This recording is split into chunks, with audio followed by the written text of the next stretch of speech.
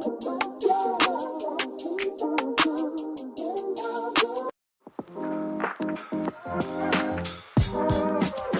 to meet you, Bull City. We're Earfluence, and we produce over 20 podcasts for entrepreneurs, businesses, and thought leaders in the Triangle and beyond. And we recently moved to downtown Durham, right here at American Underground. If you're a creative entrepreneur, you know that finding the right space to support your projects can be difficult and usually very expensive.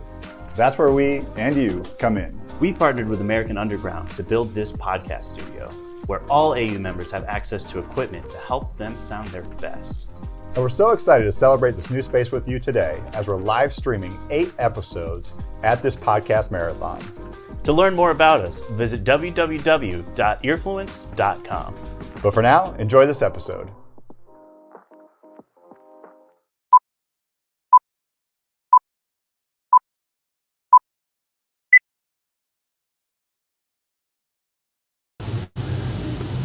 Welcome to the Earfluence Podcast Marathon, where we are live from our new studio at American Underground in Durham, North Carolina. We are so excited for the show today. We've got 8 episodes back to back to back to back. However many backs that is.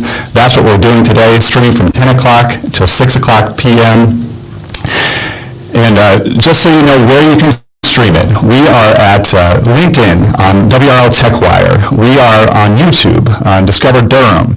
We are on American Underground and Earfluence social media channels. And if you want to give us a thumbs up, if you want to make a comment, please do that. We would love to hear from you. And maybe the easiest way to tell your friends where to go is podcastmarathon.com.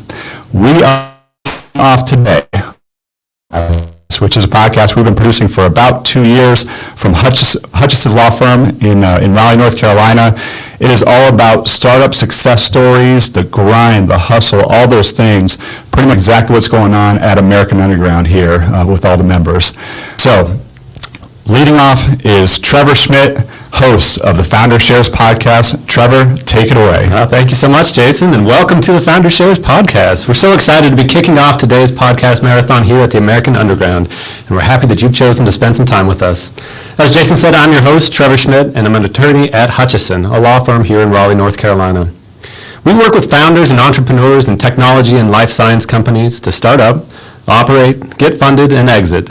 We're inspired by the people we work with daily. And on this show, we share their stories with you. So, no matter where you are in your entrepreneurial journey, we hope that these Founder Shares help encourage you as well. And today, I am joined by Jessica Mitsch Holmes, co-founder and CEO of Momentum. Momentum is a leader in talent identification and development in tech and related skills, and conducts tech training for career changers. So thanks for coming to the show, Jessica. Yeah, thank you for having me. I just realized I'm the first person of the day. For whatever reason, I thought there was somebody before me, so this is exciting. You and me both. You know, it's just something about being able to kick this off, and hopefully for a great day for the podcast marathon. Yeah. So I gave a brief introduction, but tell me a little bit more about you and about Momentum. Yeah, so a little bit about me. I'm originally from this area, which I feel like, you know, there's so many people that are relocating here that it's kind of something I like to call out is I'm born and raised, I've seen the area transform, and I'm really committed to the local ecosystem. And my history locally, I've also been really ingrained in the tech community here. My first job out of college was with Red Hat, which is, as you know, one of the local great success stories of our area. And was thrilled to work for them, and I learned so much and met so many people that are now entrepreneurs that came out of that success. And then I've been in the startup ecosystem and working with the American Underground folks since about 2014, and in the space of training and code education. So I've been at this for a long time, and Momentum opened, we officially kicked off our first round of classes in 2018. We formed as a company late 2017.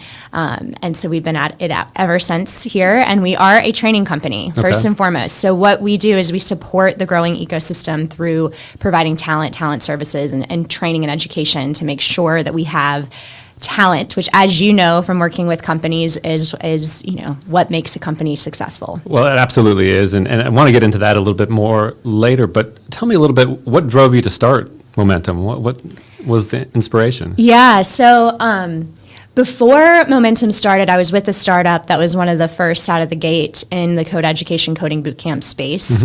And I like to say, kind of even before then, one of my goals in life was to work with a school or start a school that would transform education.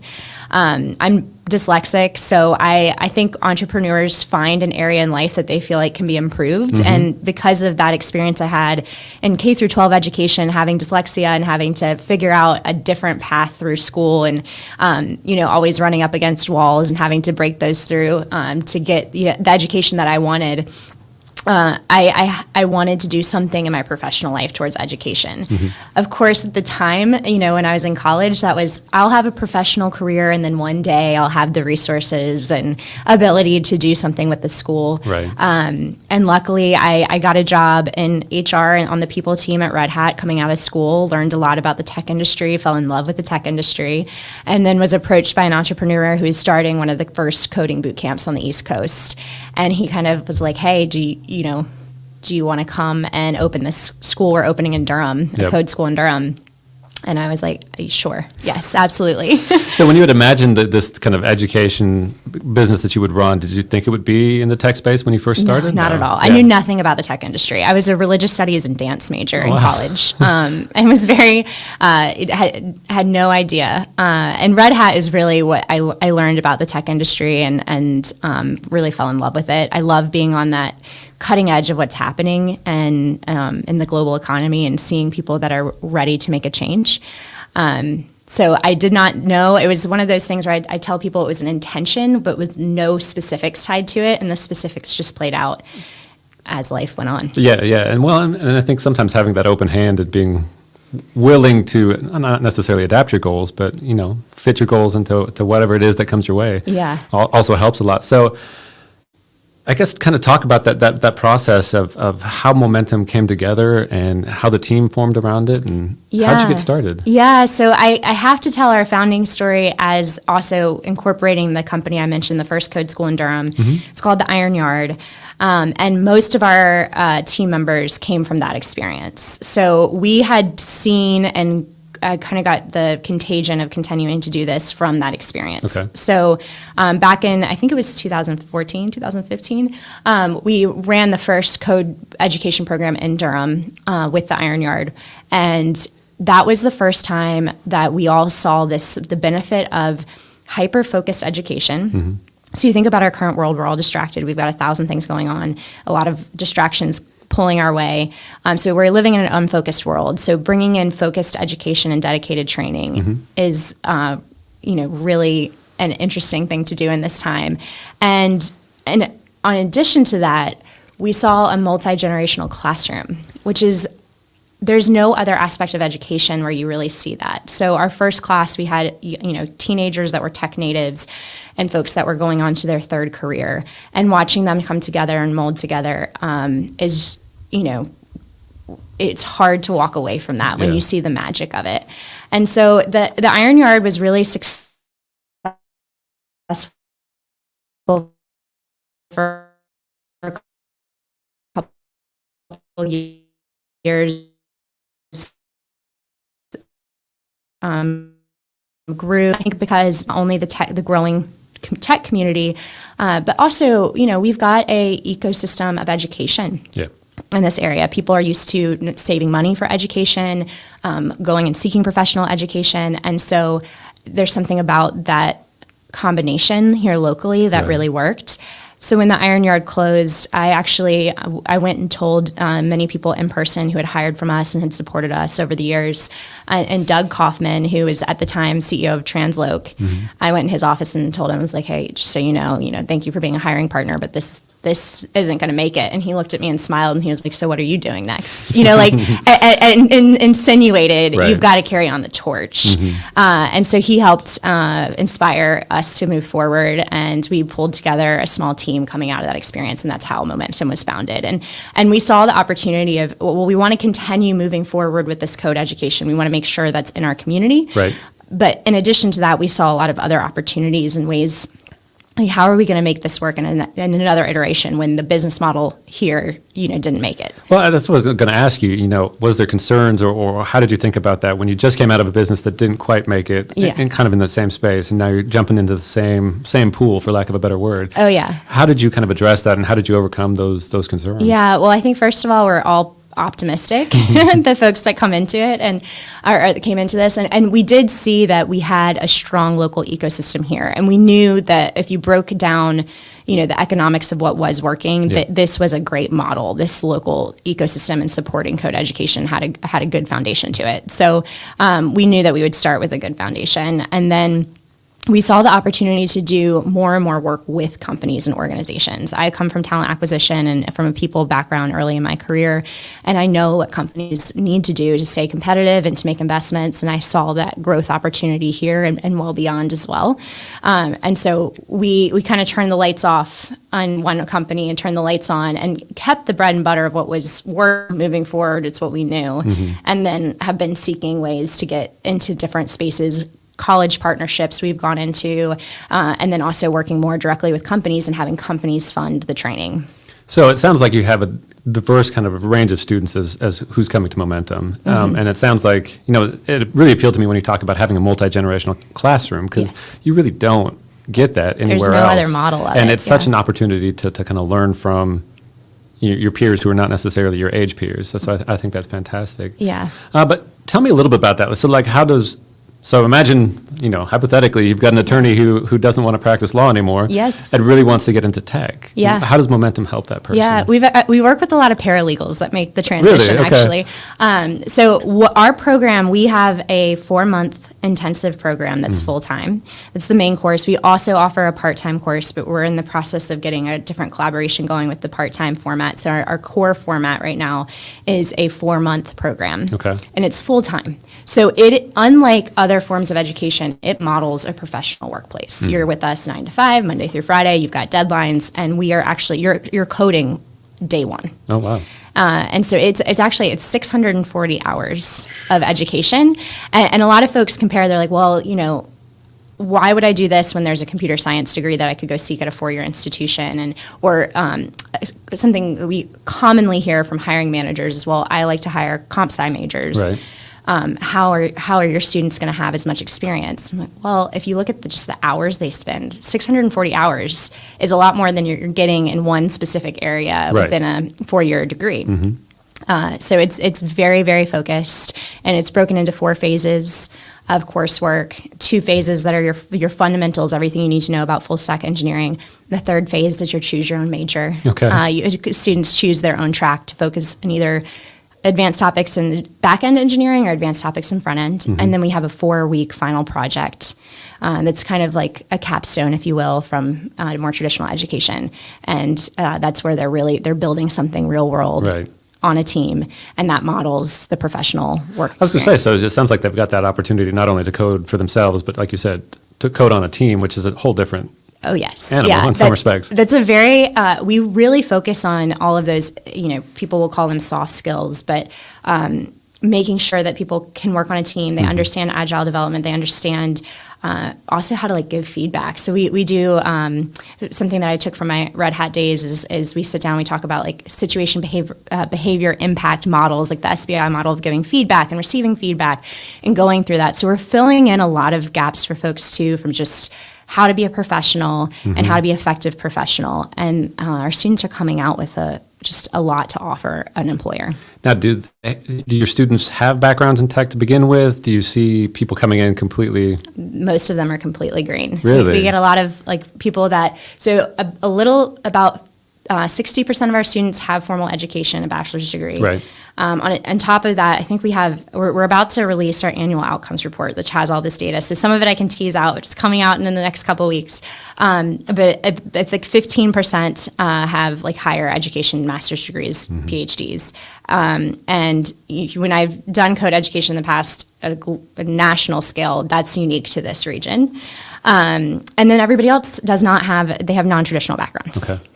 And so, no, most people are pretty green. And when it comes to tech, on occasion we'll work with people. We see a lot of folks that were in marketing or sales within a tech company that want to make the transition. and they have some context there of the industry, but most people don't even have the industry context. They're leaving from nursing or education or, other fields. And do they find it daunting to get started? I mean, how do you overcome that kind of fear of this is something completely new? Absolutely. I think everybody finds it daunting. We had, when we had our location down here at American Underground, we had a big quote on the wall. It's by Francis E. Willard that reads, "The world is wide, and I will not waste my life in friction when it can be turned into momentum."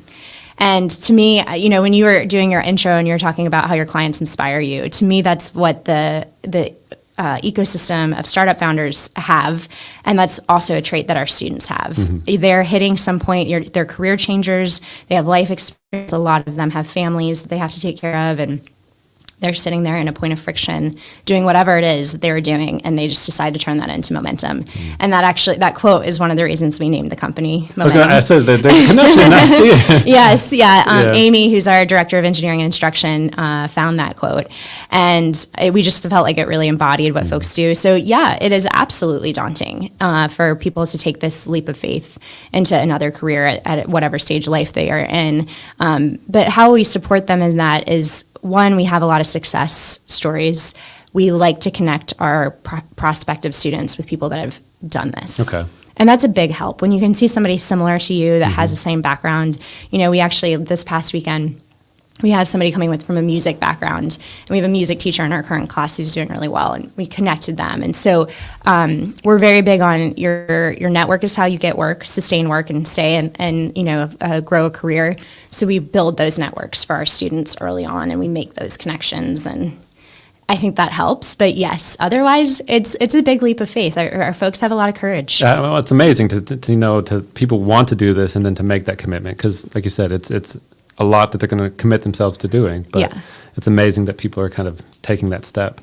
I wanted to ask you, historically, tech has not really been the poster child for diversity and inclusivity. And there's really this stereotype of coding being a male-dominated area. And I'm wondering, do you feel Momentum has a role in changing this or kind of helping to alleviate that? Absolutely. I think really, too, for the moment that we're in, one of the reasons that it is such a male-dominated field is if you look at the generation that's working right now, they came out of a time where there was advertising and very direct targeting towards young men at the time to get into computers and computer science. Whereas if you look, predating that, there were a lot of women in early computing stages. And, as times change and cultures change, that change. So where we are right now in the time and space, more men got into this field at an earlier age. And what Momentum can do, we work within the existing workforce. We work with career changers. So there is that pipeline problem to address with young folks. That's not what we're addressing. We're addressing right now what's happening in the existing workforce. And so as a result, actually all of our instructor team right now, all of our full-time instructors are women. Okay. We work with awesome part-time instructors. That team's more diverse, but all of our full-time instructors and our instructor leadership is all women.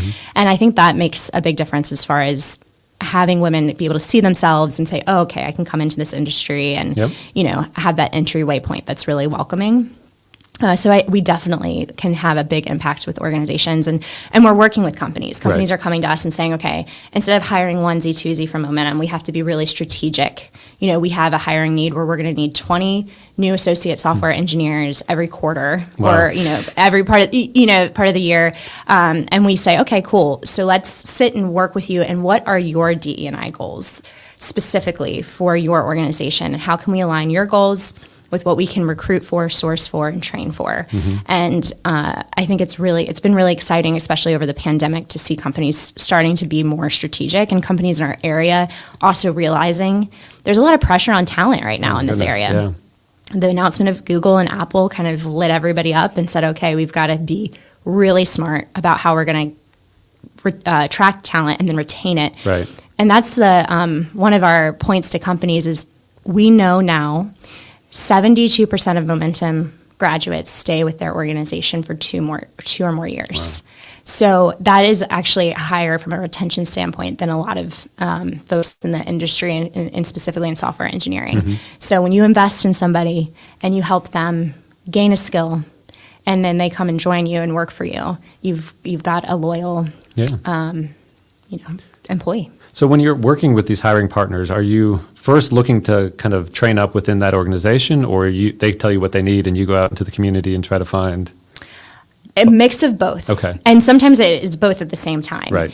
Because companies want to retain folks on their existing team. Mm-hmm. And a lot of, for example, we spoke with a major airline last year who said, hey, we have a great diverse workforce. They're all in the airports. When you get to our corporate office is Right. when it doesn't. So we want to find opportunities for people to gain training. And so they're looking internally. Where can we find the talent? And then there's some companies that are coming to us and saying, hey, we're on such a rapid growth trajectory. We need to bring talent in elsewhere. Okay. And in that case, we do work with partners and work with our own pipeline of interested people and source talent for them. So tell me a little bit about some of the early challenges for the company. As you were first getting started, what were some of the hiccups that you faced? Yeah, our biggest challenge was making a shift from a business model that was already in existence here and under a different brand, and thinking that we could just kind of take that and move it forward. Right. And what I learned is brand has a big impact on consumer choice, and it takes a while to establish a trusted brand. So that was, I thought just by the people that were behind the brand, folks would the name, having a different name and Yep. a different brand and a different company wouldn't really matter. But it turns out, if people are making a big choice and making putting a lot of money into what we do, having a reputation really mattered. So we had to build that. We couldn't make a big, a quick switch like we thought we could. So that was one challenge. And the other challenge is we have a lot of competition. A friend of mine, coming out of the talent acquisition space, said, the bootcamp coding education space reminded her a lot of the recruiting agency space in like the 80s and 90s. Right. There's just a lot of folks that can get into the model. There's, low barrier entries. It is a regulated industry, but not everybody, goes that path. Right. And so we all of a sudden had a lot more competition, and the universities are starting to white label programs and get into the space too. And obviously they've got fantastic brands. So we had to get really scrappy, and we, for our first couple of years, put in a refund policy, whereas if we did not get you a job, we would refund your tuition. So we did things like that to build trust, knowing that we were a young brand and we needed to establish ourselves. And even though the people working on the company really, we knew what we were doing, and we had learned through failure and success. Right. We had to really establish that trust with the community. Yeah, it raises an interesting question too, because as I think about it, I think it was Elon Musk who mentioned, like, if anybody has an internet connection, they can learn to do just about anything through YouTube or through the internet in general. Absolutely. And so there are all these coding resources that are out there, free online course. How do you, to me it seems obvious, but how do you compete with the kind of just that general availability of information? Yeah. So education's a personal choice, and people have to choose something that's going to work for them. Most of Momentum students have started with an online resource that was low cost or free. And we really encourage it. It's a good pipeline to make sure that people are interested. We like to tell our applicants that if you're interested in this, you'll be good at it. If you're not interested in this, don't move forward. Right. You're going to be miserable. And so how do you find out interest? You tinker, and you do a lot of online resources. But what we hear from people is, I want some structure. I want to, life is busy. I've got kids. I've got all this going on. I want a structure in place, and I want that ability to learn from another human where I can have that dialogue. And, Right. and they want peer learning environments, and they want something to reflect the job. Right. And that's the most important thing is you're not going to be coding in isolation when you get into the field. You're going to be on a team with a company. And so we mirror that environment, and we help give that focus. And similar to anything, we also curate really well what is good and what's not good. That's out there on the internet for our students to have that kind of support, or our learners to have that support. So, I think it's a personal choice. Our folks want a career. They want a new job. And so they're buying into not only the education and getting the hard skill, but they're also buying into the network and the support that we provide to get them that job. And that's, you're not going to find with a online education. Well, you touched on it, but I think that's one thing that stood out to me as I was looking through your website is, Momentum really is emphasizing this fact that this is really a stepping stone to a career and a job, and it focuses on placement. And I just wondered if you could talk a little bit more about that and kind of about that emphasis, and then kind of about the relationships that you have to build as a company then to have this pipeline for your graduates to be able to work. Yeah. We have two customers. We always have, our learners, our students coming in, the career changers, and then the companies. And that we have to start with the companies, because if we're not training to what they need, then the learners have no reason to come seek us. So we are very, very active. We're constantly talking to hiring managers, making sure that we understand what's going on with job postings. That job has shifted during the pandemic because now we are more nationally focused. Okay. Instead of just specific here with local relationships. By product of, as soon as we went virtual, we have people signing up from all over the country. Oh, wow. Yeah. And they want to stay usually in their area. We also do get the people that are really eager to move to Raleigh-Durham, and they just see it as like an up and coming city, and so that's why they choose us. But yeah, we it's a daily practice for us to stay involved with the hiring community. So you did shift to kind of online learning during the pandemic. We did. How was that kind of as a transition for you in the company? Well, it wasn't a planned one, Right. as you can imagine. Everybody went through this. I remember we had a group of students going into final projects that week, which was like this week. Yeah, it's coming up on 2 it, years right? ago. Yeah. And I kind of had my head down and wasn't really paying attention to the pandemic, and my staff certainly was.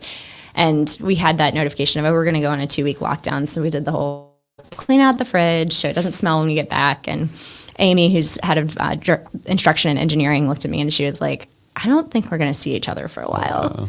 And so overnight we made the change, and we found a lot of benefits to it. Right. And a lot of assumptions that we had feared going to virtual education, which we had certainly spoken about before, turned out to really not be true. And I think part of it was folks were so resilient and they wanted to keep going. But then we also, learned that, okay, well, the industry is going to look like this for a while. Right. In fact, in our data that we are about to post, our annual outcomes report, 80% of our graduates are working virtual, and out of them, over 50% or know that they're going to stay in a virtual or hybrid environment. So one of the reasons we were in American Underground before is we wanted people to have that experience of what is it like to be working in this industry and rubbing shoulders with people that are doing this job. And now what the industry looks like is virtual and working from home, Zoom. So we're going to keep the education to match what people are going to experience in the professional world. So yeah, we did it overnight. Of course, it had a lot of its hiccups. I felt like we all were just nonstop working to make it happen. But then once we settled into it, we found a lot of benefits, and we're staying that way. Well, I was going to say, and I also think, imagine as you have kind of a more national platform now that you can do virtual classes, does it make it harder to have kind of those job opportunities then? Because if you have a coder in, I don't know, Seattle or in Maine, they may not have necessarily the same channels to job opportunities that they would if they were here in the Triangle. Yeah, right now the whole industry is operating virtually, and it's just kind of like there's no walls. So it's and there's just so much job opportunity that it really doesn't matter where you are. We certainly have employers now that are coming. Like I spoke with the West last week, really eager to have a team in Raleigh-Durham. And part of that is there's an assumption that the cost of living is a little bit lower. That's going to balance itself out. I mean, we're seeing salaries, compete with New York and the West Coast right now. But we are seeing employers nationally also come to us because we have a stronghold in this region. But then when we talk to them about our candidates in other places, they're like, oh, that's fine because we're virtual. Right. So. Well, I mean, it kind of ties into it. What do you see as some of the challenges facing just the general tech ecosystem, and specifically here in the Triangle? Because we talk to clients all the time. They're just like, we can't hire coders. We don't have the people who can do it. So scale. I mean, we're going to have and momentum. Really, truly, we could be doing 10 times the amount that we're doing and still have local folks say we still need more people. Right. And so I think that. I spend a lot of time talking to senior leaders in engineering and senior leaders in HR.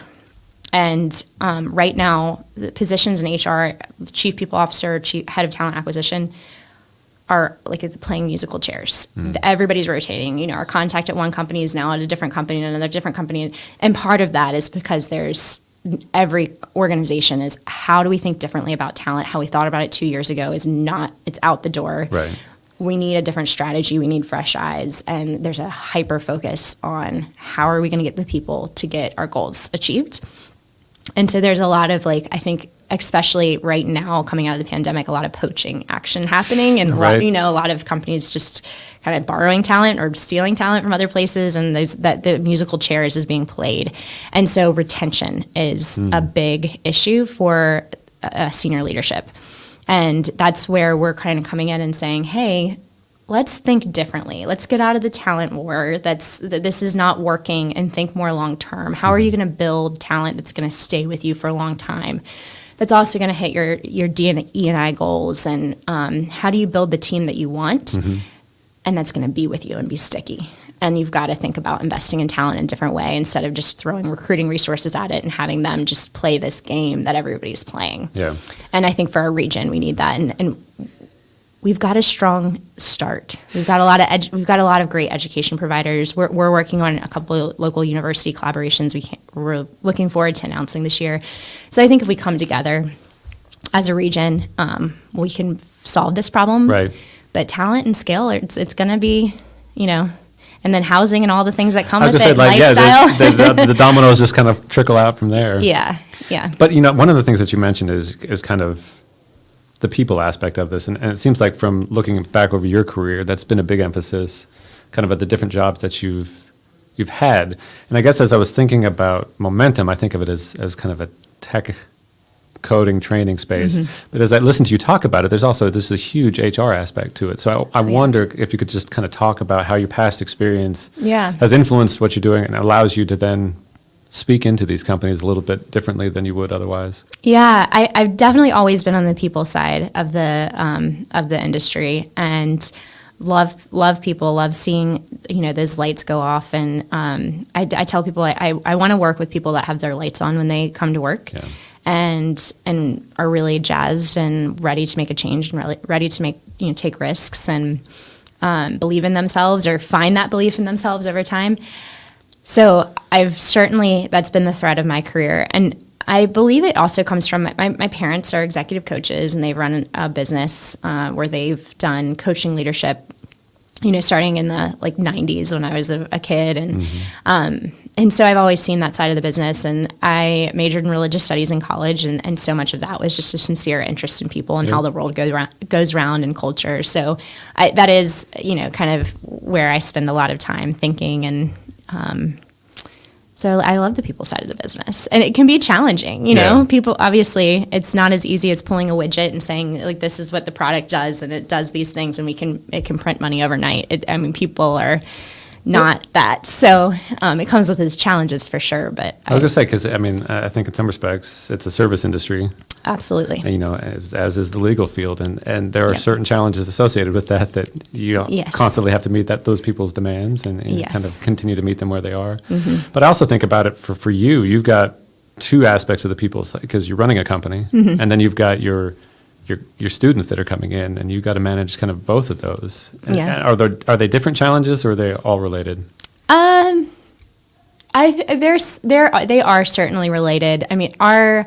Our team, because we focus on, to your point, there's a lot of ways you can learn to code online.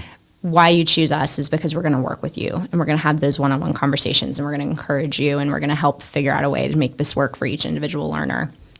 So that takes a lot out of our instructors. Our instructors are software engineers for a reason. Right. And so they're kind of, they pour their heart and soul into their job every day. And at the end of the day, they're guests. Yes. They're done. And so finding a way to get everything that we need to get done to continue to move the company forward, but also acknowledge that we're all having face-to-face or Zoom-to-Zoom conversations and pouring a lot into every person that comes through. It takes a tremendous amount of energy and understanding. And, So in some ways, the team and the students are similar in that, is we're all just putting everything into it, and we're very much feel what the students are feeling. Yeah. And we take that responsibility seriously. We know that these people's lives, and ever since we've gone virtually, we know their cats, we know their pets, we like That's everybody right. else, we see, the life that they have behind them on that screen. And we want to make sure that they have the same outcome as other folks. And the report that we're about to publish, still teasing it out, but we see a 41% increase in people's salaries pre-momentum Wow. to post-momentum. So we know that this is life-changing. That's and amazing. We really believe in it. And so part of our job is to be that cheerleader for our students. And as a result, I've got to be a cheerleader for the team, and Right. and make sure that we're still going. Well, maybe you could share, I wonder, do you have any kind of examples or anecdotes that you think of success stories of some of your students that come goodness. through? So many. I will say, because we're coming off of, or it's Women's History Month. I can't keep up, but I know that we're coming off of this. We have so many women that make this career change, that are kind of transitioning from taking care of young ones to, I need to get back into the workforce, Right. or have gone through some sort of life experience. And one of the women that came through recently, actually she didn't come through recently, but her recently came through our program. Single mom, had just gone through a separation, 2 kids, young at the time. I was a preschool teacher before. Yeah. And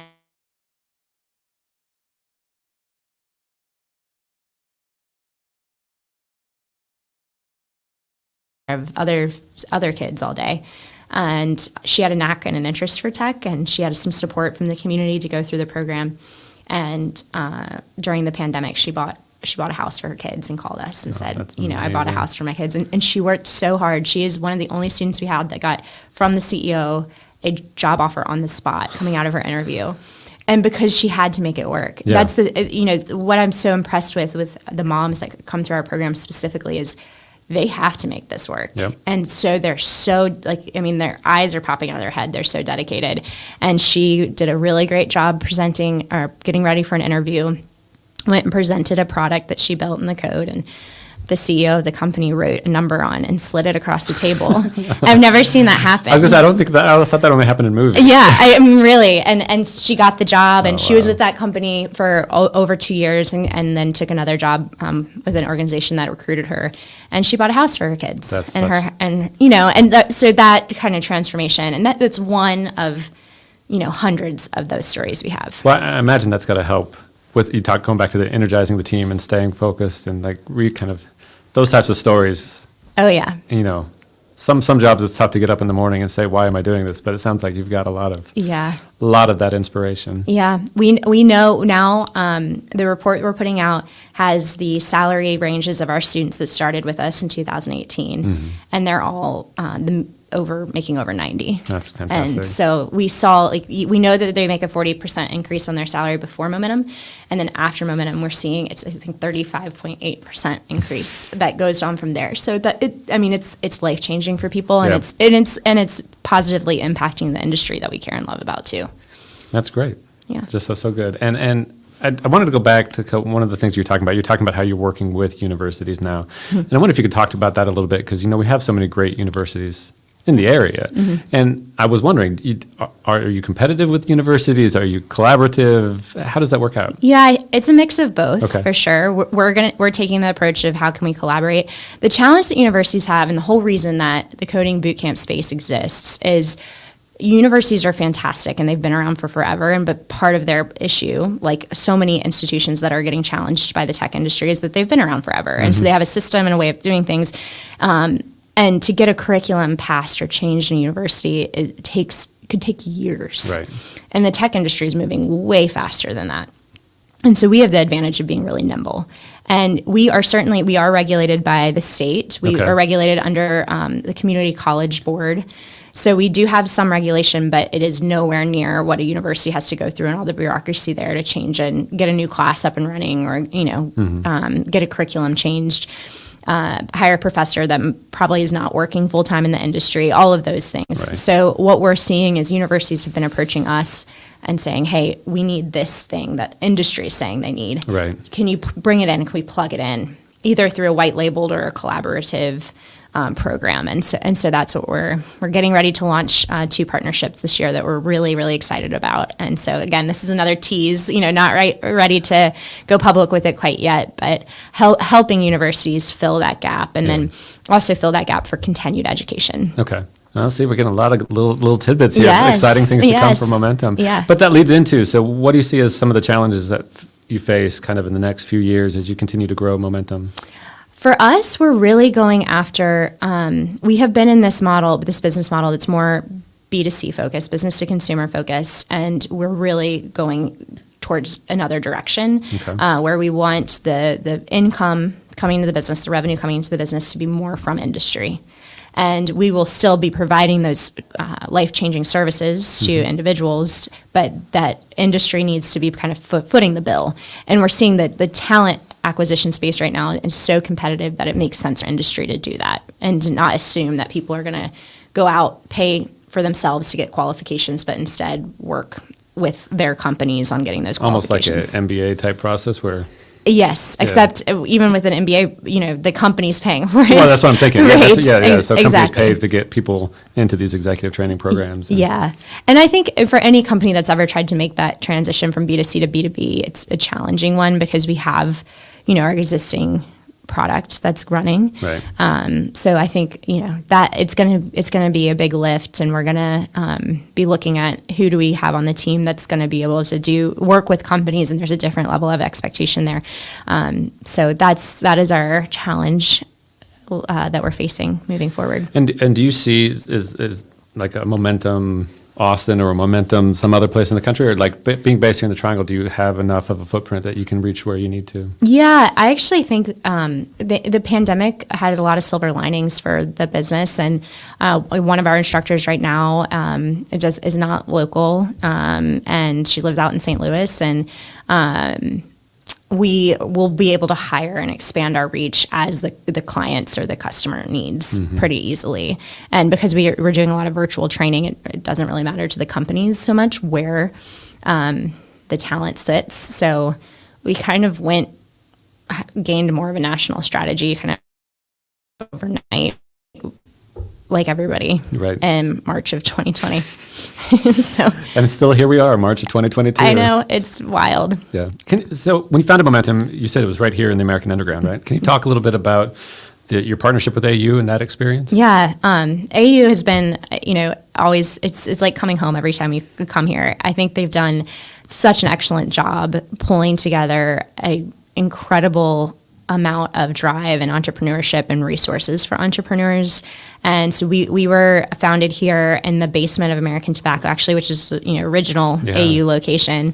Spent a lot of years in the basement, as did so many people. But being able to walk up and down the hallways and run into people that were having similar experiences and trying to get a company off the ground, and people that have done it before, like Chris Hively and Dave Neal, and being around investors that work, with a lot of different companies and all of that. Just the energy of this ecosystem, I think, is so critical. And if you're starting a company, I would highly recommend getting into one of these ecosystems. And I think American Underground has done it the best. Yeah, I think they've done a great job. And it's an interesting question because, as we talked about with COVID and being remote and people moving kind of into this, I'm just in my basement, I'm just working here, you lose out on that rubbing shoulders opportunities. Right. And I just wonder, I guess, as you see your students kind of preparing for their workplace and as you talk to recruiters, I guess, how do we replicate that? Or are we just going to bide our time until we can get back to in-person? Yeah, I think it's really important to have this kind of space. And one of what was really attractive when I left Red Hat to come into this type of ecosystem was when you leave a big company, you are leaving a lot of the happy hours and the, Red Hat always does this thing around Halloween, which you all probably have seen downtown, where all the executives dress up and do skit and all, and that kind of cultural component of working at a company that brings people together, or the fitness challenges or the holiday parties, and so when you come back to a small company, you don't lose that when you're in a space like this. Right. They still do all those things, and you get to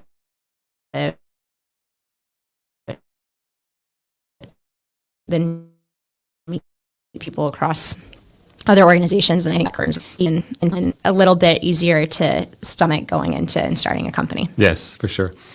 Well, so we are the Founder Shares podcast. So I always like to ask all of our guests, if there was one piece of advice that you wanted to share for somebody else who's thinking about starting a company, what piece of advice would that be? For anybody, especially in this ecosystem, there's so many people that are generous of their time and advice, and there's so many people around you that have done it that want to help. And so my biggest advice would be to start having conversations with people. And then to, like anything in life, like you might never feel ready, but you're going to learn so much by actually just going after it and making the full-on commitment. Now, can you think back to your experiences, like people who have been there for the advice, and like how did you approach those people and kind of get that encouragement? Yeah. Oh, so much of it just happened through, again, like being in a space like this where you're having those daily conversations and water cooler conversations, if you will, and telling people what you're interested in, what you want to do. And then, people are, I always try to be really generous of my time to other founders and entrepreneurs, because I had that experience where people, everything, even from our recent investment to our initial investment to get the company off the ground, all of that happened through connections and pretty much through the AU network. Saying, oh, hey, you need to meet this person, you need to meet this person, and that's how it developed. And so I think you just have to let people know what you're thinking and what you want to do, and be willing to go to a lot of coffee meetings. And I think it happens organically in an ecosystem like ours where people are generous of their time. It's amazing to me how true that is. Just letting people know what you're doing. Yeah. Because I think a lot of people really are anxious to help, anxious to be, useful. And so they can't do that if they don't know what you're doing or what you need or what you're interested in. Right. So it is having that opportunity to kind of just put that out there. Yeah. I think I traveled the country for the last job, and I think that's something really special about our ecosystem that I want to keep. Is you go other places and people are like, oh, we signed a non-compete, or like, I don't want to tell you my idea. And it's like, your idea is so early stage. Like, you have such a hill to climb. Tell people what you're doing. Right. They're not going to try to, most likely go after your idea. And if they do, like what, it just, I think that us being really open and having that kind of open source mentality and I hope we don't lose it. You talk about lots of companies coming in and lots of changes coming for the ecosystem. Yeah. I hope we can maintain what's good about it. Me too. And I think having those intentional conversations, and we have Raleigh Durham Startup Week coming up in April.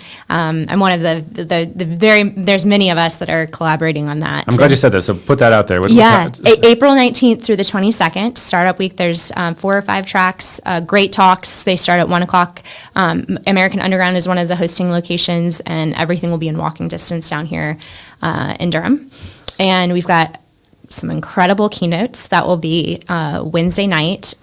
Those are also coming out. I don't want to be the first to announce it because the committee's going to announce it. This is great. You got to keep checking in. Very soon, yes. So stay tuned. There's so many people organizing it, and we'll all be posting very shortly what's coming up. But it's going to be great. It's a free event to the public. Yes. So, for anybody of our show who's listened to it, I think it's something definitely that's worth checking out and participating as much as you can. Yeah, it's our comeback party. Everybody come out. It was like organizing right before the pandemic hit, right? This originally? is the 3rd time we've organized it. It was originally supposed to happen in 2020. Yes. We're close, and then obviously didn't happen. And so we reorganized the event for 2021. Again, optimism. Yes. Didn't happen. And so we have organized this event for 3 years. Third time is the charm, and it is going to be amazing. Yes. Nothing else is going to interfere with it. It's going to be great. Yes. The optimism still has to hang in there. Exactly. Well, thank you so much for joining me today, Jessica. I really appreciated our conversation and appreciate you coming out and doing this marathon with us, and for being on the show. So for our listeners, if they want to connect with you or learn more about Momentum, how do they reach out? Follow us on social media. I'm active on LinkedIn. Okay. So Jessica Mitsch Holmes, my new last name as of October. I'm still getting used to it. And then follow High Momentum on social. We're pretty active on Instagram, LinkedIn, and Twitter. Okay, very good. And one more time for the Startup Week. Startup Week is coming up Tuesday, April 19th through Friday the 22nd. And where can they find that online? You can check it out, trianglestartupweek.com. Oh, I should know this. But check us out. If you follow me on LinkedIn, I post about it frequently, and there is a link to the website. You can sign up for the newsletter to get the updates. Perfect. Well, thanks everyone for tuning in to the Founder Shares podcast and the American Underground Podcast Marathon. And if this is your first time listening to the Founder Shares show, be sure to check us out and follow our episodes by scanning the QR code in the bottom right-hand corner of your screen. And to learn more about what we do at Hutchison, visit us at hutchlaw.com. That's HUTCHLAW.com. So up next on the marathon, we've got NCF&B podcast with the guest Saltbox Seafood Joints Rickey Moore. So I'm Trevor Schmidt, and this has been the Founder Shares podcast. We are the innovators, the creators, the risk takers, the movers and shakers, the rule breakers. We're the hustlers, disruptors, kick the dust up, muster up the strength to trust in our strengths. We're a collection of the curious, a posse of problem solvers, a group of grit and ambitious people. They call us underground because that's where seeds grow. They call us underground because we do it different than the mainstream as we turn daydreams into great things. We're different. We may scream, "Hey you," because we're getting your attention. Hey you, the atomic symbol of gold. Hey you, an alternate universe where we support the fruit of your genius as it unfolds from bold conviction. We're a campus of doers, a herd of helpers, a gaggle of good ideas from go-getters. Don't act like we know better, just that we know something. And take that know something and turn it to mo somethings. We're learners, earners, burners of the midnight oil. And if our night is foiled, we return to soil, underground. And then rise again with our tribe again, and we try again. Hey you.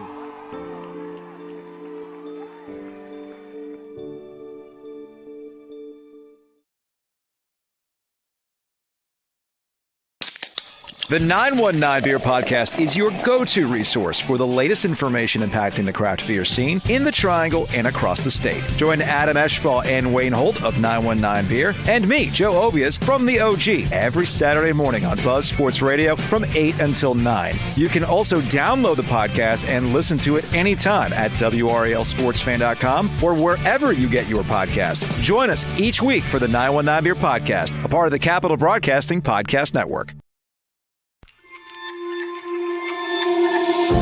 Walking in someone else's shoes, seeing it from a different view, learning to appreciate how differences for the better. So much more than our backgrounds, deeper than a hue or a pronoun. As unique as you are, you yourself are strong. It's free the change, put the work in. It's free the change, gotta put the work in. It's free the change, it's all worth it. We all belong, we all deserve, we all have voices to be heard. It's who we are, who we are, who we are. Yeah, take some courage and a little bit of unknown, mixed with kindness and watch how it grows. It's who we are, it's who we are. I'm trying to get the lens in focus so we can see eye to eye. I know that the grass is greener when we see the other side. Even if courage is borrowed, then there's hope for our tomorrows. And believe we're all worth it, can be the change, put the work in. We all deserve, we all have voices to be heard. It's who we are, who we are, who we are. Yeah, take some courage and a little bit of unknown, mixed with kindness and watch how it grows. It's who we are, it's who we are. Oh, it's be the change, we gotta put the work in. Oh, it's be the change, put the work in. You put the work in.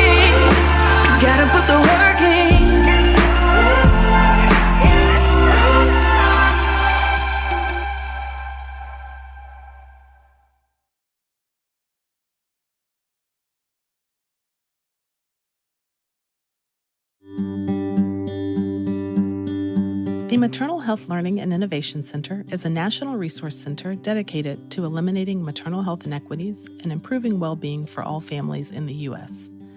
It is through collaboration with our experts and stakeholders that we can help to advance maternal health through community and clinical engagement, policy and systems change, and innovations in maternal health. Our team is made up of national maternal and child health organizations to develop and distribute free trainings and webinars to inspire innovation and new policy in maternal health. Learn more about us and the work we're doing to help improve maternal health outcomes. Visit maternalhealthlearning.org. Forward with NACY, Inspiring Entrepreneurial Action, a podcast that shares the stories of everyday entrepreneurs, entrepreneurial leaders, and the communities that support us.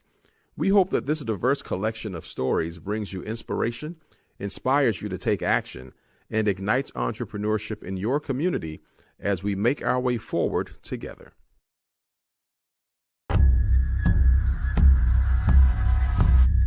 Authorities say Jordan died of a single gunshot wound to the chest. Police have charged 18-year-old Larry Demery and 18-year-old Daniel Green with first-degree murder. Where did that bullet hole come from? And how is it suddenly there when this case comes to trial? Is it possible for a man to be shot in his car and authorities not find any blood? It couldn't have happened as described. I didn't kill James Jordan. I'm innocent of murder.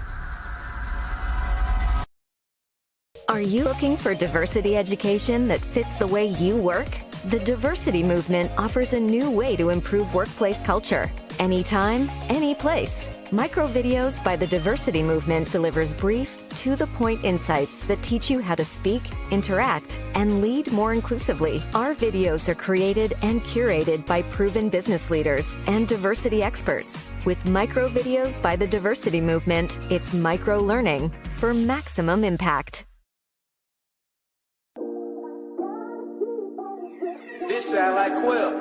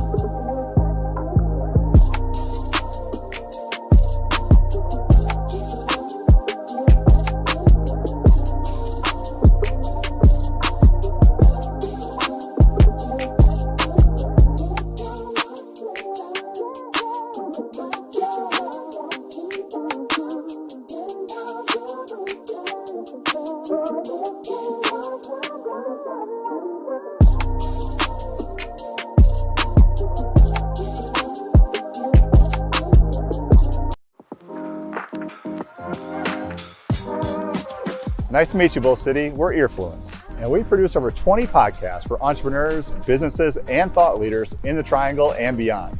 And we recently moved to downtown Durham, right here at American Underground. If you're a creative entrepreneur, you know that finding the right space to support your projects can be difficult and usually very expensive.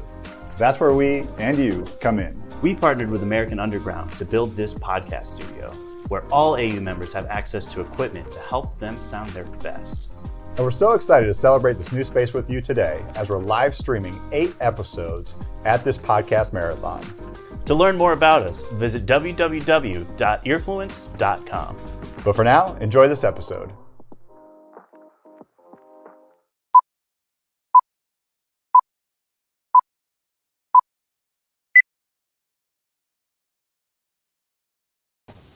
Welcome back to the Earfluence Podcast Marathon, live from American Underground in Durham, North Carolina. I am so excited for this next episode today with one of the original podcasts in the Triangle area, the NCF&B podcast, the North Carolina Food and Beverage podcast. They have now had 320-something episodes up, with guests such as Ashley Christensen and Vivian Howard and Scott Crawford and Mike Lee and just all these superstars. And today they're interviewing another superstar, and I'll let them get right to that. For all of you watching at home, you can go to podcastmarathon.com. Tell your friends to go to podcastmarathon.com or watch us on WRL TechWire's LinkedIn or Discover Durham's YouTube. But with that, I'm going to hand it over to Max Trujillo and Matt Weiss, the hosts of the NCF&B podcast. Thanks, guys. Thank you. Well, hello, and thank you for listening and watching the North Carolina Food and Beverage podcast. I am your co-host, Max Trujillo. And I am your co-host, Matthew Weiss, and it is great to be here at the American Underground Studios, and it is great to sit across from this gentleman that we are about to talk to. So this gentleman has been lording over the fish of the North Carolina coastline for years and bringing it to your table at Saltbox Seafood Joint, Chef Rickey Moore.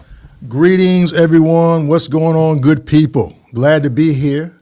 Yeah. I love hanging out with you guys. We love hanging out with you. Straight up. I love hanging out, man. Well, you know, like that's like when we book people on this show, it's informal. It's not like call my PR agent, call my whatever. Right. It's just because we're all doing this. Yeah. We're all Matt's selling wine. I'm opening a food hall. You're slinging fish. And it was just a quick text. Hey, man, would you be on the show? Yep. And you're like, cool. When and where? That's it. Done deal. No complication. No going around about it. Straightforward, man. That's how we do business. Well, speaking of, let's get into business. But before we even get into business, you know, the fish, the whole history, James Beard nomination this year. Congratulations, Mazel Tov. You're a huge hip hop fan. I'm friends with you on Facebook. You're always post things about it.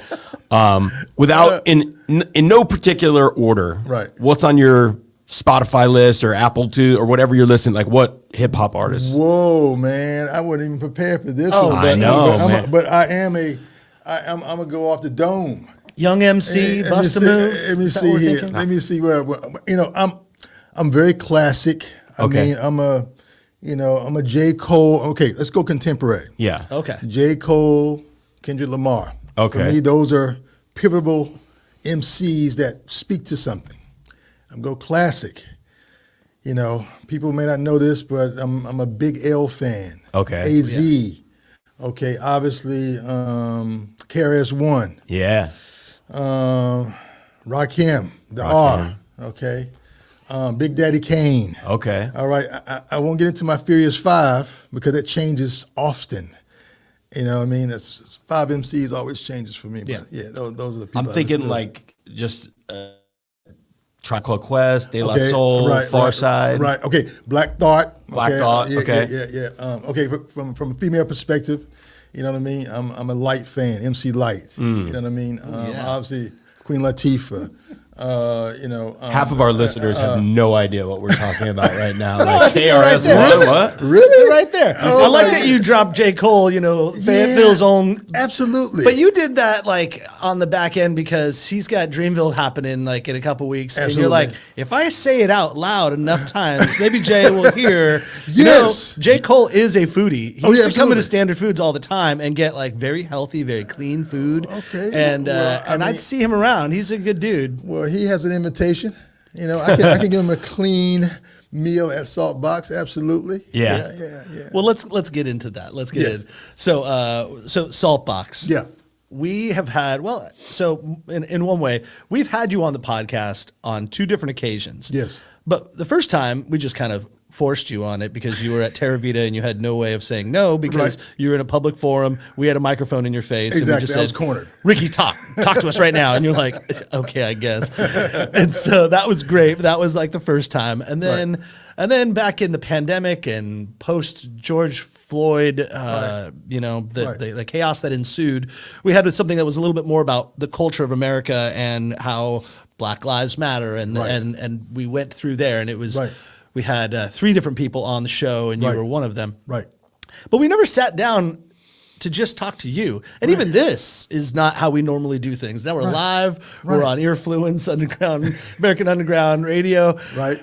So we never do things normally with you. Mm-hmm. Wow, that is so interesting. It's always either crisis mode or just spontaneous. But you know what?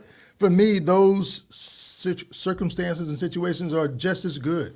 A lot of times things that are planned out, man, they seem to come across unauthentic. Yeah. And sometimes, off the cuff, in the moment, freestyling it, it's more compelling. Yeah. And authentic is what I would say with you and your food. I will have just like a food memory, if you will, and it was so amazing, but it also kind of tells a little bit of the story about where you are with Saltbox in Durham. Last year, my wife and I, Felicia, we decided to have a little romantic getaway. Yeah. And our decision to do it was to spend a night or a weekend in Durham. Yes. And, we're Raleigh natives, so it's not like it's like a staycation almost, but we were like, let's get out. Yeah. So we got a hotel at the Unscripted, got a room just around the corner, and we made our way to eat and drink through all of Durham. Awesome. And the first thing we did was go to Saltbox. Right. But you messed it up for us. Because we went to the wrong Saltbox. Wait, okay, hold on, wait a minute.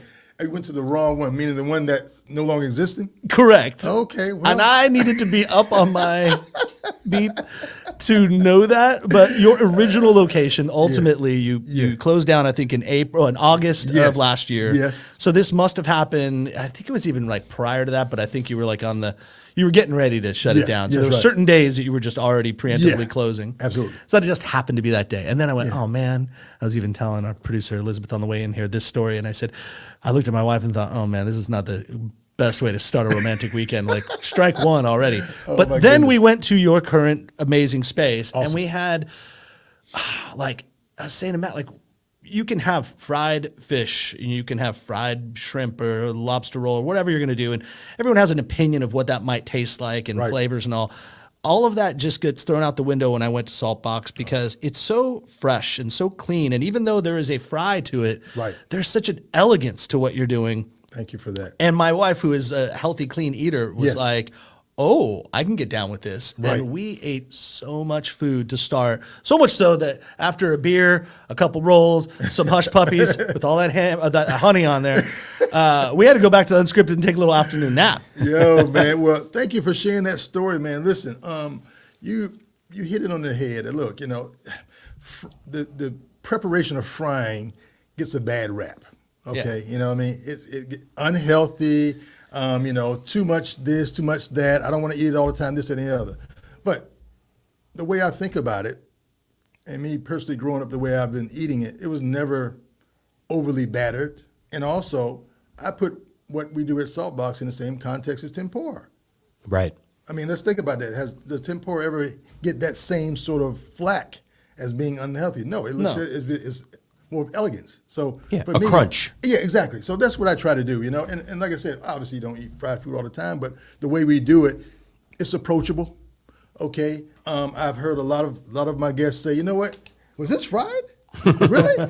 You sure? Right. So I mean, that was part of the plan. You know, it's part Speaking of the plan, the genesis, as I understand it, of why you created Saltbox Seafood Joint, and by the way, I want to get into this, but your training is as a very high end culinary chef. Yes.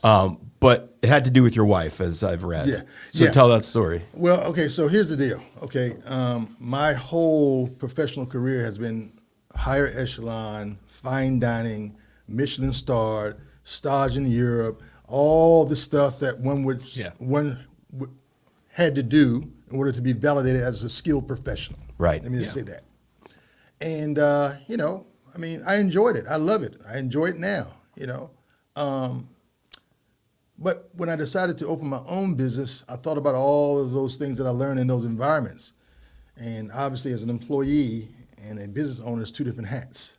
So as I thought about developing a concept or a restaurant idea, I said, well, you know what? I don't want to spend time in that space. You know, I feel like there's other people who are doing fast casual concepts that are not culinary trained or even chefs. Yeah. And they're killing the game. Yeah. So why aren't we? Right. Okay, so, and as I thought about it, I said, you know what do I want to do? Saltbox it could have been, I mean, I could have done a million things, all right, but I took a trip to Singapore.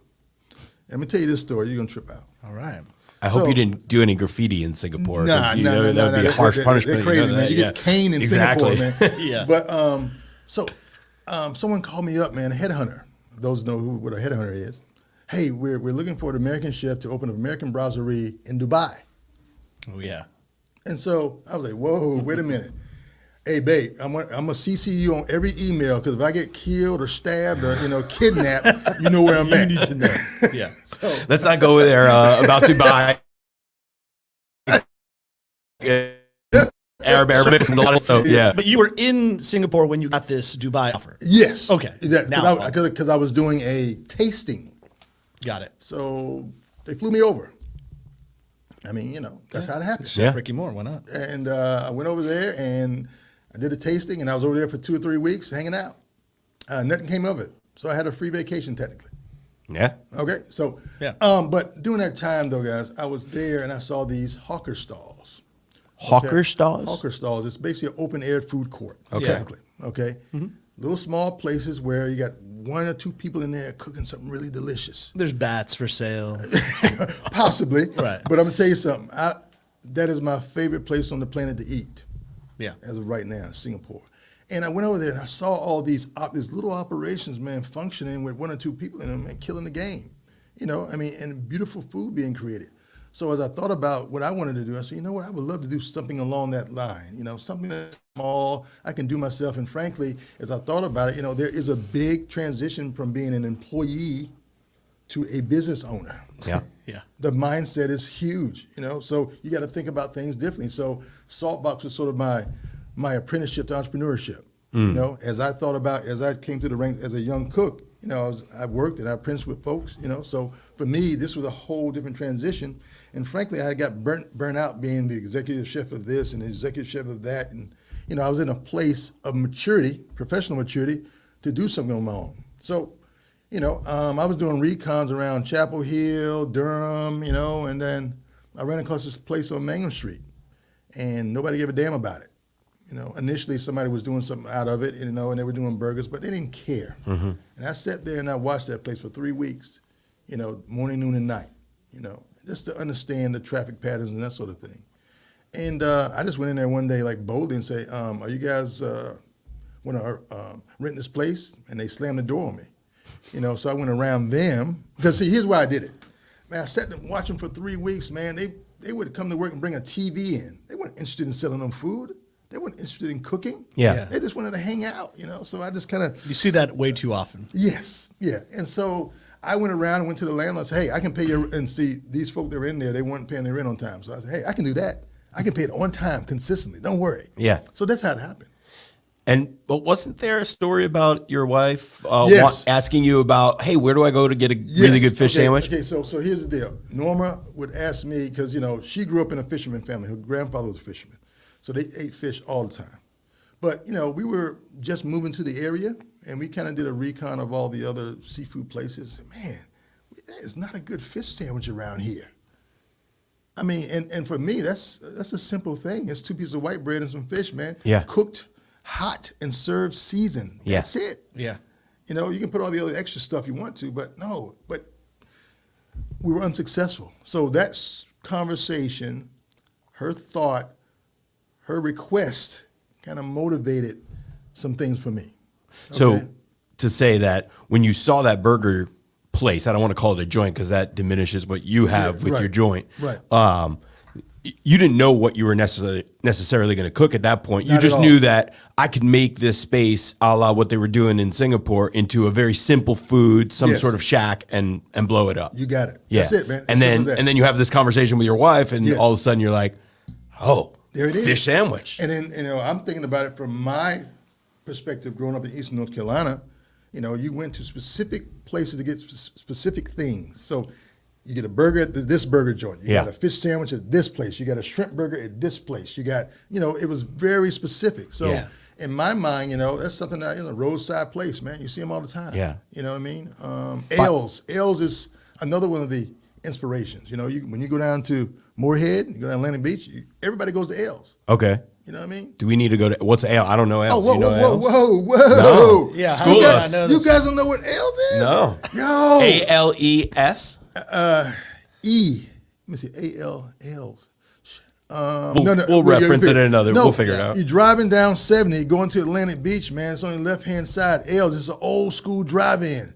You know, old school. I mean, the pigeons still hang around there. They got picnic tables, kind of raggedy, but they still walk out to your car. Cars are situated sort of strategically, and then they walk out, man, and they take your order, and they figure out how to get everybody their food. But it's been around a long time.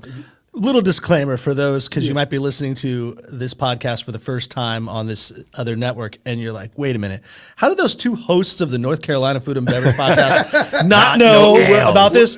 To give you perspective, we're idiots, but we're also technically like Yankees and West Coasters. So I'm from LA, he's from New York, and we moved here independently. We're friends from long ago, just as a little background. But this show, too, is perspective on what this food culture is like, kind of from the outside looking in, because we're from the outside. Now we've been here for a while and we know it a little bit more, but every day we learn certain things like that. And that's where it's like, oh, okay, now we got to go. We got to do also, just to add to that point, we strategically chose to pick North Carolina as our home. Right. We didn't just end up here. We said, this looks awesome. Well, we want to be you here. got to go to Ales and get you a shrimp burger. All right. That's what you got to do. So I feel like you gave us a great understanding of the genesis of Saltbox. But I just, so the question I've been noodling around in is, so you were, as you talked about, you built this career into this high-end Michelin-starred chef. You work at the likes of Danielle, speaking about New York, which is one of the culinary destinations of New York City and possibly the world. You worked at True Restaurant, which I'm not as familiar with, but these are on your resume as like shining stars. So I think about this, and now you're making this very simple seafood joint, right? Like it's a seafood shack. In my mind, I can't help but thinking this is like Rodin or Michelangelo, like putting their Legos in a museum, you know? It's so simple, but but you're on the cutting edge of it because it's like what like David Chang has done years ago and stuff like that. Do ever times you feel like, oh man, this is so simple. I want to get back to creating and going crazy with flavors and ingredients? Yes. Okay. The honest answer is yes. Okay. But as I think about it and where I'm at in my life and separating business, I'm prior to being a cook, I was going to be an artist. All right. So, I enjoy creating. I enjoy thinking about things in a creative light. I can think of some of the most memorable meals I've ever had, and I never crave anything that was overly complicated. I always crave something that was so simply done. Michelin star chef Joel Robuchon, me and my wife had dinner there. Okay, he top tier. I mean, he was known for mashed potatoes. That's it. Yeah, and he's not doing anything different than you and I do, except for probably just a little technique. Exactly. There is a technical prowess that goes along with doing something so simple and having the confidence to do it. You know what I mean? And the restraint sometimes too. Right, because sometimes we want to be all overly creative. Oh, let me put some, tarashi inside of it. Let me do some more extra madness that doesn't matter. And it takes a lot of restraint, for a lot of us, particularly myself, who is a very creative person. I really go through a lot of trial and tribulation and think about what it means to put food on a plate. I mean, you look at the dish at Saltbox, you see some fried fish, you see slaw, you see, hush honeys, but no, I went through some process. There's a seasoning, there's some balance, there's why I don't put mayonnaise in the slaw, there's a reason why I put honey on the hush honeys, there's a reason why I season them a certain way, there's a reason for everything. You go inside the restaurant, same thing. There's reasons why the color palette is what it is. There's a reason why I put this here. I want to evoke this. I'm taking on this same sort of behavior that a fine dining, establishment would do, but in a more palatable or digestible way.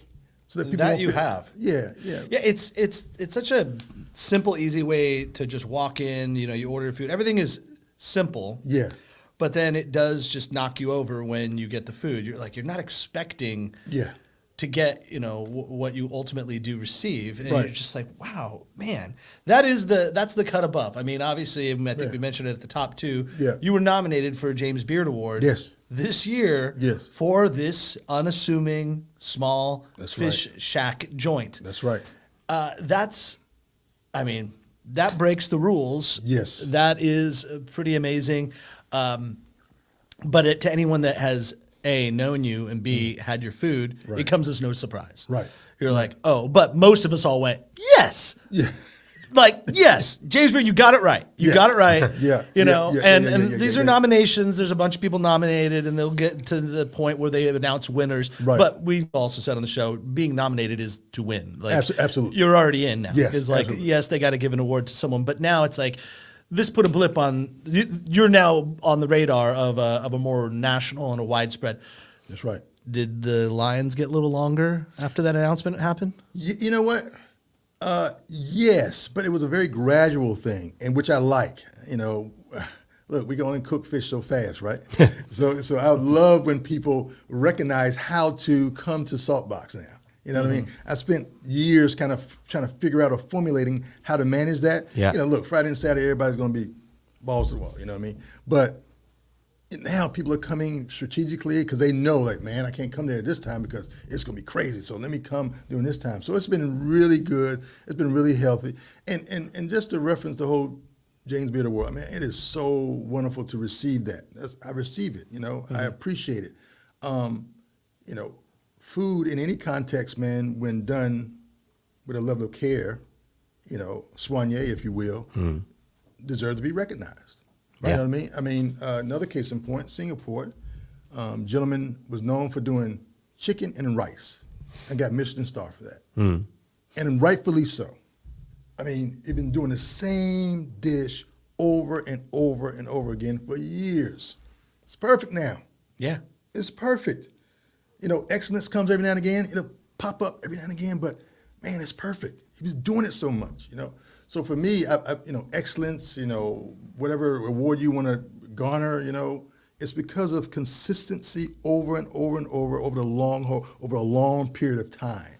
That's what, for me, James Beard, Michelin star, whatever else you want to put out there. That was going to be kind of a follow-up question to that is, because many people that listen to our show are chefs themselves or in the business, and they're just kind of like I mean, we've had previous guests on the show too, just like say things like, man, how do I get on the radar of James Beard? Like, do they only give it to those that, do what, whatever, like actively seek it and all? Right. But like, any advice just for those young chefs? Like, how do you do what you do, but also make yourself available to be noticed, I guess? Well, I would say, first of all, everything that you do, well, let me just simplify this. I don't want to overcomplicate this thought. Be authentic, always and forever. In any space that you're in, whatever you're doing, be authentic. Be around people who have, I guess, won these awards, I guess. You are who you around. Be in good company, yeah. Yeah, be in good company. That helps. Like I said, be authentic and deliver consistently. You know, the whole adage, let your spoon speak for yourself. Okay, fine, but like that's real. It sounds corny, but yeah, man, do good work consistently over and over again. Folk will recognize that. Yeah. Those folk who are, I guess, in the know, or you know, who believe in something done correctly, they'll support you. Yeah. You know, that's all. I think a lot of people, they start to want to, you know, they see other people doing, getting awarded or whatever the case may be, and they say, well, I got to figure out how to manipulate this because I don't want to really put the work in. All I want to do is get it because I believe I should. And that's fine. That's confidence. I wouldn't call that cocky, but, you know, always work at a James Beard level. Always work at a Michelin star level. Yeah. And it'll naturally come. How about that? You know, a little quick segue. Coming up through the ranks as a young culinary professional, someone told me, if you work a position currently, work at the next level. So when that next level comes, you're already ready for it. That's always what I've always done.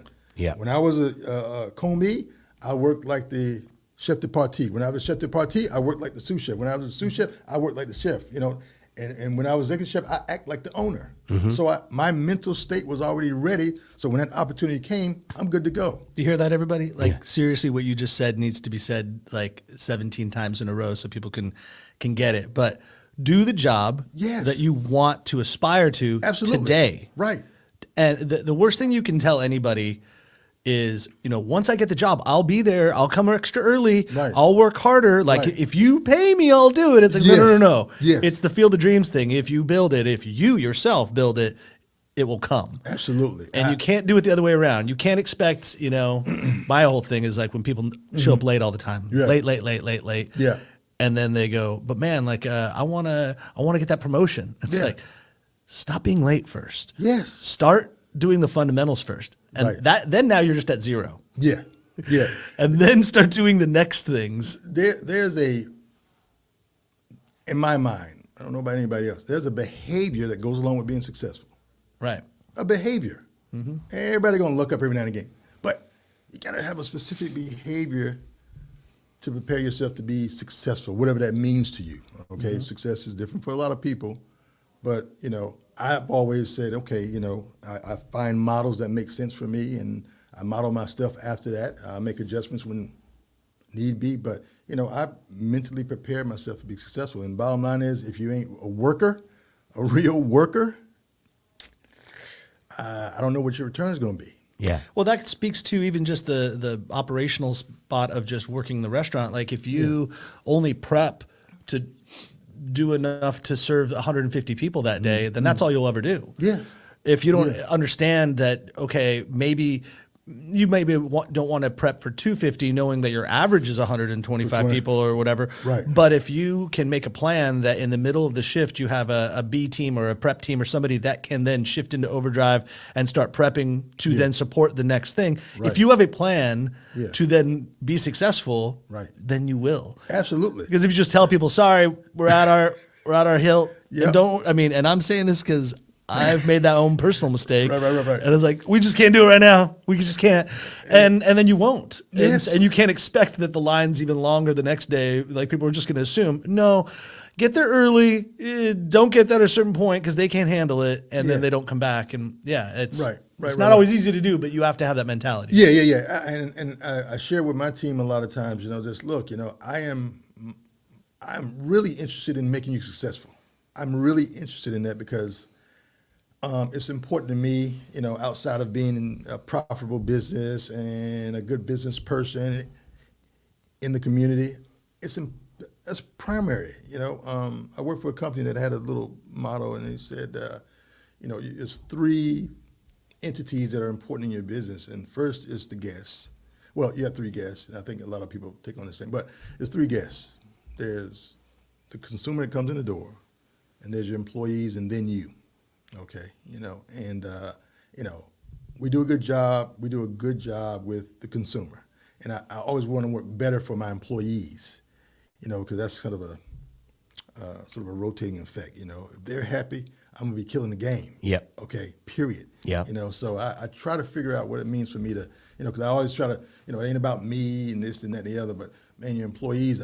I'm having a conversation with a person who, this individual started a business. He grinded it out, and he told me yesterday, "Hey, I'm just chef. I'm just trying to figure out how to not be there and have the business still run." I said, "Good for you, sir. Good for you. That's the game. Yeah. That is the game. You are not there, and your employees are happy. They're fulfilling the standards. They meet the expectations and exceed them when they need to. You know what I mean? So that's the game." I think many people who want to be entrepreneurs or own their own business or are owning their own businesses at that time, especially in our industry, are wondering, well, Rickey, what does that mean? How do you keep your employees happy? Can you share any tidbits or? First, through the utmost, I address the women in the kitchen as Miss, and that's sort of a Southern thing. It's something I grew up doing. You know what I mean? I extend that courtesy. I make sure day one there's no foolishness going on in this organization. No disrespect. All right. All the males in the kitchen, Mister. You know what I mean? Sounds old school, sounds corny, but I'm immediately setting a tone within the kitchen. So anybody else who comes in there, if they're going to be comfortable with it, great. I can tell.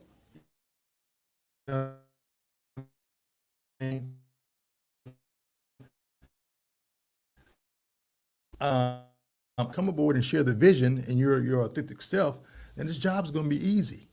I don't want you to be a copycat of anything. Just be who you are, but fall in the guidelines of what we're talking about. And if you share that, we should be good. Secondly, I reward people who do good work. Look, I want to say this on air right now because I think a lot of times, man, the restaurant industry gets a bad rap. There's no restaurateur out there that I know of in my circle, let me say that does not want to pay their employees. The goal here is that you have to justify with skill set to garner money. Right. I believe that. I don't think it's irregular. I mean, and it all depends on where you're at in your life or whatever. The more skillful you are, the more money you get paid. Right. Yeah, I believe this has been a conversation we've been having a lot recently. And, we just spoke with Chef Scott Crawford the other day. And it was, I think what we were saying, at least my opinion of it, is that we're very employee-centric right now, trying to make sure that we are creating the right environment for our employees. Right. So that because we have abused that industry for so long, Absolutely. paying people too little, asking for too many hours, workload, just whatever, and all for what? To make a couple extra bucks, perhaps, or just that's because that's the way it was, you know. And so I think we've been in this, the pandemic kind of gave us that pause, and then really more importantly, the staff had a pause to say, do I really want to go back to that semi-abusive or toxic environment and all? And so now we as business owners and employers are saying, okay, we have to at least establish some ground rules and some standards. But I also want to swing that pendulum back a little bit more to the, okay, can we, now that we're at this point where we've respected everybody's bare minimums and we've got like a nice foundation, now I want you to work here because you're working for Chef Rickey Moore, because you're working for Scott Crawford, because you're working for Max Trujillo. But I want you to go, no, I like working for that person because they've A, created a great positive environment, but also B, because this is a fun place to work and there's creativity and then my creativity gets rewarded by doing that. And we're slowly getting there, but we're not there yet. I think about it, and a lot of the culture that was created was definitely toxic. Those folk participated in it. I kept my nose down and I made sure that I got what I needed out of the situation. I never participated in anything that was unhealthy or disrespectful, But what I do know is, for me, that's a priority. Even safety. Nobody leaves the kitchen or closes the restaurant at night by themselves. There's at least 4 people. I think about my family staff. I think about those things that sometimes you don't think about, because of some experiences I had. But, I want everybody to feel safe. Yeah. You know, nobody leaves. No, one person. I don't care if you're a manager. I don't care if you're 6 foot, 2 feet. No, you're not going to leave by yourself because somebody can take you down. You know what I mean? So people leave together. They come in together. They leave together. You know what I mean? Everybody got each other back. You know Max what I mean? is feeling guilty right now because he sent his second in to open the coffee shop this morning at Crafton all by herself. How dare you, Max? Actually, if you want to know the truth, it's so funny that you say that. I was gonna give myself a pat on the back, Matt, and instead you made it sound like I was an asshole. The honest truth about today is we open up as a coffee shop at 6:45 a.m. Right. And I have two people that open that place together because I don't want a single person opening it up. Yeah. And we found out one of the two people just wasn't there. And so the other employee texted me at 6 o'clock in the morning and said, it was like 6:05. Hey, so-and-so isn't here yet. And, I'm just by myself and this and that. I said, she's like, I'm just in my car. And I said, just chill for a second and let me find out. So I'm texting the other employee. I don't hear back for a while. And now like 20 minutes, 30 minutes has gone by. And I just said, just go home. We don't need to open right now. I said, maybe you want to come back at 9 o'clock as the cooks are starting to come in and we'll figure this out. And she said, okay. And then I heard that the other employee's sister texted me on his phone to say that he was in a car accident. Oh, dear. And that's why they weren't there. Matt feels stupid now. I don't feel stupid. I just didn't hear the whole story. So then I said, I said, I didn't want her opening the place all by herself. Yeah. And I also know that the other person didn't just not show up because that's who they were. Right. There's a reason. Yeah. And the bottom line for us was, do we need to be open and put this person in harm's way, being all by herself in this place? What if just something happened? I couldn't forgive myself if whatever. And for what? To just sell a few coffees in the morning? Yeah, I got you. So we pushed back and we opened up 2.5 hours later and it was fine. And life is okay. And literally as we're having this conversation right now, my bartender's texting me to ask me how to turn Spotify on. Well, let me apologize. At the top of the show, I meant to congratulate you on your opening. Oh, thanks. Good night, man. I am so sorry. I mean, I was dare thinking you? about it. We were thinking that. I was waiting for yes. this. What in the world? It took to minute I can't 36. believe I didn't let the. Man, congratulations. Thank you, man. I mean, honestly, man, I'm going to. My daughter said she was out there in the area, and I said, "Did you go by that place?" No, I didn't get to go by there, but. Man, I'm definitely coming to see you. Please let me know. Please let me know when your daughter comes too. We don't have any fried fish or seafood in the space. Really? No. And in fact, that was the joke I just subtle had. hint there. I know. But now it's listening to people like you and all the great chefs and leaders that has made Max this great leader for crafting. No, that's real, man. I mean, we wear a lot of hats in my mind. I'm the oldest of my siblings, so I'm a big brother. Yeah. Right. So that's responsibility. So I joined the military, learned leadership.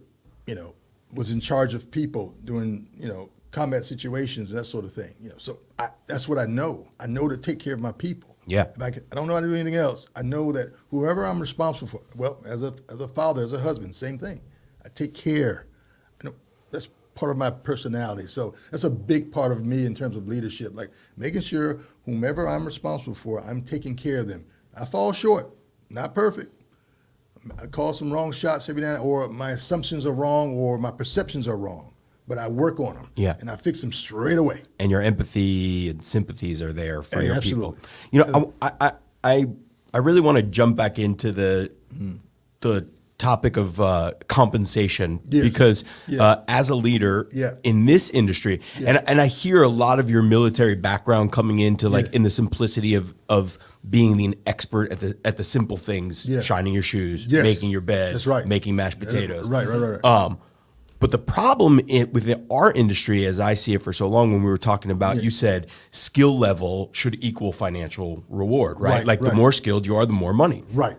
That's topsy-turvy, or at least it was for a very long time in our business, right? Right. You could walk into the front of the house, not be very skilled, but just kind of be naturally gregarious or have a personality, and you're going to make a lot more money than the sous chef in the back or the line cooks who might have worked and staged for years. Right. So I guess that's a question: how do we fix that in our industry at this point? Okay, so let me think about what you just said and receive what you just said, because so people don't misunderstand me. There is a skill set, a very defined skill set that goes along with this industry, whether it's front of the house or back of the house. Now, obviously, attitude comes in a big part of this. It's how you come into a situation, how you react to situations, and how you come into and say, okay, you know, I can be a contributor. See, here's one of the things when I interview people. You're not an employee to me. You're a contributor to my organization. What can you contribute to my organization? That's how I define them. That's how we talk. That's how I give them that title. You're a contributor, okay? And I'm going to treat you as such, okay? And so for me, you know, skill set means for me, you know, if I have a person in the kitchen who can come in there and understand how to set their station up, they have these specific behaviors that go along with being a professional cook.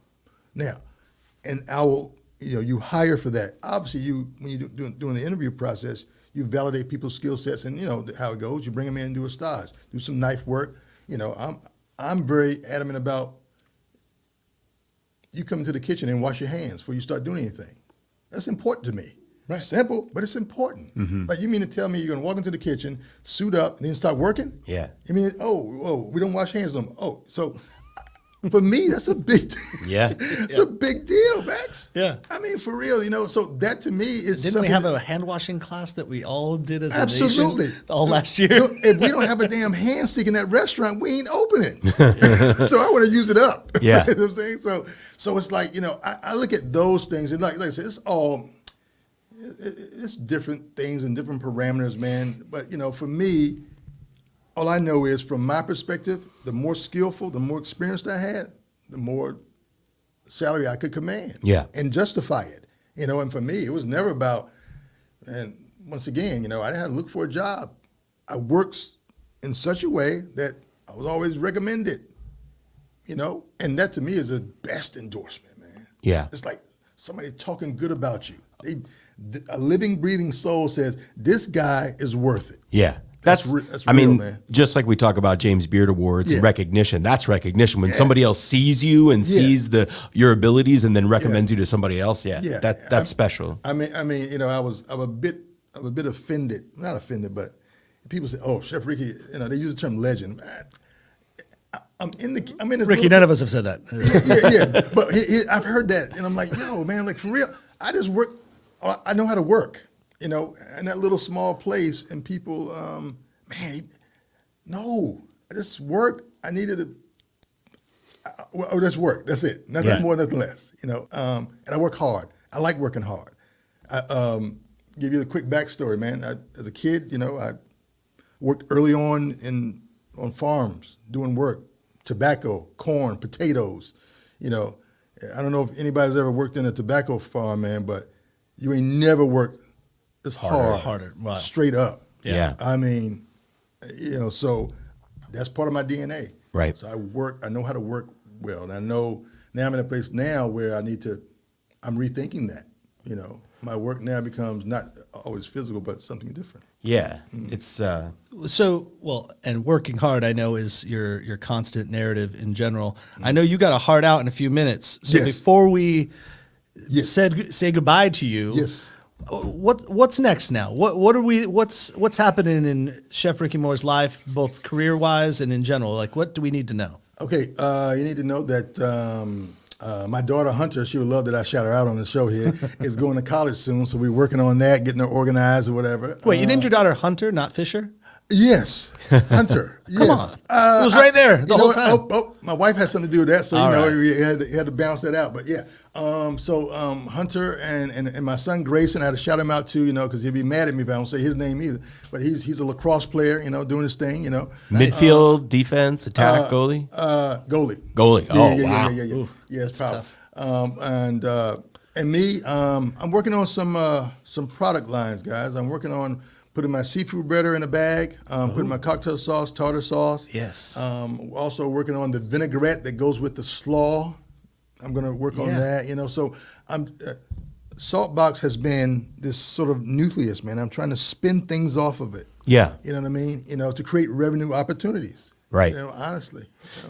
Yeah. So, and on top of that, I think I've heard you said that you'd like to now that Saltbox is, you know, settled, you've built the roots, the foundation, you want to open up more joints. Yes. So that's the thing. And then getting back to what you were saying, you're a hard worker. You know how to put your head down and peel potatoes or do that. But at some point, then you have to figure out how to work smarter Yes. and not harder. Yes. And as opposed and get other people's in your organization. So how do you make that transition? And what would be some other joints and where? Or like, will there be a Saltbox seafood joint Raleigh, perhaps?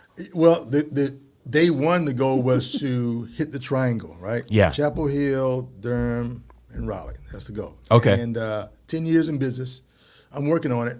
How do I get people to share the vision that I have or the work ethic? Yeah. I don't have an immediate answer. It's an ongoing process, and I'm gonna be very honest. You just got to work at it. I know. Once again, the term "works" pops up, right? Regardless of what we do, that's something that we got to continuously work on. So, work in progress. What that tells me right now is to our listeners: if you're a young aspiring chef, you want to do something, go introduce yourself to Rickey. Yes. Because he needs you. Yeah. But seriously, for real, like you're only as strong as your team. Absolutely. And if you had a serious team, you'd probably have your second or third location open right now. Yeah. Well, if I take out the whole pandemic thing, Sure. Yeah. But I mean, and for me, Max, I'm methodical. I'm not, Chick-fil-A, right? Chick-fil-A took a long time for him to get those things popped off, man. That's true. Right. Okay. I mean, and just on a side note, I read a lot of the restaurant history about how things were evolved and how things were grown. And, I'm a big fan of the American history food, the food that altered American history. Yeah. I love listening to that, man, because, it takes time. Five Guys, true story. And I got to get off here. Five Guys was in the Washington, D.C. area in a neighborhood in Virginia. 5 dudes in the kitchen listening to hip hop music. That's how it started. Honestly. Yeah. A little joint. And they were deliciously good. Right. Old school hamburger, greasy, full, stuff dripping all down your wrist. You know what I mean? And me and my wife used to go there all the time. Now look at it. Well, there's the story. Rickey, thank you. Yes. We'll say goodbye to you. I'm going to go hop around on your side. I'm going to give you a hug and say goodbye. Right on. You go do your thing, and then Matt, you'll interview me. How about that? Awesome. Sounds good. Good to see you, man. Good to see you, man. Appreciate you, man. All righty. You take care. All right, man. Thanks. We didn't even get to talk about the wine dinner you did for Dan Petrosky's Wines years ago. Wine dinner. Amazing. Man. Okay, we'll get it another time. Yeah, we'll have part 2. Next time we'll actually have you in the studio at the kitchen in downtown Raleigh. We'll do it the way we normally do it. Yeah, that'd be good. You know? Yeah, that'd be real nice. And I can allot the time. We can hang out, man. We can eat too, man. Bring some food or something. Thank you. Congratulations again. All right, appreciate you guys. Thanks so much. Appreciate you all. Cocktail sauce, bro. Cocktail sauce. Well, Matt. Hello. All right, Max Trujillo, owner, proprietor of Craft in Nightdale. Yeah. When's Craft in Clayton slated to That's open? the question everybody wants to know. I mean, we're going to start breaking ground soon, but it'll take a few months to get that going. So hopefully by the end of the year, that's the goal. We might have some super secret surprises coming too that no one knows about yet. So we'll talk about that. Even you don't know. I don't think. I don't know. But you know what we have planned? Yes. On June 4th is Bubbles and Brisket, Part 2. Yeah. What is Bubbles and Brisket? Well, it came to be from having a conversation on our podcast. I think one James Sampson was on the show of Corner Boys Barbecue, and we were chatting about just, we're always talking about pairing. And for those that are new to listening to our show, both Matt and I have a pretty long and storied career in the wine and beverage program. I've been a wine director for a long time. Matt sells wine. He's a sommelier. I don't even pretend to call myself a sommelier anymore, but at a time I kind of was. If you don't use it, you lose it. You really do. And so, but what I do though is if you're someone like me who's not using it any longer, stay friends with someone who is using it like you and help them build your wine portfolio at the restaurant as you do.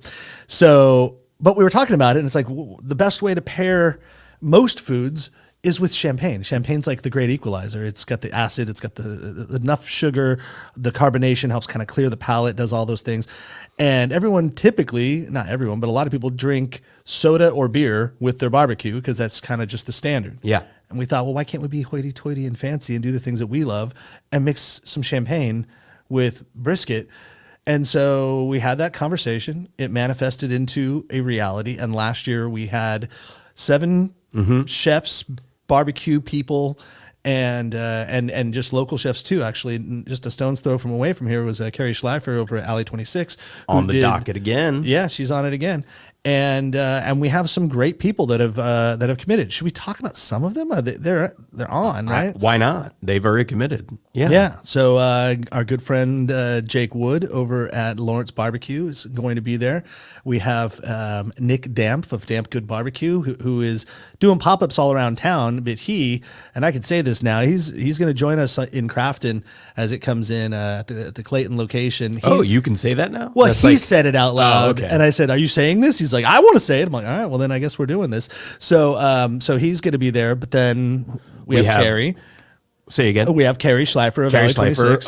William Sampson of Corner Boys Barbecue. James Sampson, Nick Dampf. Kyle Sutton of the Stowe Baked Goods, Yep. who's been on there, and he just makes crazy barbecue. One of the things that I'm very excited because we're not just doing like the traditional smoked brisket, like you mentioned about Chef Schleifer over at Alley, but Hank's Downtown Dive is going to do what I absolutely love to eat there is their brisket taco, which is phenomenal. Yeah, so we'll have a little difference there, and then Butcher's Market is on the docket again to do a brisket. Yeah, we're gonna have a strong team. We might have some Crafton Lager and IPA that we're all make an appearance. So we will have some beer. Yep. We're gonna have obviously all of these champagne houses that through our partnership with Triangle Wine Company and through some of the people that have been able to provide tons of different types of champagnes and sparklers and Proseccos and Cavas, Cremants.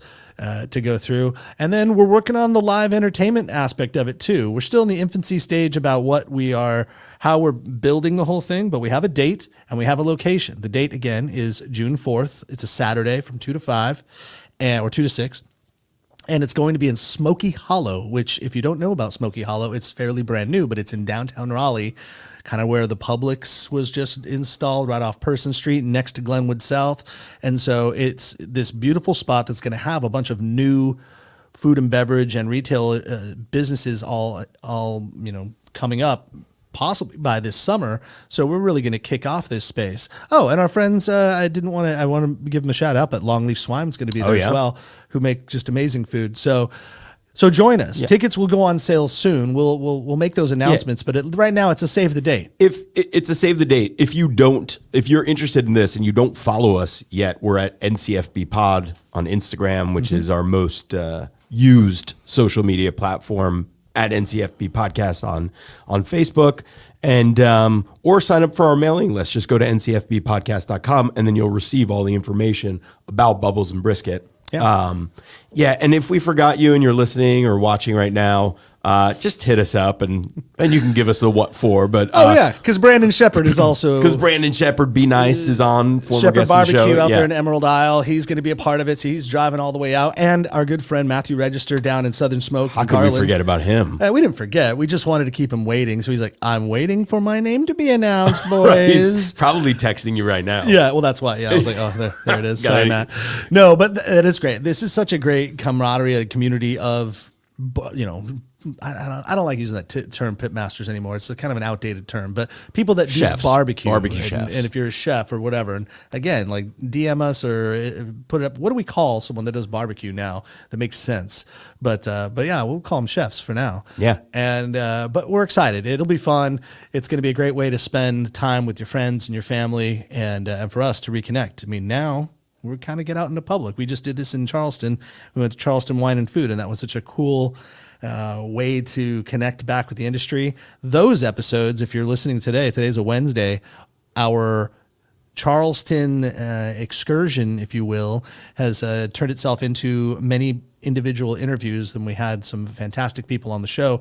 Those are all going to be dropped tomorrow on Thursday when we normally drop our episodes. So new episodes every Thursday on the NCFB podcast. Yeah. And some people to think about coming up as a result of Charleston Wine and Food. If you're a wino and you read the New York Times, Eric Asimov, famous wine writer of the New York Times, is going to be on probably episode somewhere late April. We're thinking we'll release that around the 22nd of April. Yeah. Any other guests slated that you're super excited about? I mean, we're excited about all of them. Well, the ones that we already interviewed, like we had Chef Joe Flam, who was the 2018 Top Chef winner.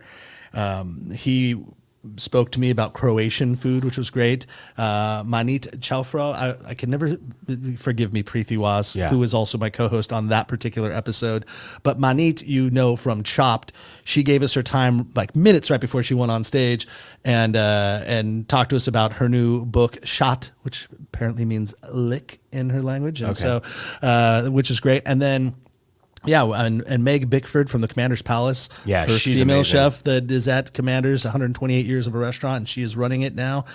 Really fun, thoughtful conversations. Quentin Middleton of Middleton Made Knives, which was hilarious and fun and just a good conversation. So if you like food, if you like beverage, if you even just like the idea of entrepreneurialism in this industry, that's really what we get into. If this conversation with Rickey gives you any idea, this was a pretty good example of what we do when we talk to our friends in this business and we make it consistent. Yeah, they drop little hints and nuggets about how to cook, how to start a business, how to live your personal life, and it's awesome. So thank you to Earfluence and American Underground for inviting us and having us be part of this podcast marathon.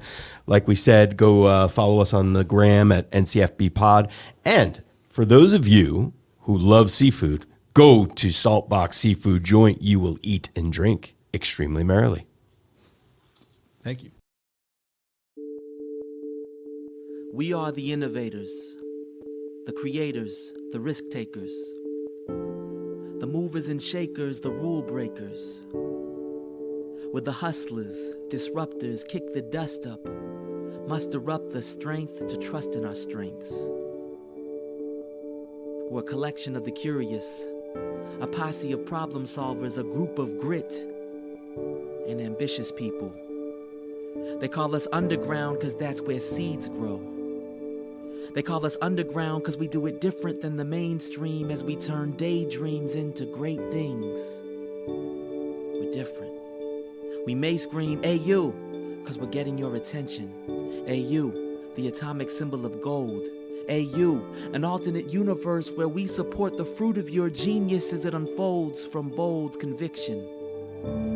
We're a campus of doers, a herd of helpers, a gaggle of good ideas from go-getters. Don't act like we know better, just that we know something. And take that know something and turn it to mo somethings. We're learners, earners, burners of the midnight oil. And if our night is foiled, we return to soil, underground. And then rise again with our tribe again, and we try again. Hey you.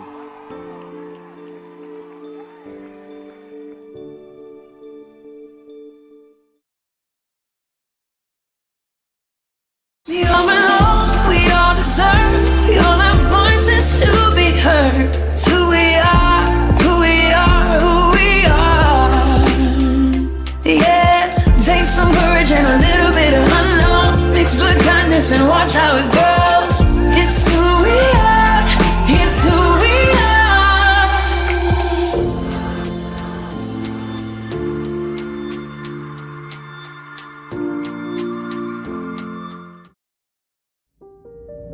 Healthy mothers, parents, and babies are a cornerstone of thriving communities. Maternal health refers to the health of women and other birthing people during pregnancy, childbirth, and the following postpartum period, sometimes called the fourth trimester. With the right care and support, each of these stages can be a positive experience. Unfortunately, every year in the United States, more than 65,000 women suffer complications related to pregnancy that are life-threatening, and more than 700 die every year. Maternal mortality is defined as the death of a woman during pregnancy, at delivery, or soon after delivery. Maternal morbidity is a term used for injuries or negative outcomes a woman experiences related to pregnancy that do not kill her. The health impacts may be life-threatening and may impact her for the rest of her life. Both are currently on the rise in the United States. The good news is that we can reverse this trend. Access to quality healthcare services and other social determinants of health play an important role in ensuring birthing people have positive outcomes such as safe and healthy pregnancies and births. In 2019, the Centers for Disease Control and Prevention, or CDC, published a report stating that about 60% of the pregnancy-related deaths that occur annually in the United States are preventable. We know that roughly 1/3 of these deaths are due to heart disease and stroke. We know that stark racial and ethnic inequities exist, especially for Black women and American Indian and Alaska Native women. We know that listening to and involving pregnant people, families, communities, as well as the community health workers, doulas, midwives, nurses, doctors, and public health workers who care for them is key to improving maternal health. We also know that addressing the health of individuals before and beyond pregnancy is essential. Collaboration and strategic partnerships are instrumental in ensuring that mothers, parents, and babies have positive experiences and outcomes. The Maternal Health Learning and Innovation Center is committed to supporting maternal health practitioners in public and clinical settings by sharing best practices and promising innovations. Our goal is to ensure that every pregnancy, birth, and postpartum experience is a healthy and positive one through policy, innovation, and engagement.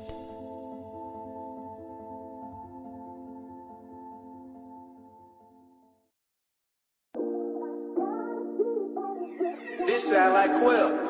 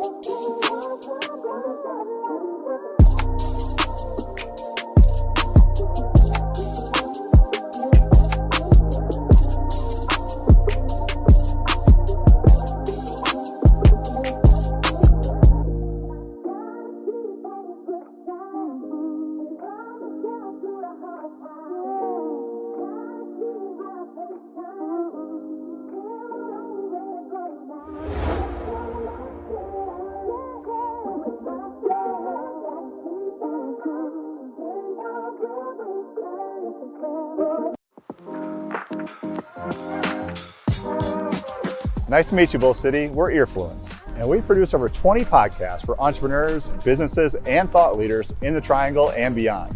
And we recently moved to downtown Durham, right here at American Underground. If you're a creative entrepreneur, you know that finding the right space to support your projects can be difficult and usually very expensive. That's where we and you come in. We partnered with American Underground to build this podcast studio, where all AU members have access to equipment to help them sound their best. And we're so excited to celebrate this new space with you today as we're live streaming 8 episodes at this podcast marathon. To learn more about us, visit www.earfluence.com. But for now, enjoy this episode.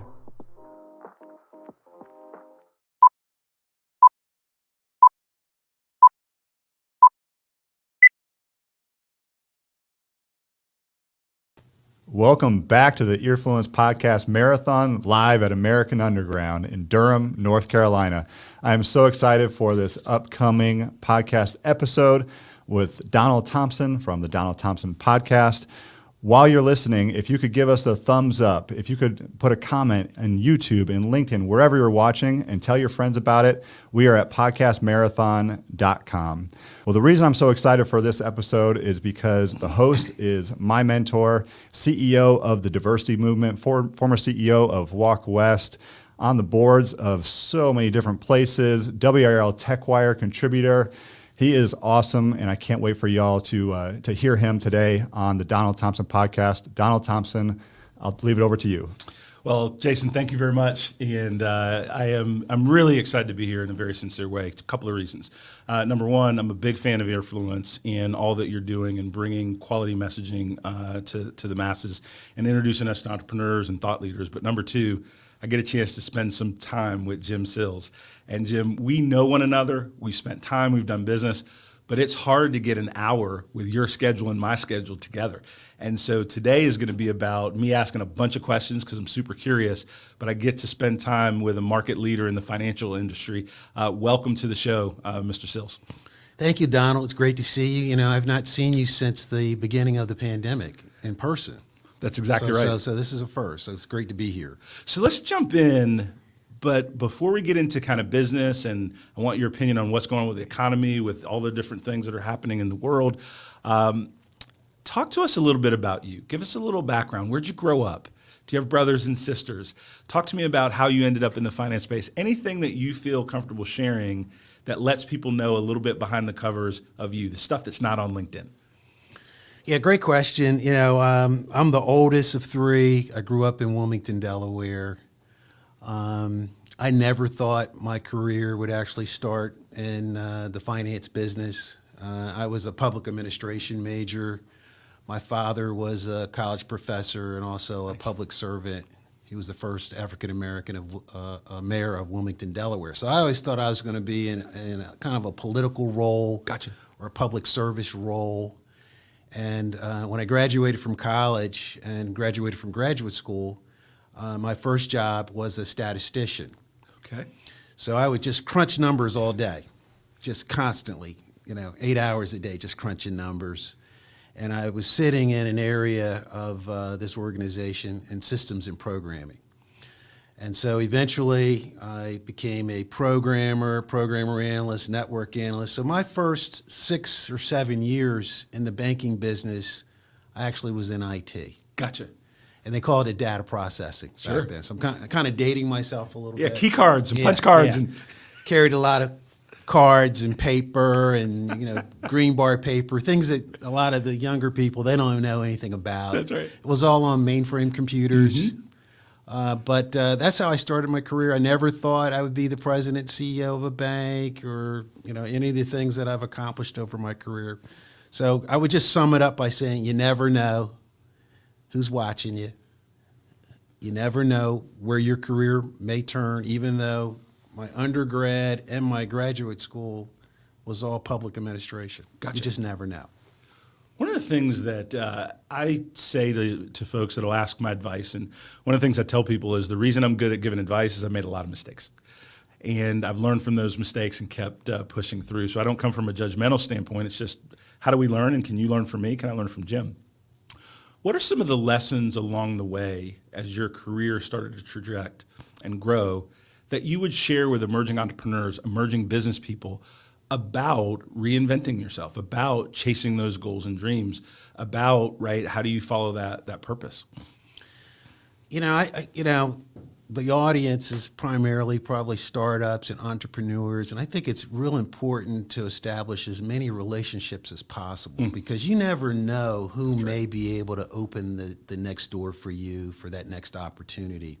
And a lot of times we're kind of tied in with these phones and our computers and social media and LinkedIn, but sometimes you really need to connect with people kind of face to face and let them know, here's what I'm doing.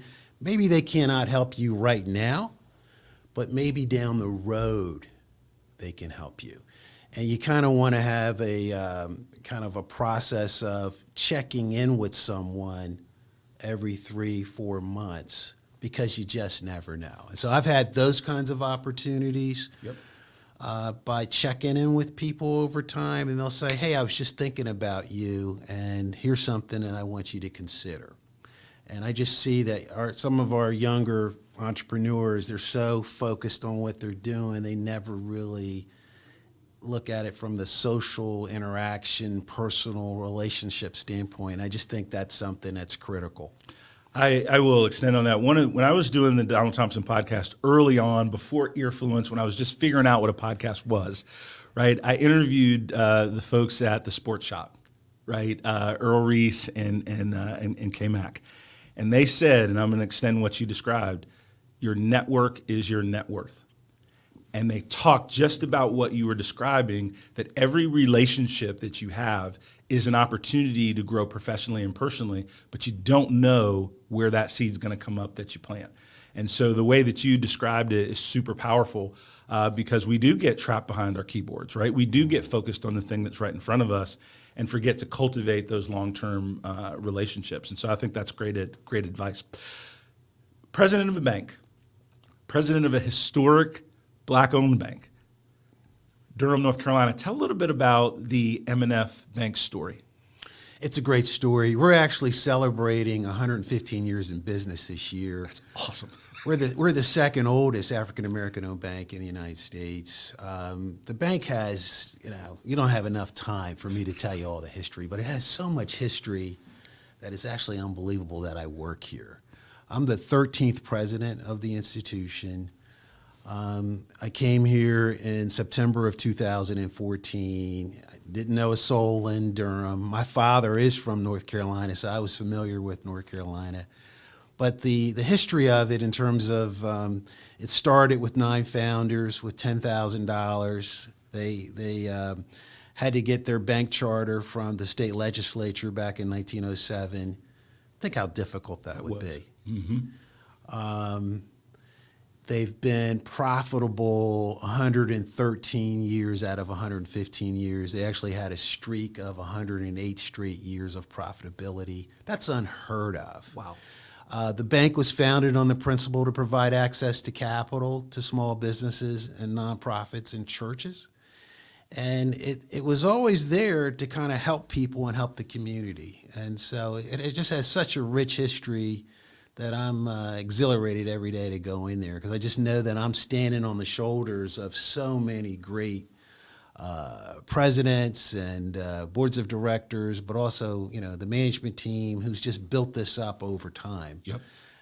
But just happy to be there, and the bank is doing extremely well. Oh man, that is powerful, and I'm getting chills a little bit because when I think about 1907, and I'm not a history buff, but I can put periods of time to get a bank charter for a Black-owned bank during that period of time. They met with some resistance. Yeah, of course. There were some back channel things to hold them back, and so I'm always appreciative to learn the perseverance, that we all stand on, and we all can learn and appreciate those things. One of the things that I'd like to ask is, as a financial leader, as a banker, and we're talking to entrepreneurs and emerging leaders, how does that banking relationship work when you're starting a business? You don't have 5 years track record. Your credit may be a little up and down. What is that process to start a strong banking relationship so that you can access capital, you can access advice, right, from a more traditional financial institution, different than venture and private equity? Sure. It's super important to have a relationship with a bank where the banker knows who you are. Not just your account number. And let me just tell you a quick story with the Paycheck Protection Program. That really propelled the bank over the last 20 months or so. Because when they called the larger institutions, people were just numbers. But when they called us and we were able to help them, they developed a relationship. So I think the first thing is develop a relationship with the bank. Gotcha. And so you want to make sure the person knows who you are. So you want to be able to call that bank from time to say, hey, I'm having this problem, or this is an opportunity. How do I access credit? Or how do I take advantage of the products and services that your bank actually offers? But you got to have a relationship. Got it. Right? Where they know it's Donald Thompson. And then I think the key goes back to what I was saying earlier. Check in with that banker from time to time, even if it's once every 6 months. Because what people do is when they have an opportunity and they need credit, they run into the bank, but they don't have a relationship with the banker or that bank. And so the bank goes, whoa. I don't know you. I don't know your business. You're a startup. You don't have a track record with us. And so that's what you want to do. You want to build a track record over time. And so when you finally need some credit, they'll know who you are. Gotcha. They can look at your deposit activity. if you have a credit card with them, they can look at your credit card activity. If you have a debit card with them, they can look at your debit card activity. They can tell you which financial products make sense for where you are in your business cycle. Because there are different lines of credit are different than term loans. Gotcha. Equipment loans are different than real estate loans. And so, credit cards are different than personal loans. So you really want to work with someone who can help grow your business over time while you're, getting to that next level of whatever it is that you're trying to achieve. That is powerful advice. And as an entrepreneur, that's one of the things that's super important is you don't go into business because you're a financial whiz typically. Right. You go into business because you have a technology product. You think you're going to change the world with your new algorithm for a search engine or whatever the case may be.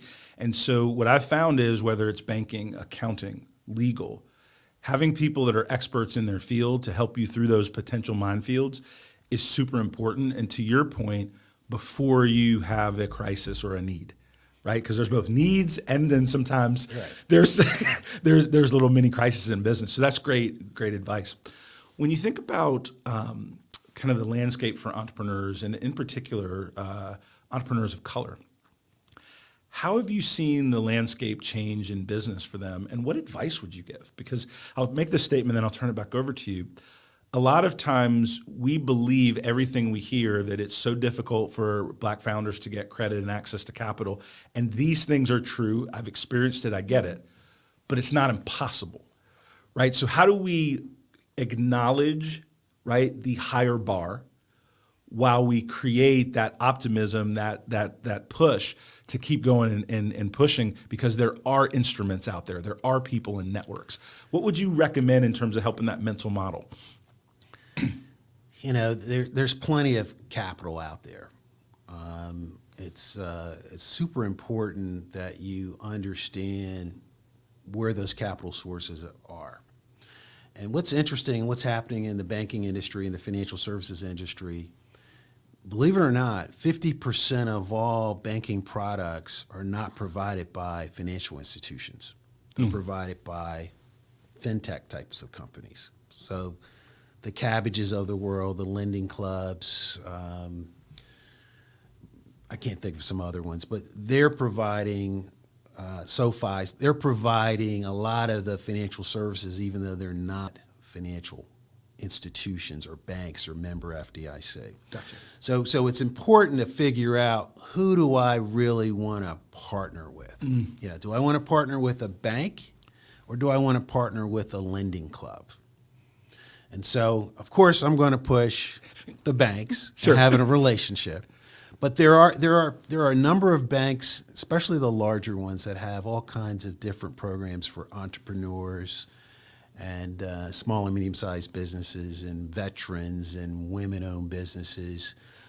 They're buried; those programs are buried into the various big banks' websites.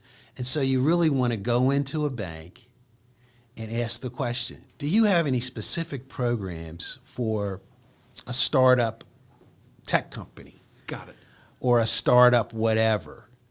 Is there anyone I could talk to about how do I apply, or do you have any programs? Because a lot of banks are offering different kinds of programs over 10 weeks on how to build your business.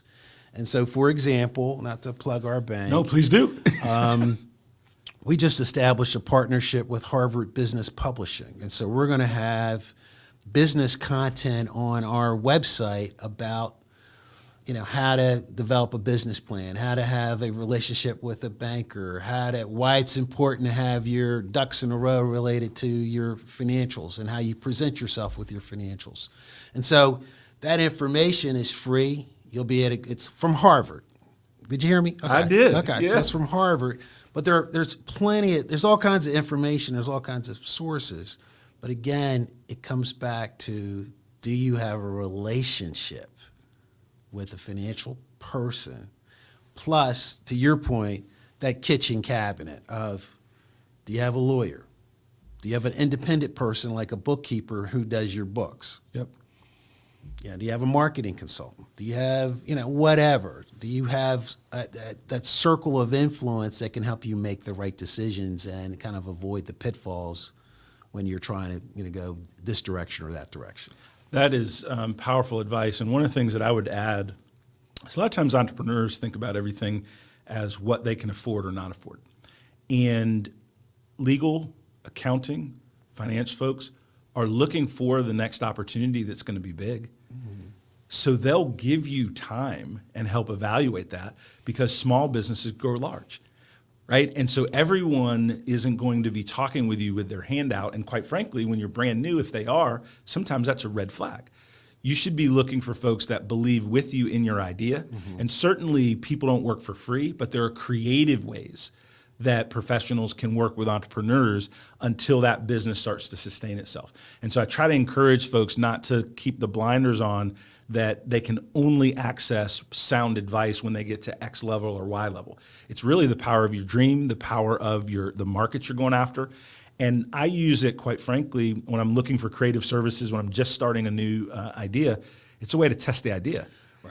Right? Because if I can't get my legal team to be a little bit flexible with this new idea, maybe they don't believe it'll be around in a year.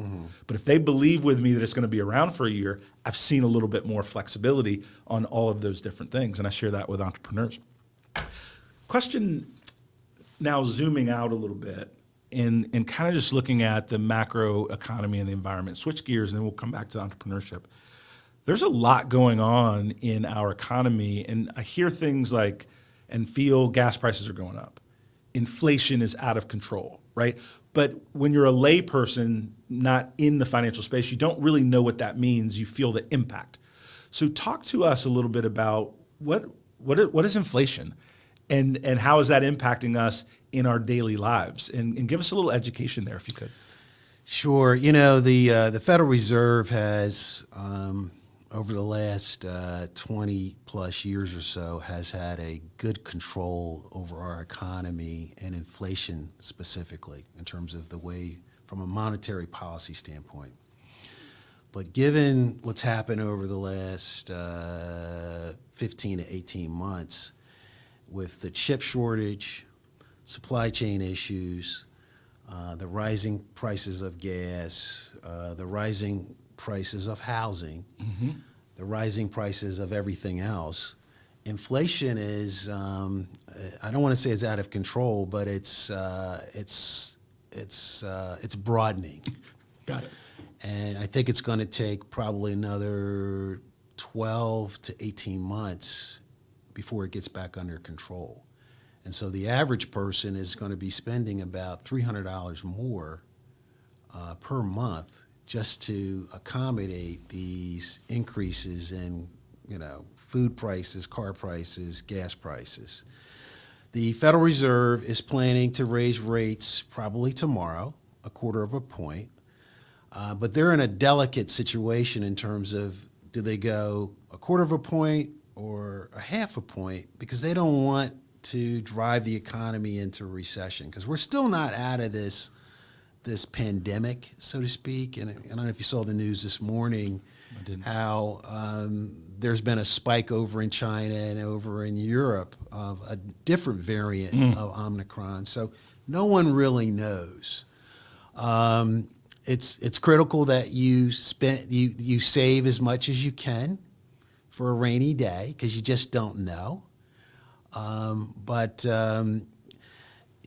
Inflation has a lot of different factors. And so, for example, used cars and new cars are factored into that. Yep. And gas is factored into that. So everything is not rising. It may seem like that when you're listening to the news, but it's various categories that are rising that create the overall economy. Airline tickets, so there's different segments that factor into the consumer price index. Gotcha. But prices are actually increasing. Some small businesses are passing those prices on to the consumer, and labor costs are outrageous at the moment. It's because when you hear things, or at least I do, I'll speak for myself, right? You feel the impact, but you don't know what's creating that impact. right? And as an entrepreneur, right? And here's another question. I don't know the specific answer. I'm like, where'd all the people go? Right? Like, yes, we had a pandemic, but now, to your point, labor costs are rising for every kind of business. Everybody, right? And it is affecting how you think about growing your firm, right? And so what are you doing? What are you thinking about that talent supply, right? Because you're an employer, just like I'm an employer in terms of running a business. How's that affecting you? How are you thinking about it? How are you being creative with it? Because what things you're thinking about and doing will affect the tech startup, diversity, equity, inclusion journey, finance, all of us. You know, in 2021, we were impacted by the Great Resignation. And so we had a 25% turnover rate, which is kind of unbelievable on a small company. We were able to hire some really good new people, but I think the key is, how do you engage those new employees? I think that's the key, especially in this Zoom environment and hybrid work environment. Yep. There's a lot of competition amongst banks. You know, we're in the 5 largest markets of North Carolina, so we're competing against the largest banks. Gotcha. And some of those banks have actually increased their living wage to $19, $20, $21 an hour. We've had to do the same thing. Gotcha. To retain and attract employees to our bank. I don't see that going away. I think once inflation gets under control, then I think wages will level out. But to answer your question, which you asked first, I think the problem is a couple things. One, more people are retiring. Number one. Number two, females or women are exiting the workforce rapidly because they don't have the child care. They're not getting the support of infrastructure of working, taking care of their child, their kids home because their school's closed and all that. So I think once we see more women going back into the workforce, then I think you'll see more opportunity to hire more people. But I think that is the one demographic that's keeping us where we are today. Got it. It's both interesting and really challenging, right? Because for us, it's, one of the things we've had to think about is, how do you upskill people that may not have all the requirements that you need, but they're smart, they're willing to learn, and there's a longer learning curve to kind of get them where they need to be. So we've actually, I don't want to call it lower the bar, because that's derogatory, but we've had to change the bar such that we have a different view on what an A player looks like. And then we've had to increase the way that we train and onboard in order to keep our talent pipeline full is one of the things we've had to think about. I think that's a great strategy, and a lot of tech companies are eliminating the need to have a college degree. And then if you have certain skills, they are putting you in, various kinds of certificate programs and training programs. And I think that's the future. Yeah. I'm not trying to downplay a college degree. I think a college degree is still important. But I think when you look at it from an employer standpoint, they need the talent, they need the hands to do the work, and they need it now. So they got to think differently. And I think a lot of employers are thinking differently in terms of recruiting and retention, and how do I get diverse talent into my company. I think that's a positive of all the things that are going on. I actually think that's a positive. Yeah, I would share that. And I'm really fortunate in the work that I'm doing now with the diversity movement, is I talk to a lot of leaders that are struggling with everything from, what does DEI even mean, to, I know what it means, I'm into it, how do I implement it, to, man, I'd like to do more, but I got this business crisis over here, and how does it really link? One of the common threads in the CEOs that I talk to is obviously that talent acquisition, but even more important than that, I'm seeing a lot of CEOs invest in mentoring and career development training. One of the things that we've seen in our work that's a pretty powerful data point through hundreds of companies that we've worked with is that the mentorship, that relationship with that direct manager is the linkage to retention. And so everyone's throwing money at people. Everyone's trying to equalize the perks. So those things are, they're not going to change the game because everybody's rising to that pressure, just like you described in the living wage in the banking space. But that ability for people to see their career being developed on a plan, a program, and people investing in them is one of the things that our market leaders are seeing in terms of helping with those attrition numbers. And it's like you gotta slow down to grow, right? It's not just task.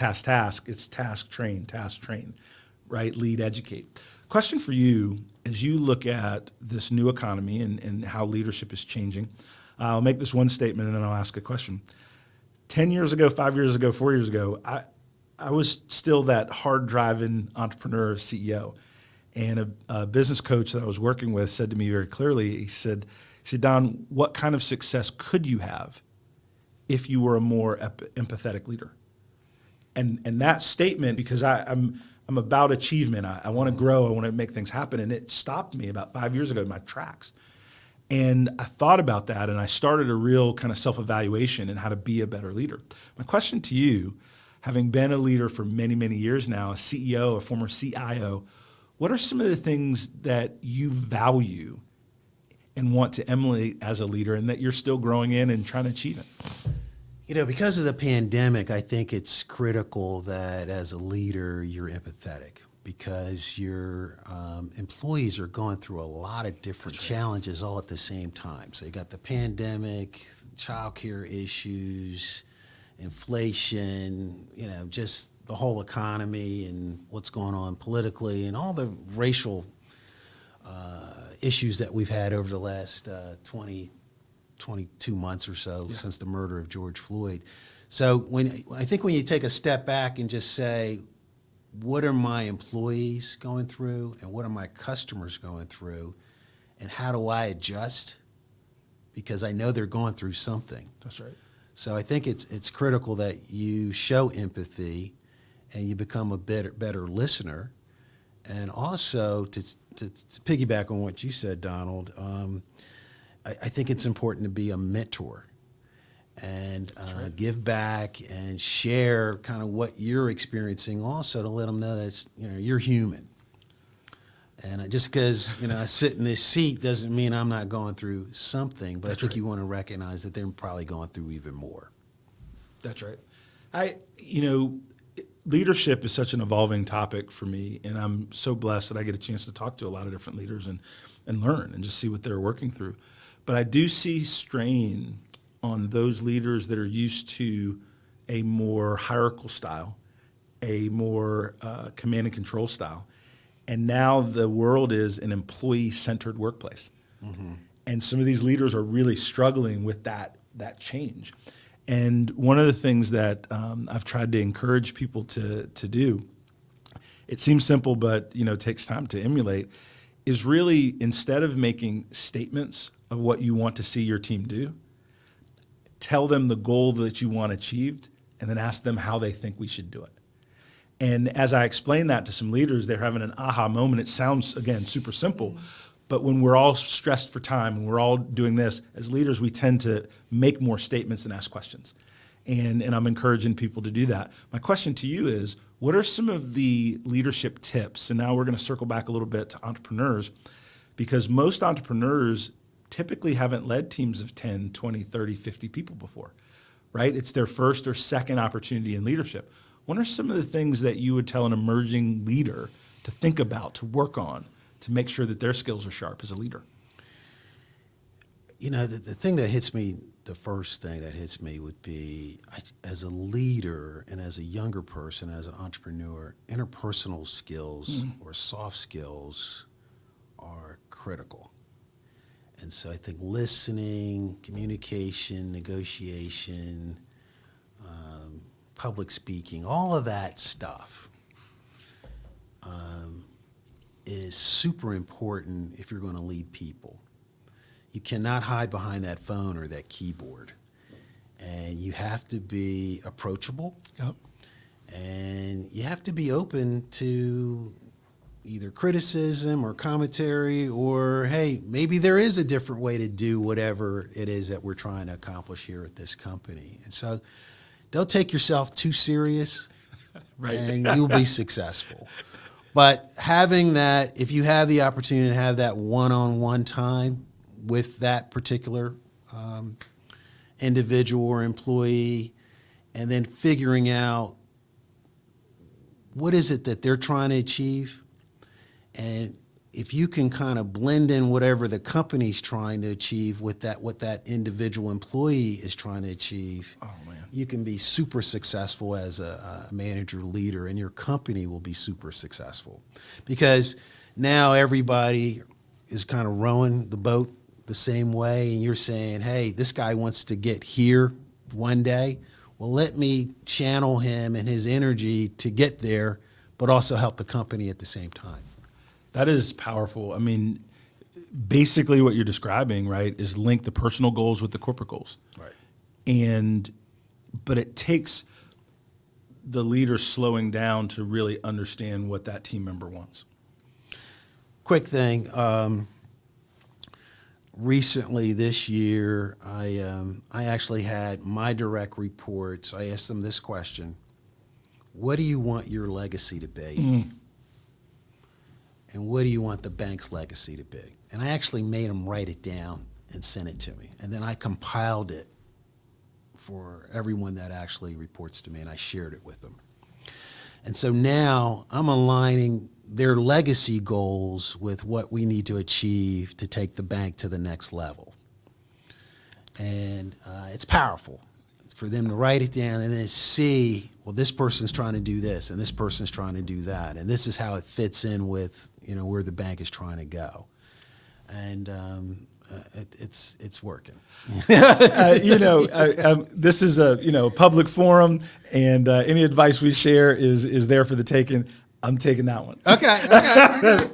And the reason that I'm smiling is simply because people know the things that they want and desire, and they respect those that want to help them get there. And what we're all chasing, right, is to be a part of a team where we feel respected, where we feel valued. And a lot of times entrepreneurs will ask, and leaders and CEOs, well, what's all this belonging stuff at work, right? Like, how do I make someone belong if they don't want to belong, right?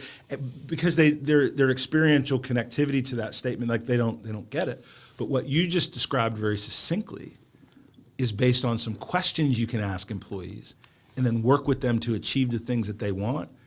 And that's one good way of helping people feel belonging at work, when their leader, in your case, is lockstep with them to achieve some of their goals. And I really appreciate that. I have that mental note down, and so I'll try to give you credit like next time I'm speaking or whatever. But it's a good way to implement that in an authentic way, right? There's like leadership book learning ways, checklist A, B, and C.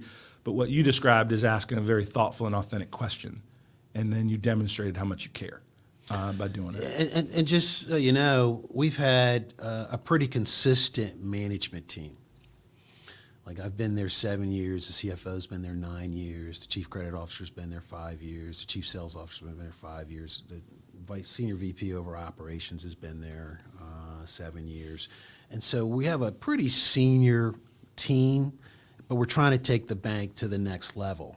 And I need all of them to focus on taking the bank to the next level, but how it fits in with them taking it to the next level.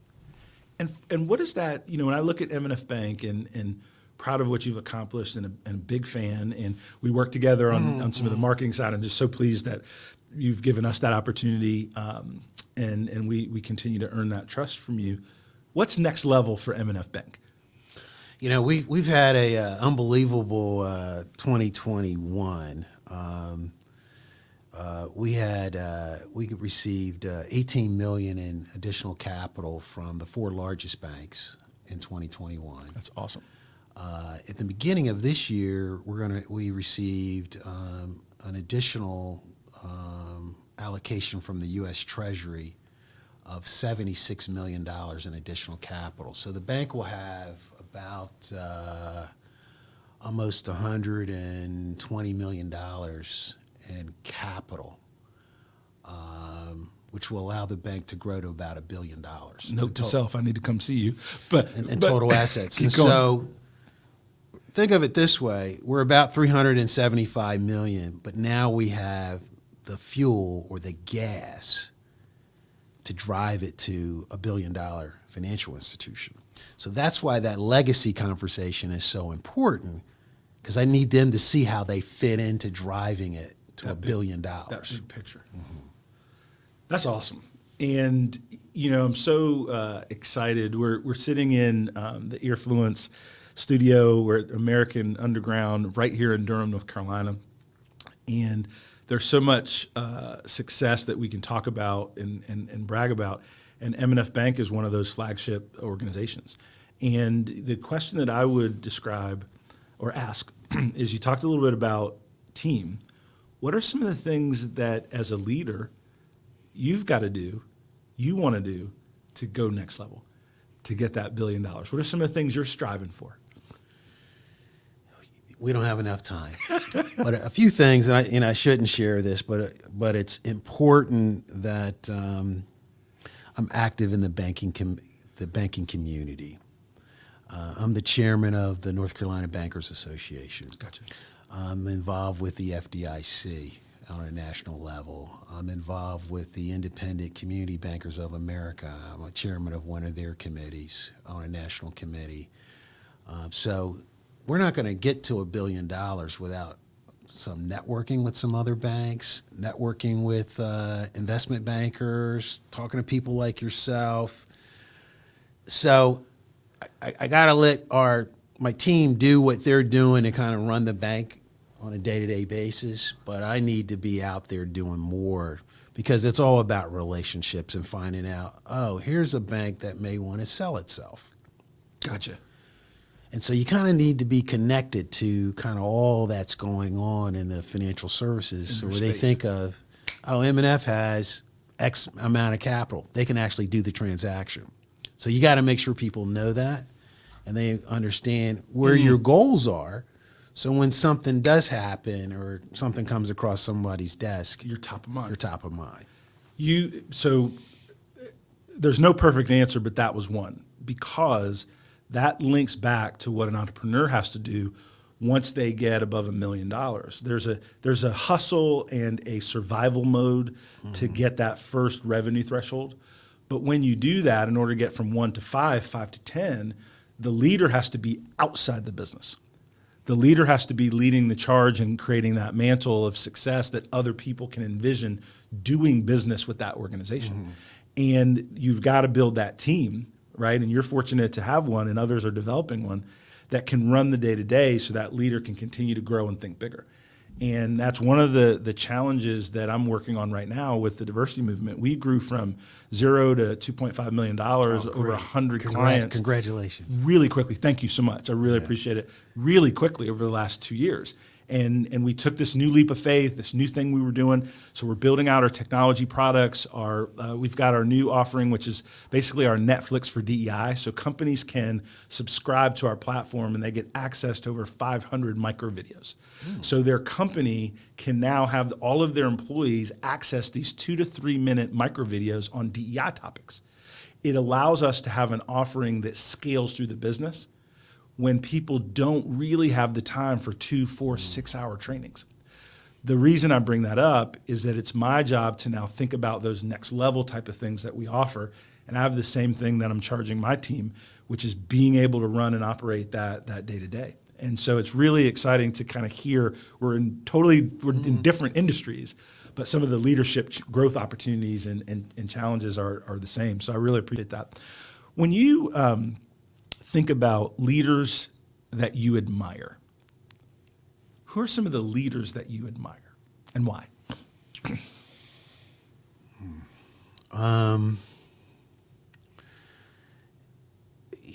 There's a number of banking CEOs that I admire. I just think, because that's the industry I'm in. Sure. I read a lot of banking journals and banking magazines just to kind of see what's going on in the industry and kind of how some of the bigger bankers think without giving their names. I can't think of just one specific leader, because I follow a lot of different leaders, but I'm always looking for leaders that are approachable, who are empathetic. I think the word visionary is overused, but I do think you always want to be looking at what's going to be next and how that's impacting your business and your industry versus just being so single focused on your actual business. Because a lot of times if you're not open to new ideas or what's happening in cryptocurrency or the new digital currency that's coming out with the Federal Reserve, you better, or You get left behind. You get left behind. And so that would be, the main thing is just following people that kind of you can identify with and just say, hey, I like what he's thinking. I like what he's doing, da-da-da-da-da. But That is powerful. Final question for me. So I'll make a statement and I'm going to give you the final word, but I'm going to give you time to think about it. I'm going to ask you, if you had a magic wand, right, what would you do in this world? What would you want to see different if you had a magic wand?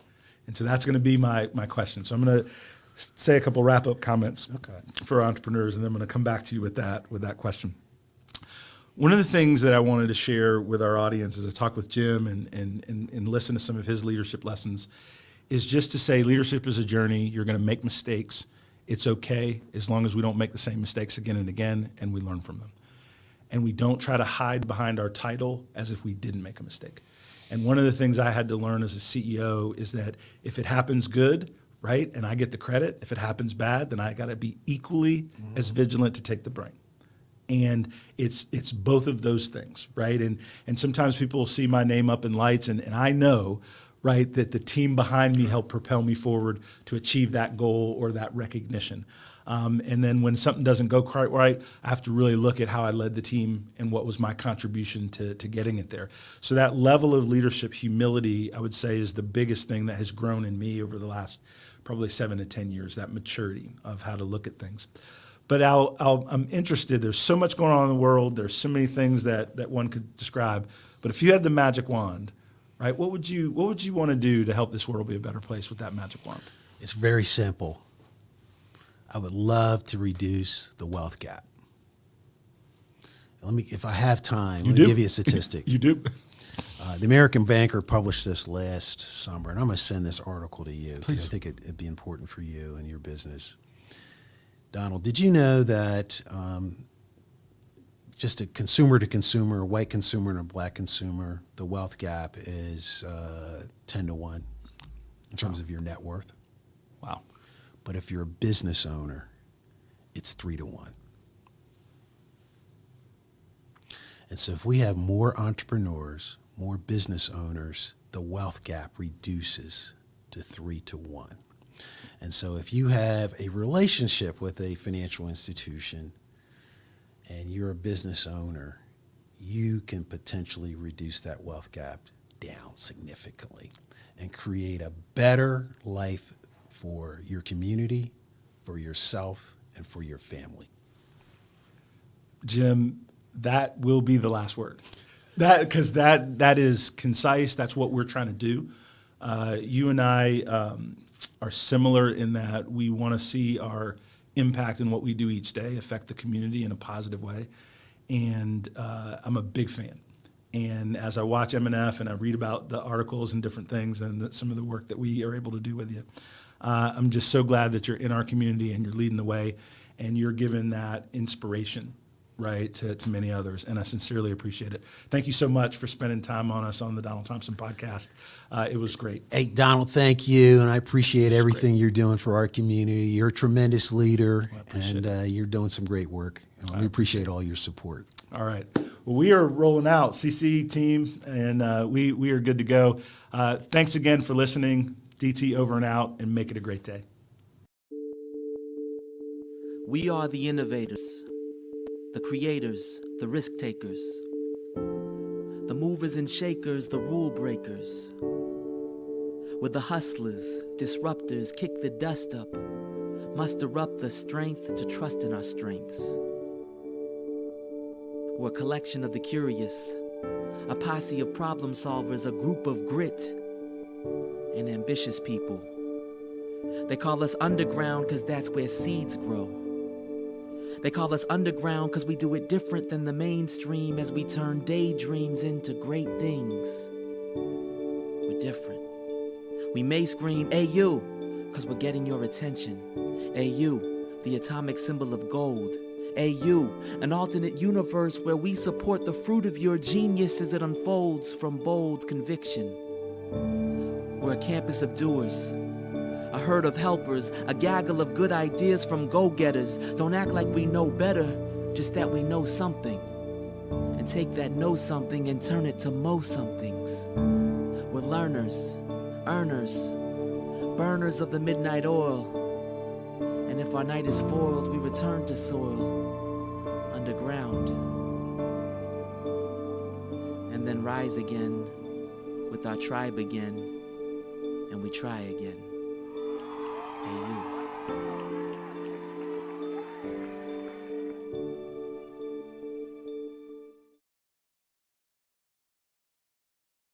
Are you looking for diversity education that fits the way you work? The diversity movement offers a new way to improve workplace culture. Anytime, any place. Micro Videos by the Diversity Movement delivers brief, to-the-point insights that teach you how to speak, interact, and lead more inclusively. Our videos are created and curated by proven business leaders and diversity experts. With Micro Videos by the Diversity Movement, it's micro learning for maximum impact.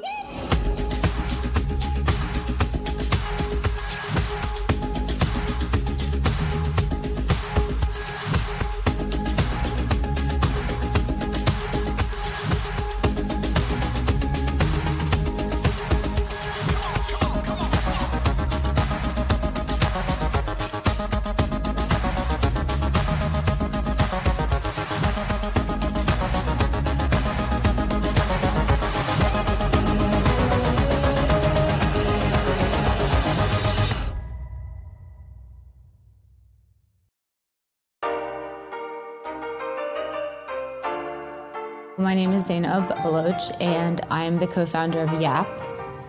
We're currently working on making and developing an online entertainment platform to engage Generation Z in our democracy. I think Raleigh Founded is a space that's accessible. Raleigh Founded is more than just a host location. It's a place where they really invest in the community. Everyone's really open and supportive. I definitely think Raleigh Founded makes it way more attractive to get really competent and high-level employees. People just come in and are just like amazed with the space right away. And it's not just beneficial to me or the company, it's beneficial to, honestly, an entire community.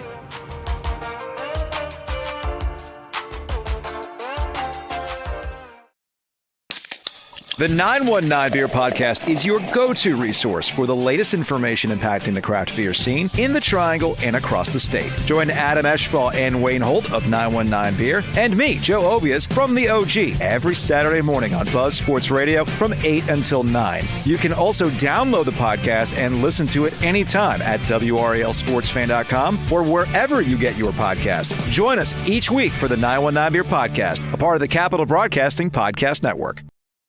Forward with NACY, Inspiring Entrepreneurial Action, a podcast that shares the stories of everyday entrepreneurs, entrepreneurial leaders, and the communities that support us.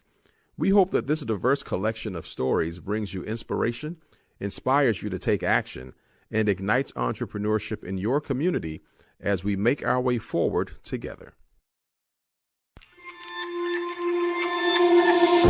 Walking in someone else's shoes, seeing it from a different view, learning to appreciate our differences for the better. So much more than our backgrounds, deeper than a you or a pronoun. As unique as you are, you yourself are strong. Bring the change, put the work in. Let's bring the change, gotta put the work in. Let's bring the change, it's all worth it. We all belong, we deserve all our voices to be heard. It's who we are, who we are, who we are. Yeah, take some courage and a little bit of unknown, mixed with kindness and watch how it grows. It's who we are, it's who we are. I'm trying to get the lens in focus so we can see eye to eye. I know that the grass is greener when we see the other side. Even if courage is borrowed, then there's hope for our tomorrows. And believe we're all worth it, can be the change, put the work in. We all deserve all our voices to be heard. It's who we are, who we are, who we are. Yeah, take some courage and a little bit of unknown, mixed with kindness and watch how it grows. It's who we are, it's who we are. Oh, to be the change, we gotta put the work in. Oh, let's be the change, put the work in. You put the work in, you gotta put the work in.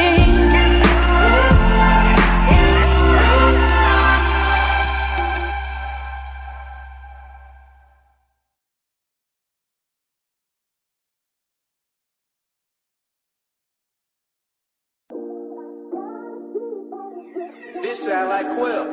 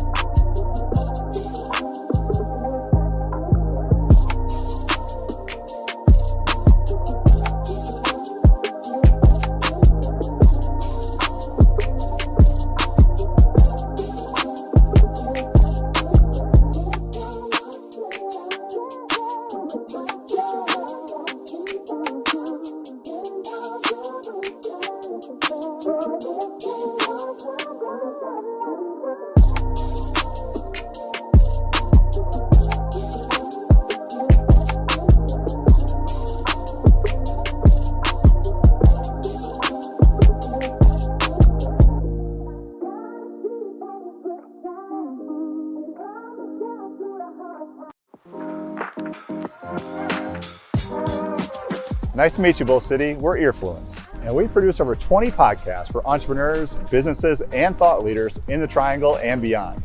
And we recently moved to downtown Durham, right here at American Underground. If you're a creative entrepreneur, you know that finding the right space to support your projects can be difficult and usually very expensive.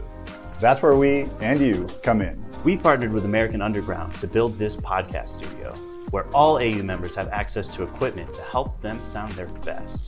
And we're so excited to celebrate this new space with you today as we're live streaming 8 episodes at this podcast marathon. To learn more about us, visit www.earfluence.com. But for now, enjoy this episode.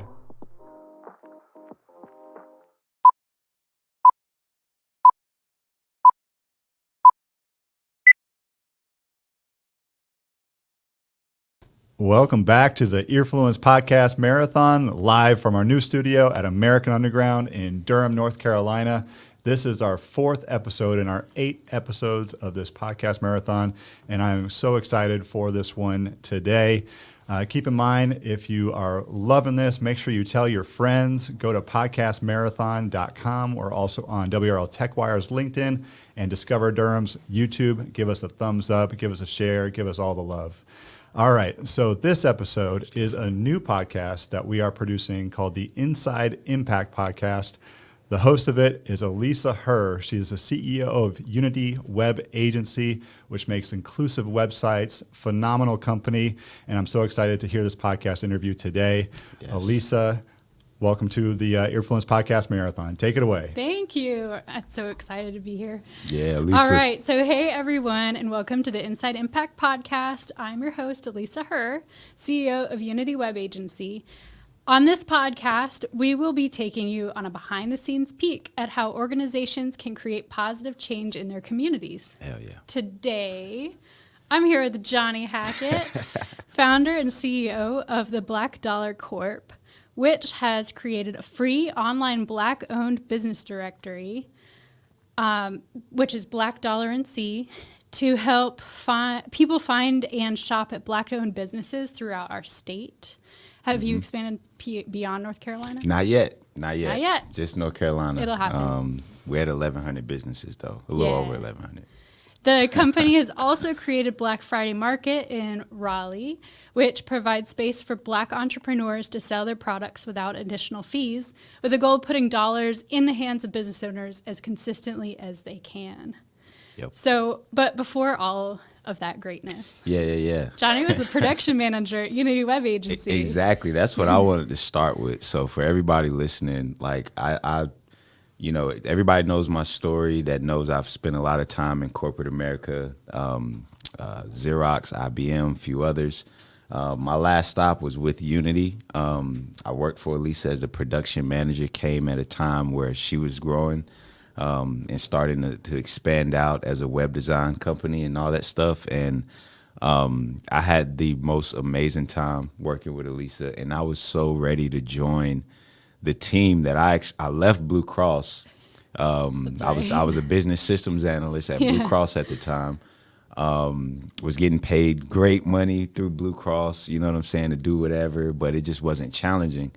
And I wanted to do something different that actually made a difference, took less money to come work with Elisa, and even left Blue Cross a month before I was about to get like a huge bonus. Like everybody gets these huge. Yeah, I don't think I've ever told you that. Like it was, if I would have stayed like 3 weeks, 3 more weeks, I would have received my annual bonus like from Blue Cross. That was like, pretty much like maybe 3 times of a normal paycheck or whatever. I didn't want it. I was ready to like get out of there, and I was like so inspired and impressed with Elisa and interviewing with her and learning about the business and Unity, everything you were doing. I was ready to jump ship, man. I was ready to hire you on the spot. It was awesome, man. So, and like, I created this online directory, this website, and I had all this experience, just through Xerox and through IBM, but with Elisa, with you, I learned so much from, just some of the behind the scenes stuff that I didn't necessarily think about as much when it came to building websites. And I tell everybody, like, you are the true genius when it comes to websites, man, and design. Thank you. And I tell everybody, like, you're the talent too. Like, so you like to just develop. You don't want to deal with all the other stuff. You like to build stuff, make it great, like really help clients. And I take a lot from that because that's how I am. It's like I want to sit in my comfort zone and my strength area. I want to do what helps other businesses. Yeah. And the other and then stuff you hire I don't the want other to. good people to do the things you're not great at. Exactly. Yeah. Exactly. I learned a lot from you with that. So, thank you, for giving me that opportunity, and thank you for supporting Black Dollar.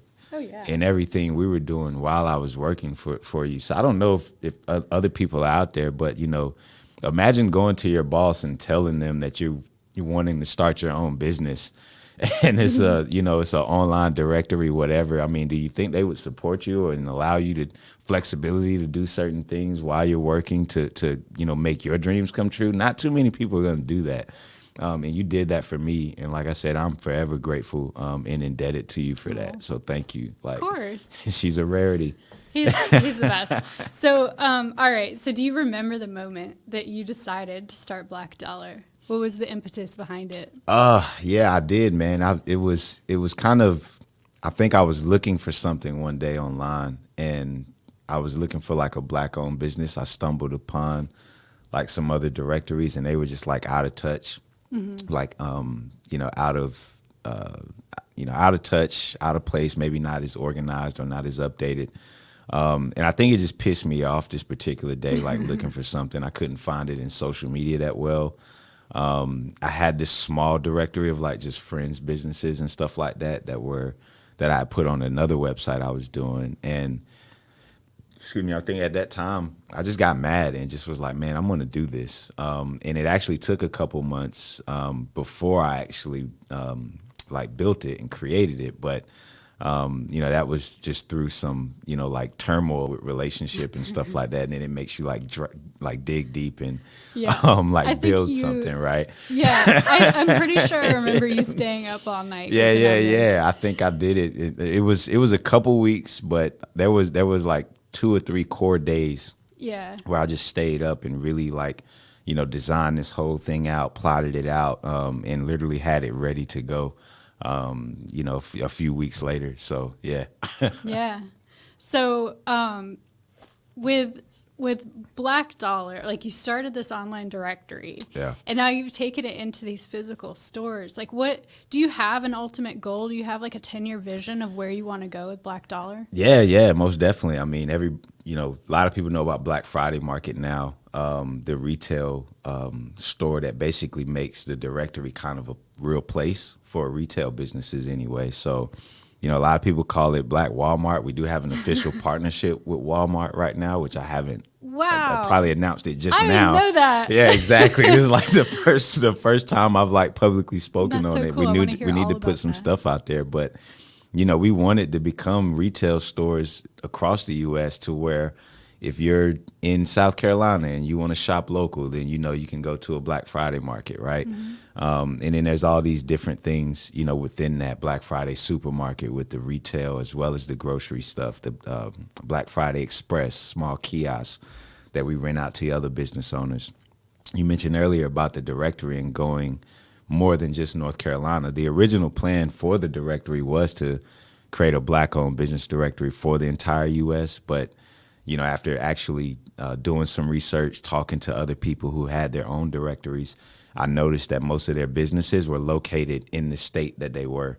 So it made sense for us to just say, all right, let's just focus on North Carolina. Let's not try to attack the whole U.S. just yet because we need boots on the ground. And we'll start with North Carolina and then expand to the entire U.S. So that's still the goal. We want to be everywhere with it. So 10-year plan is more stores, bigger presence on the directory. In this new project we've got going on, we want that to grow as well. That's exciting. Yeah. So you're from North Carolina, right? Greenville, South Carolina. Okay. South Carolina, born and raised in Greenville, South Carolina. But I've been in Raleigh, North Carolina since '98, so that's more than half my life now. Yeah. So I might as well be from here. Yeah. Well, you're still a Carolina guy. Yeah. Carolinas, man. South Carolina, North Carolina, it's all the same, man. Right there. Definitely. So what's your favorite success story of a business, like that has worked with Black Friday Market or Black Dollar? Oh man, so with the store part is easy. I think a lot of people pay attention to the amount of sales that we get, which is cool. But the biggest success story is seeing other business owners that move on from our store and then open their own store. We've had 4 or 5 business owners who, through the success or exposure that they were getting from being in Black Friday Market, now they have their own storefront.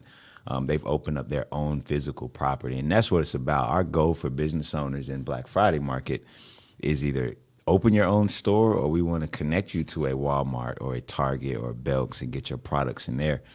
That's kind of our end goal and what true success looks like. From a directory standpoint, there's about 300 people a day going to that website now looking for Black-owned businesses. So we always get messages from business owners, thanking us for the directory. They continue to get hit up from people on the directory, from organizations, from consumers, whatever. So again, we just want to keep those numbers climbing and like grow it across the U.S. and I think we'll be good. Yeah. So how do people get on the directory? It's free. It takes 10 minutes of your time. So you can go to blackdollarnc.com. You'll see a button somewhere on there that says list business. Again, doesn't cost anything, just maybe 10 minutes of your time. You go through, fill out basic info, business name, social media info, a description, physical address if you have one. And then you can upload your logo, a couple pictures and stuff like that. And then, you're pretty much done. Like, we'll go ahead and do the rest. And then there's this cool map feature. If you do have a physical business, you can drill down, you can open up the map on the website and actually find and locate businesses, just like you would on Google Maps or something. You can zoom in, you can do searches through the map, all that good stuff, driving directions. It's pretty cool. Yeah, and they're all Black-owned businesses. Yeah, the directory is full of Black-owned businesses. Like I said, a little over 1,100 businesses now. Have lost a few in the last couple of years. We have this, maintenance thing every quarter. So if we see businesses that, have gone out or, no longer active, there's sometimes that number will go down. And you're like, how does it go down? But it's businesses close. Yeah. So sometimes. Small businesses. Yeah, exactly. So sometimes the number, goes down and then back up and stuff like that. But yeah, I mean, once you go there, it's pretty easy to sign up. Yeah, that's exciting. All right, so there's the first physical store that you opened was in downtown Raleigh, and it's the Black Friday Market. Mm-hmm. Tell us just a little bit about what made you, like, how did you get that store open? Yeah. So that one, it's so much credit back to, just a lot of things, that we worked on leading up to that. But our partnership with Black Flea Market, has been key. They do these market events all around Raleigh, and they have been or have become one of the biggest market event organizers in Raleigh for small business owners.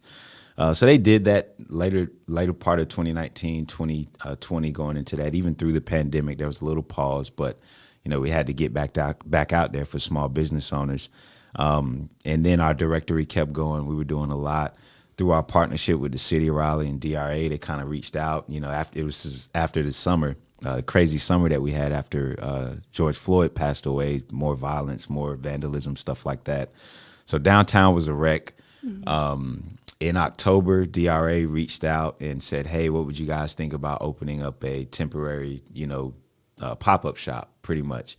And thinking about our whole team and our whole network, I'm like, yeah, that's easy. Like, that's, let's do it, right? So we put a plan together. We presented it to DRA, City of Raleigh folks.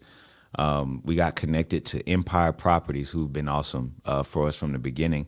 My man, Ben Steele, I met him down at 23 West Hackett Street one day. We were talking. He said, look, man, I know, they were talking about a temporary thing, but this is a corner spot in downtown Raleigh, retail. If you take this, like, we want you to be here permanently. Mm-hmm. Like, how do you feel about that? I'm like, hell yeah, let's do it. So we got creative on the lease to where it was like, all right, we'll do it for a couple months. And like, if it doesn't work out, we can back away without any long-term commitment. They can back away type thing. But if it's working, we can let it automatically roll into a multi-year lease. And that's exactly what we did. So we got the keys to that place December 2nd, 2020. And we opened the doors December 15th, 2020, literally in 13 days to what that store looks like now. Like, it only took us, less than 2 weeks to open that store. And it was booming. I mean, it's been booming ever since. Like, I mean, it's been nonstop. The partners that we've had, the partners that we have, there are a lot of people who like are, investors who are owners in Black Dollar that people don't know about, like One of One Boutique. Shout out to my man Whit, Mills, TJ, all of them. Shadira at the Weave Bar. I'm probably forgetting people. I already talked about Black Flea Market and Jasmine and Dominique and them. Jay, or not Dominique. Dominique's just on my team. But, it's so many of us, man. We couldn't do that without like a team of support, you know what I'm saying? And that's why, we can accomplish so many things because there's so many of us. Yeah. So, we all banded together, man, and in 13 days open those doors, man. And it's been rocking and rolling for small business owners ever since. So that's great. I remember coming out there and seeing you towards the beginning, and I think you were sleeping in there. You were just there all the time trying to make it work. Yeah. And Clark it's working. It's great. Yeah, Clark gets on me about that. He says I sleep upside down in there or something like that. But I spend a lot of nights in there. I know you want to be Batman. So. Yeah, I know, man. I spend a lot of nights in there. It's cool, man, because, we just, for me as a leader, I don't want to ask anybody to do something I'm not doing. So I'm always going to be one of those guys, like the first to get there, the last to leave type thing. And I'm going to pull my weight so that the folks who, I've been blessed to lead, they have an example to follow. So that's what I do. So one of the things that we talked about probably a year ago was you expanding from just Raleigh into Durham. I think Wilson was maybe on the list. Yeah. There's a few other places. So before we move into talking about Durham, which I definitely want to do today, tell us a little bit about what's next. What's coming up next for Black Friday Market? Yeah. So Black Friday Market, we did launch the Black Friday Express a couple months ago. So like a small kiosk that we allow business owners like to rent out themselves through a partnership with Downtown Durham Inc. and Nicole Thompson. They've been great. We've obtained a 300 square feet space right on Main Street, right around the corner from here in Durham, actually. A Black Friday Market Express, or Black Friday Express, how we call it. And we're going to allow business owners to basically operate that space on their own, to go into a storefront, physical location. We'll kind of use it like an incubator space where folks, the same things that were done for us, like folks who are thinking about going into their own space, come up with a creative lease plan that allows them some early access to it, but then allow it to roll into something more long-term if they're comfortable in doing that. So those Black Friday Expresses are popping up everywhere.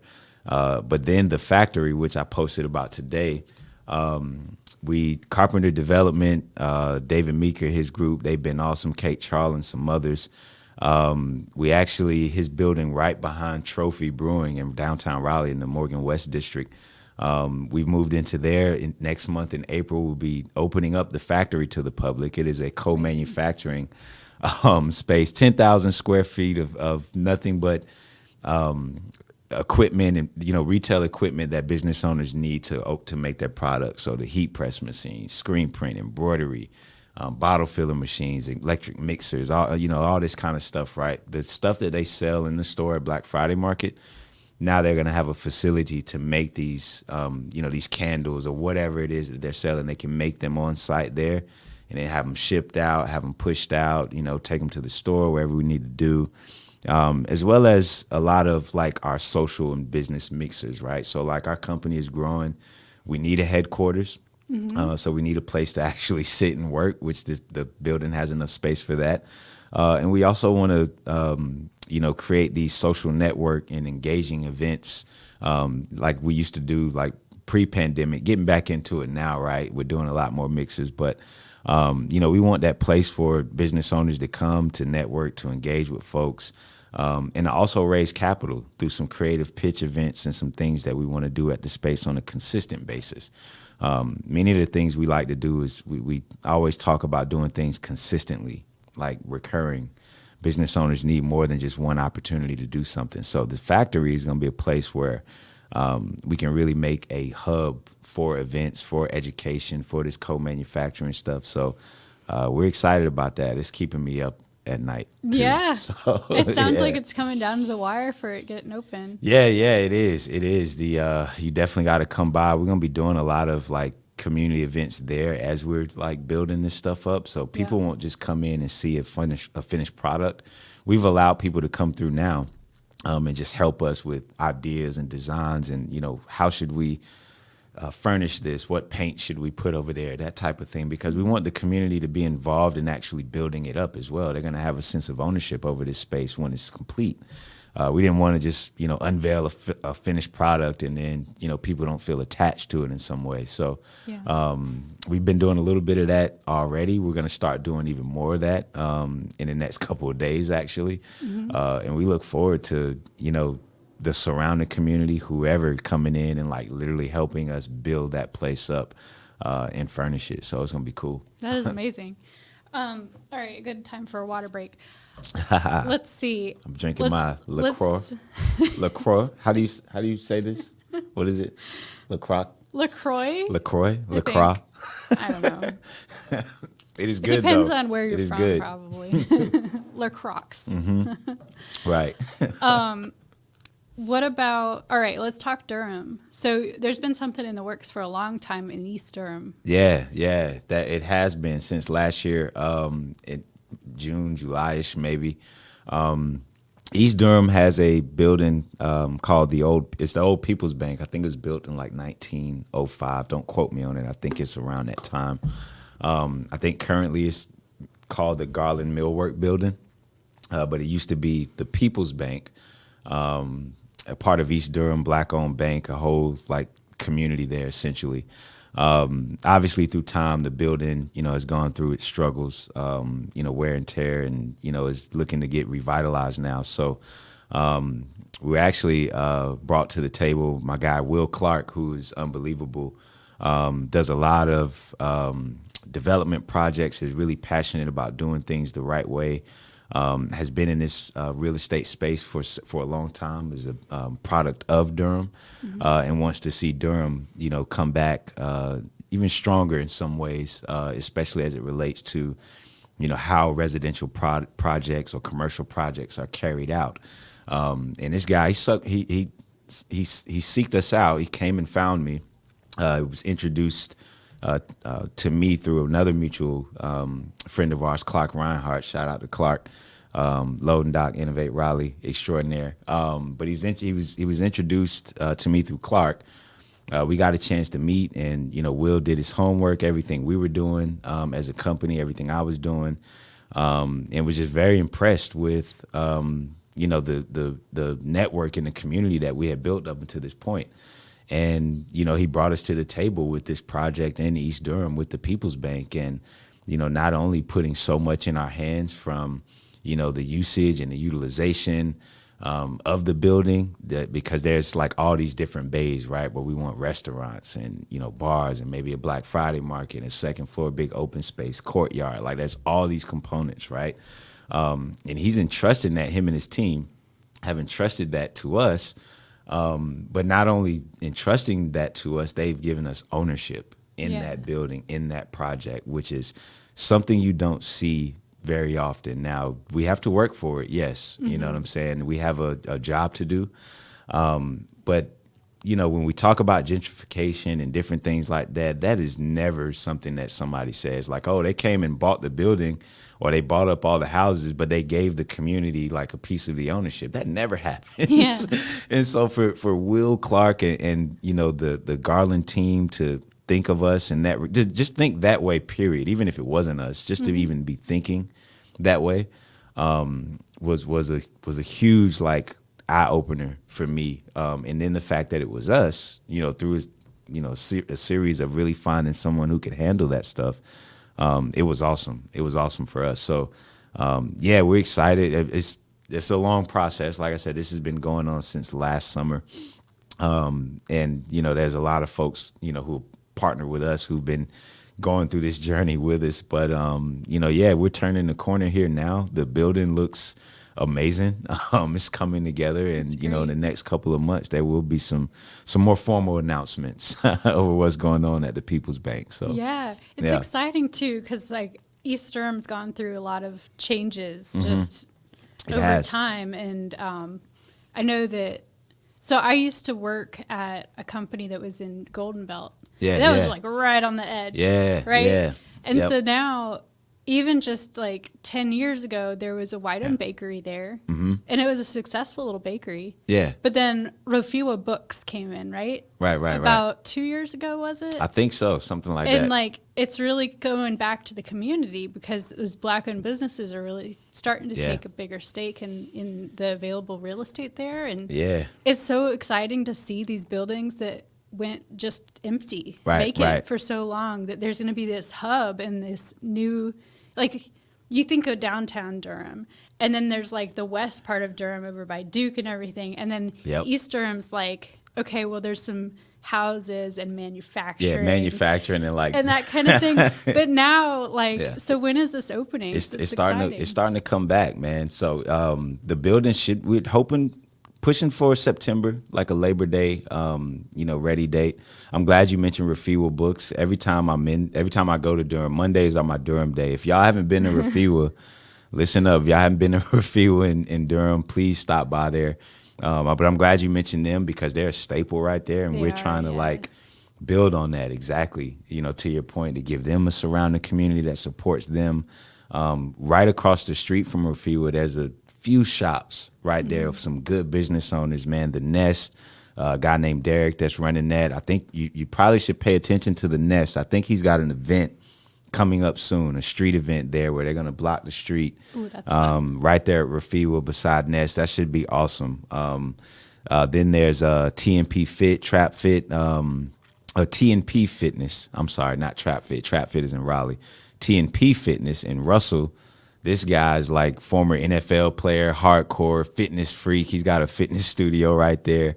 And then there's the Mike D's Barbecue. Like, that's right there. This guy will build you any type of grill you want, and creates, the sauces, the spices for barbecue and stuff. But I mean, if you're looking for somebody to have a grill built, this guy, Mike D, will get it done. I mean, he is amazing. But, that's just a few of the business owners that are right there. Who, when we come in, we're trying to build on what they're already doing and support that area, and ultimately drive traffic to each one of these businesses, and also create a sense of community there that people can be proud of around there. So yeah, that's exciting. Yeah, it is. It is. So all right, so that's September-ish. Mm-hmm. What about the one on Main Street, the Black Friday Express? Yeah, so the Black Friday Express on Main Street, that is, it's Will Clark calling me now. Main Street is right around the corner. Yeah.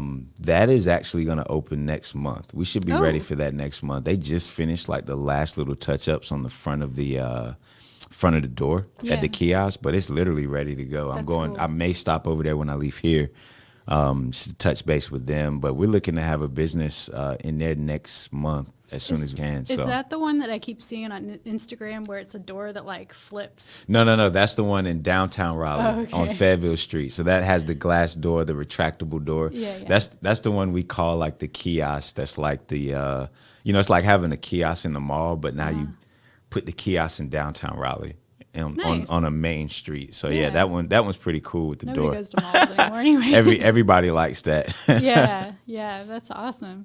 All right, so before we get into like, I want to talk background more with you, but are you able to talk about this Walmart thing? Yeah, most definitely. Okay. Most definitely. I want to hear about this. So Tell us about it. the Walmart partnership, this is like literally an exclusive right here. And we gotta put it out more. I gotta be better about that. But last year, our partner Seed Spot is a business. They're a top 5 business accelerator in DC. And they exist to educate minority business owners, small business owners, get them ready to go, all that stuff. Met them through City of Raleigh, through that partnership. And they reached out, Zach, who's the CEO of C Spot, he reached out in June and he's like, hey, Walmart has this grant, man. And, I think we should apply for it together because you're doing everything that the grant suggests that you should do for the partnership. And he's like, and we're the nonprofit. So like, if we partner together, we may have a good shot at this thing. And it's one of those things like, I have my own feelings about grants. So I'm like, all right, whatever. You know what I'm saying? Like, okay. So we worked for the next couple months, work sessions every other week, something like that, put together this amazing, like presentation and grant submission for Walmart at the deadline. We submit, I think after we submitted, literally 2 weeks later, we were like a finalist. And then maybe another 2 weeks after that, it's October. I think it was the beginning of October. I get a phone call from Zach. I'm in Durham. I get a call from him. He's like, yo, we got the partnership. We got the grant. And I was like, yo, are you serious? And so like from October through January was like, real rapid fire, like trying to, finalize all the details and everything with Walmart and all that good stuff. And then in January, because the partnership is more than just financial. So yes, there's this grant, right? And they've invested in both us at Black Dollar Corp as well as Seed Spot, right? But then it comes with basically this access into everything that is Walmart. So like starting in January, I'm getting emails, Walmart is looking for Black-owned food producers, put this in your network. So like we're getting that information and we're putting it out there in the network now. Walmart is looking for other minority business owners in retail. Walmart is doing this master class on retail with Walmart execs and stuff. And we're putting all this in our network and in our newsletter. And that has like been the most amazing part to this whole thing. Even outside of the finances, being able to connect these retailers to that type of information. Again, our goal starting the store was like, all right, yeah, we want to get you to Walmart. Right. And now we literally have Walmart, like, you know what I'm saying, as a Asking partner you with us. for Like, that. yeah, they're Oh, that's asking so for cool. these recommendations and stuff like Yeah. that. So, So- it's been awesome. I don't even know if I've had time to really sit back and process. Like I said, we haven't announced it. Yeah. Walmart did make an announcement, which included us. It was a press release that they put out. Nothing flashy, but they did put that information out. I think there's a link out there, but we haven't announced it until now. And it's crazy because I was thinking, like the other day, like, man, we need to announce this. Like, we need to talk about it. Like, So is the goal to get these products, like, is Walmart's goal to get these products that are currently just at Black Dollar or Black Friday Market or businesses that are like in North Carolina, like Black-owned businesses in North Carolina, into the shelves of Walmart, like across the country, or is it like regionally? I think it's a thing across the company. It's a corporate-wide initiative for them. And so, last couple of years have been crazy through the health pandemic, through the social pandemic, right? Through all this stuff. There's been a focus on supporting African-American business owners. There's been a focus on minority-owned business owners. There's been a focus on supporting local business owners, right? So I think it's just one of those things where Walmart sat back and, came to a realization that, hey, maybe they could do more. Maybe they need to, put both their money and the access to them, where their mouth is, when they say certain things, right? So I can't wait to see it. Yeah. I think that's what led to that. Again, we aren't the only ones that, we're blessed enough to benefit from this partnership. So I think they're looking for minority-owned products across the board, across the country. Again, they've kind of opened this access up to a few businesses where we can get businesses to them. Yeah. They've opened these classes up, and some of these like there's a Walmart master class that they're doing on the 17th. Is that tomorrow? I had to make sure. So tomorrow, yes, Walmart has a master class featuring a lot of their execs and other folks. If you don't have the information, like hit me up on LinkedIn or something and I'll get it to you. It's free. But stuff like that, I think they're just trying to like open up that window and get all types of feedback and products in. And I think it's a good thing, man. I think it's good for them to support these business owners in that way. And like I said, it gives us an avenue to like connect business owners into. So it's Yeah. pretty cool. I can't wait to see the success story of that. Of Yeah, like, yeah. You know, and I think it's so cool that you're opening the factory where like maybe there's a company that wants to take like to be part of this Walmart initiative. Yes. But they're like, well, we don't have the resources to be able to amp up our production to get them the quantity they want. So then you've got this factory where it's like, okay, well, here we've got your bottle fillers and mixers and everything. And like now they have the resources or better resources than maybe they had before to be able to create the bulk quantities that you would need to be able to sell in a store like Walmart. Exactly. Yep. That's And so cool. that's why I want to join this, this masterclass thing. There's another one they have in a couple weeks as well. But I'm trying to get up to speed with some of Walmart's like policies on that, so that we can help educate business owners, because there may be you got to be able to meet this type of demand, or maybe there are just other like quirky requirements or red tape that business owners have to meet to be able to have their products in Walmart, and we want to be able to help with that too. So I got to get up to speed on some of those practices. And then we can help shepherd business owners to it. So that's cool. So it's just starting out, but maybe a year from now we'll meet again and talk about yeah. it. And Well, you'll be like, well, look at these 300 or 300 businesses we helped get over to Walmart. Exactly, So cool. man. I'm that's what I'm hoping. So it should be cool. So when you like a year, when was this? It was you found a black dollar in 2018? 2019 is when we actually officially launched. The In website. February Right. 2019. Yep. And like before that, so you were at Unity. Yeah. But then you have had all these experiences at giant companies like Xerox, IBM, Blue Cross, Wells Fargo, all these places. Right. Were you nervous to like go out on your own? I wasn't. I wasn't nervous. I think because I did it before in 2008 with the Life Foundation. Yes. Took the jump. You know what I'm saying? Like took the jump, went out there and it failed. It failed. We did some good work, but we couldn't sustain it. So I've had some failures. I think what is different with this one in 2018, 2019 with the Black Dollar Corp, I give a lot of credit, to my lodge, Widow Son Lodge number 4, which, I've talked a lot about them. Yeah, you know them, right? So like there is like, they gave me the confidence to really, like, hey dude, you got it.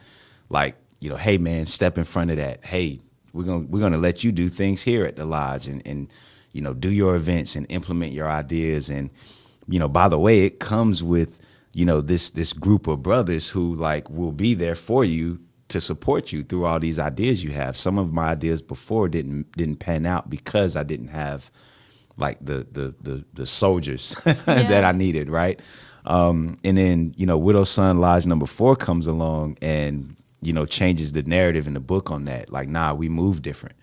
And I think that is the difference here. I was never nervous, but the confidence was just through the roof when I thought about the support system I had in my lodge in number 4 in Widow Son. And so like, from that standpoint, man, I felt like I could do anything, and I was just jumping, man. So, and that's how it is. That's amazing. Yeah. It's like this community around you.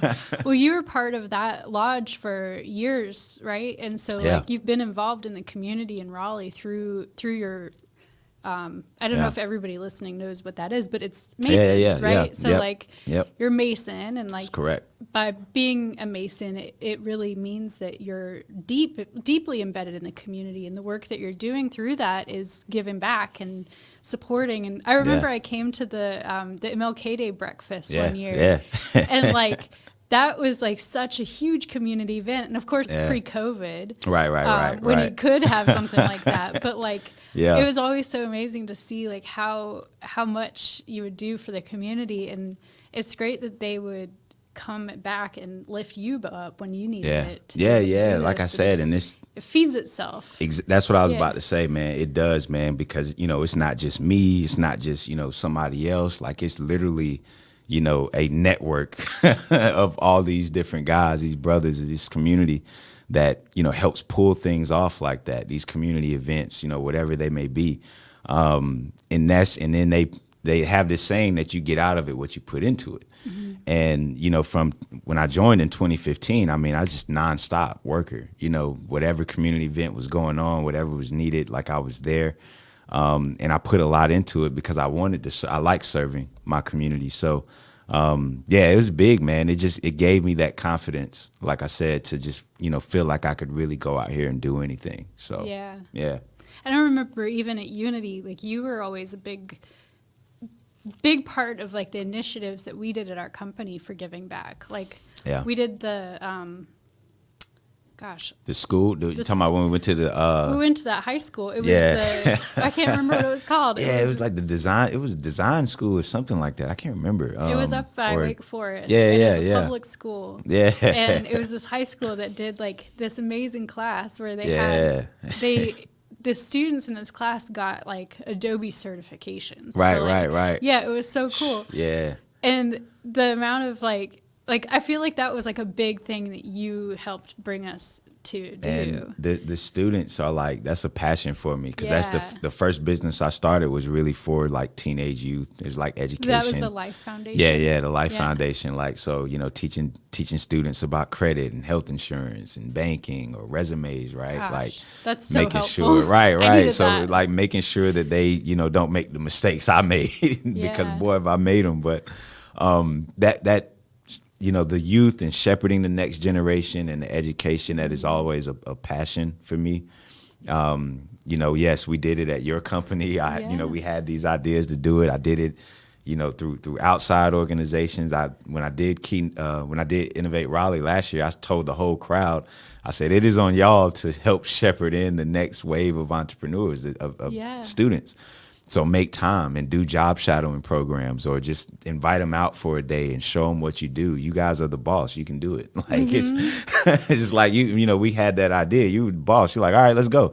Yeah. Like, and then let's do it. the mentoring that we did for that was like the class of seniors. It was a capstone project at NC Central. Yeah, we did. So I'm forgetting about all the stuff we were doing. So Elisa volunteered her time. You volunteered your time too. We all did. But you allowed us to do that. Yeah. You know, through your company, through time when we're working on websites, and you allocated time for us to do that. And like I said, you don't find that everywhere. I had a friend that was at Central working on this capstone project with this whole team. I think they had to build a website or something like that. And they were just struggling. Aaron. They were struggling like crazy. And so like, you know, he hit me up and I asked you about it. I said, hey, how would you feel about having their class just come into the site and, you know, kind of helping them, you know, with their website stuff, right? And you did not hesitate. Like, yeah, let's just get it on the calendar. Yeah. And so now, you know, we're at the job at the Frontier, and we've got like 8 or 9 kids, or students, I should call them, 8 or 9 students coming in, and they're just asking all these questions. Elisa is helping, Bud is helping, I'm helping, Lexi, man. That was so fun stuff, man. Yeah. Yeah. You were such a connector. Like, you seem to know everybody, and like you're like, oh, you want to do this thing? Like, I know exactly who to introduce you to. Yeah. It's awesome. So let's see, how much time do we have? 10 minutes. Okay. 10 minutes. Very cool. Mark is the sound guy back there, or the 10-minute guy. Nice. All right. So let's talk community then. Yeah. Most definitely. Let's do more of that. More of community. Yeah. So as someone who grew up for a lot of your life in Raleigh, like, you've started this business and you've based it out of Raleigh. Yep. And now you're expanding beyond. We've talked a little bit about Durham. What about to the east? Are you doing any initiatives out to the east? I'd like to. You know, Charlotte is that's the west. All right, that's west. Okay, hold on. East. Let's go the other way. Wilmington. Yeah. Yes, Wilmington. Wilson. So what I was thinking about Charlotte, because I've always had this plan of like going to Charlotte, but then letting it spread back. to the east to meet us because I feel like we don't have as much traction there. But the same goes for Wilmington. Yeah. And, that way, and then letting it build back west to us, right? We have a small, we have a presence of businesses on our directory in Wilmington on the East Coast. Not as much. It's not as strong as Raleigh, obviously, but, we want to build that up. A lot of people have talked about Black Friday market being out there. They think it would be so cool. Like it would get so much, just support, from that community and things like that. And I'm always down, like to go like anywhere. I don't turn any like idea away or anything like that. So like, and Will McGuire, one of our partners, he actually has I think his family has like a house out there in Wilmington. He's always trying to get us to go out there, like take a weekend or something like that. Yeah, I'm gonna try to, man. I am. Jasmine and Jay and the girls, I know they really want to go. Like they've already asked him twice, but I think the dates didn't work out. But they're gonna get me out there in the East. I'd love to, like I said earlier, I want as many businesses across the state of North Carolina as we can get, and then we're gonna go across the United States. So we've got to go that way. Yeah. For you as an entrepreneur, you mentioned a bit, well, actually, even not just even being an entrepreneur, but with the Life Foundation, the kind of education that you're trying to, like life skills education, what are things that as an entrepreneur you want these entrepreneurs that you're starting to shepherd through this? Like, what are some things that you want to make sure that they learn? Yeah. Oh, man. Pie formula. We might have talked about the pie formula before. I like pie. Yeah, everybody likes pie. And then typically when you say pie formula, people automatically go 3.14, like because that's the formula that people have heard of. But there's this other pie formula that is performance, image, exposure, and it's basically, I think it was a guy that worked at IBM for a bunch of years. He never got promoted.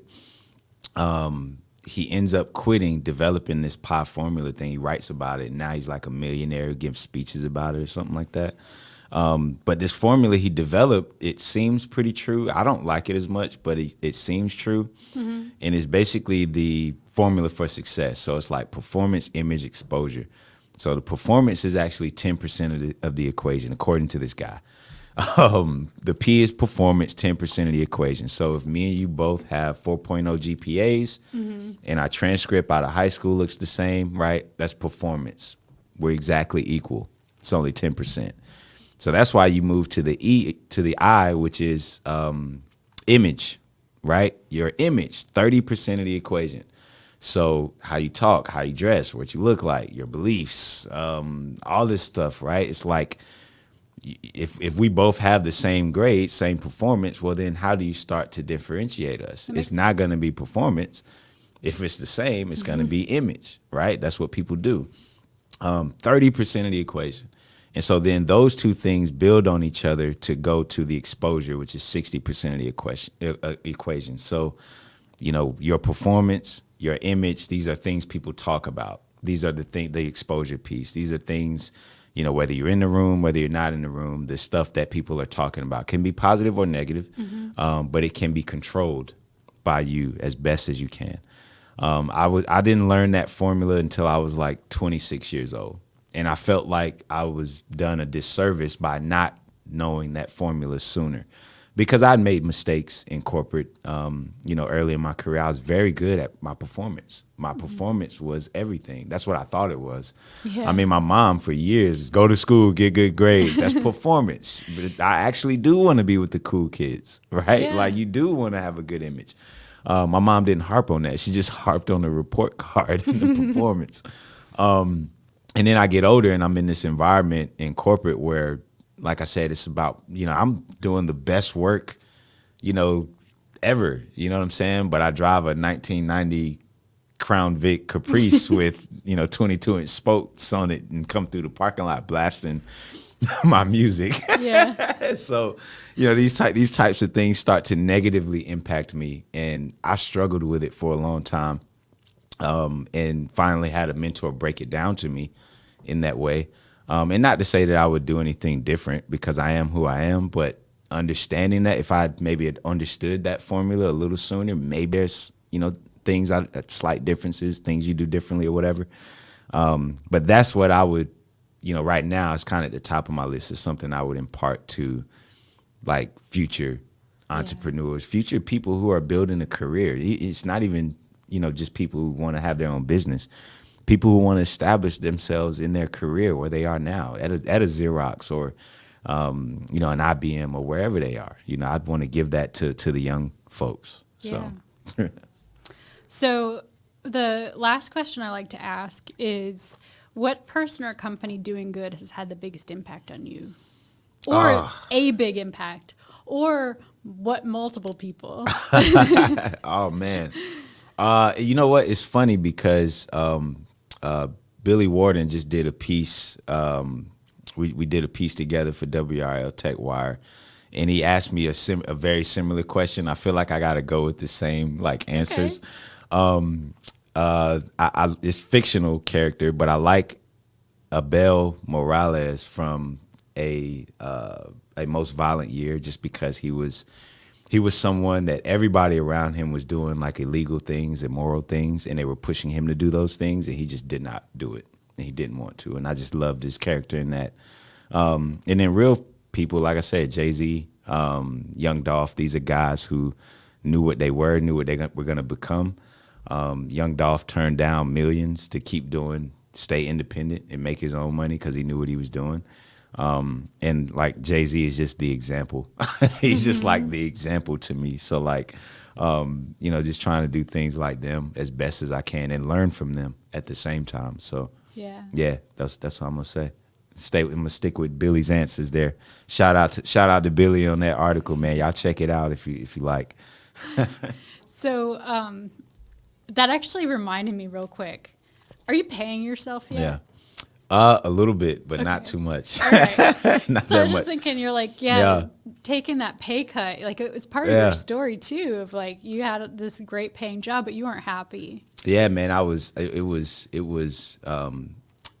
had made a decision before Blue Cross. When the decision I made that led me to Blue Cross was a decision I made for money, and it was the worst decision I ever made, because I left an environment in IBM where everybody there is great and is tech geniuses. And then Blue Cross Blue Shield, they literally only have a tech department because 2022 demands that you do. Yeah. If they could file claims like it was 1958 with paper claims, they would be glad to do that right now. I worked at a place like that. Yeah, they're an insurance company. They're not a tech company.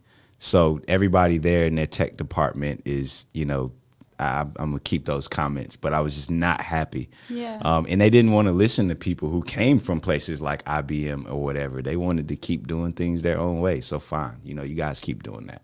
And I was just unhappy. That's why I left money on the table. Pay. I don't care about that. So then you were at Unity. Yeah, I was at Unity and just complete happiness. Right. It was great.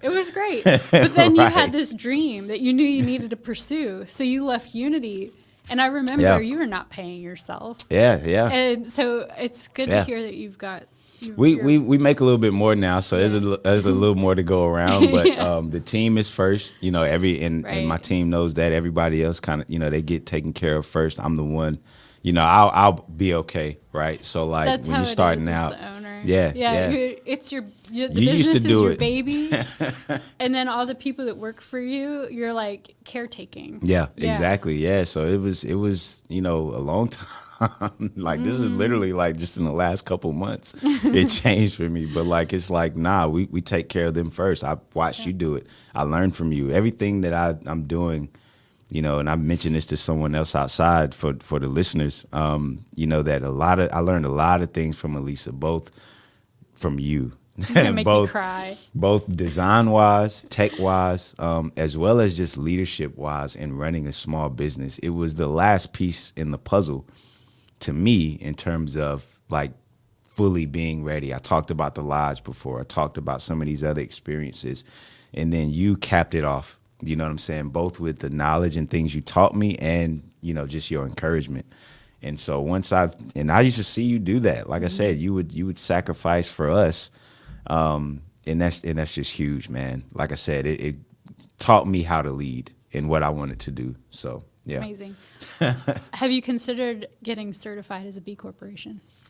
You know, people have been asking me about that because of the work that we do. Yeah. Just because of, you know, the work that we do. They're like, yo, man, you should really look into becoming a B Corp.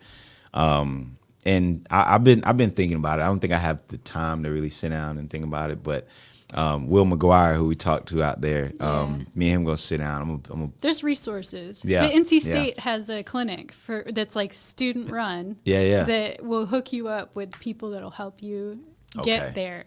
I need to do that. You should do it. I might do that. Yeah, we're gonna look into that because I've been told that a few times. Yeah. Well, I think that you're the right fit for that because and you know what the good news is, there's even resources for Black-owned businesses that they're trying to get more Black-owned businesses to be B Corp certified because there is that barrier. Right. There's that barrier for exposure, like you said. Yeah. There's a barrier for financial because of the exposure, all that. And B Lab is really doing a lot to help businesses like yours become certified. I'm gonna surprise you. I'm gonna surprise you in a couple months.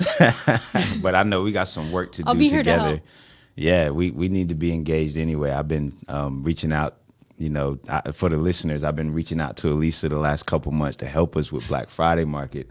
And she's gonna be able to take us, for the business owners in the store and Black Friday Market, if you're listening, you know, Elisa, Unity Web Agency, they're gonna take us to where we need to be. And you guys already know what I'm talking about for the back end users, but we're gonna get that work done. It's gonna be awesome. Awesome. Well, thank you again for joining me, Johnny. Yeah. It's always awesome just to see you and chat with you. If people want to learn more about you and what you're up to and hear about these amazing announcements, how do they connect with you? Yeah. So I would say our newsletter first. Definitely sign up for our newsletter. Again, the website is blackdollarnc.com. The NC stands for North Carolina. You scroll all the way to the bottom, you'll see a newsletter, sign up. And then just social media. Just follow us on Instagram at official Black Dollar or BLK Friday Market. And the same thing for LinkedIn. It's the Black Dollar Corp. Facebook, I think, is BLK Friday Market. But once you hit the website, you're going to see all that stuff. That's so great. You'll know how to get us. That's awesome. Yep. Well, thank you, everybody, for listening in to the Inside Impact podcast today. To learn more about what we're up to at Unity Web Agency, you can visit us at unitywebagency.com. And if this is the first time that you're tuning in, it is the first time you're tuning in because this is our first episode that's live. But you can, is there a QR code that's at the bottom right corner of the screen, and you can follow the show there. So up next in the American Underground Podcast Marathon is First Check. And I'm Elisa Herr, and thank you so much. And I'll talk with you next time on the Inside Impact podcast. We are the innovators, the creators, the risk takers, the movers and shakers, the rule breakers. We're the hustlers, disruptors, kick the dust up, muster up the strength to trust in our strengths. We're a collection of the curious, a posse of problem solvers, a group of grit and ambitious people. They call us underground because that's where seeds grow. They call us underground because we do it different than the mainstream as we turn daydreams into great things. We're different. We may scream, "Hey you," because we're getting your attention. Hey you, the atomic symbol of gold. Hey you, an alternate universe where we support the fruit of your genius as it unfolds from bold conviction. We're a campus of doers, a herd of helpers, a gaggle of good ideas from go-getters. Don't act like we know better, just that we know something. And take that know something and turn it to mo somethings. We're learners, earners, burners of the midnight oil. And if our night is foiled, we return to soil, underground. And then rise again with our tribe again, and we try again. Hey, you.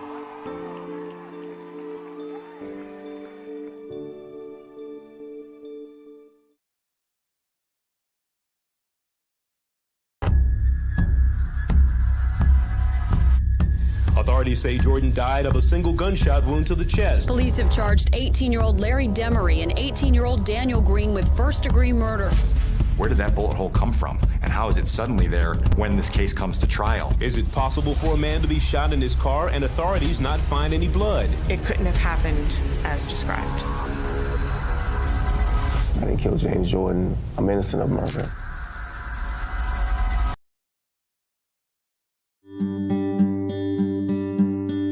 The Maternal Health Learning and Innovation Center is a national resource center dedicated to eliminating maternal health inequities and improving well-being for all families in the U.S. It is through collaboration with our experts and stakeholders that we can help to advance maternal health through community and clinical engagement, policy and systems change, and innovations in maternal health. Our team is made up of national maternal and child health organizations to develop and distribute free trainings and webinars to inspire innovation and new policy in maternal health. Learn more about us and the work we're doing to help improve maternal health outcomes. Visit maternalhealthlearning.org.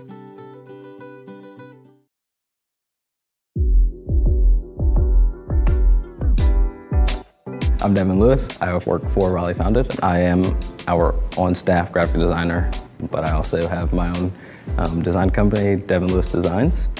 I'd say the biggest benefit has been some of the lasting connections I've made. People who I'd like to keep in my life for a long time, and them giving me the opportunity to do our rebrand. My work with our rebrand has afforded me other opportunities. So far, that's been a pretty great experience. I've been working to make sure that people of different walks of life feel like they're welcome and they can see themselves in the things that we're doing.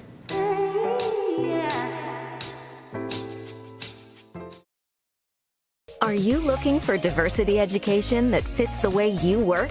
The diversity movement offers a new way to improve workplace culture. Anytime, any place. Micro Videos by the Diversity Movement delivers brief, to-the-point insights that teach you how to speak, interact, and lead more inclusively. Our videos are created and curated by proven business leaders and diversity experts. With Micro Videos by the Diversity Movement, it's micro learning for maximum impact.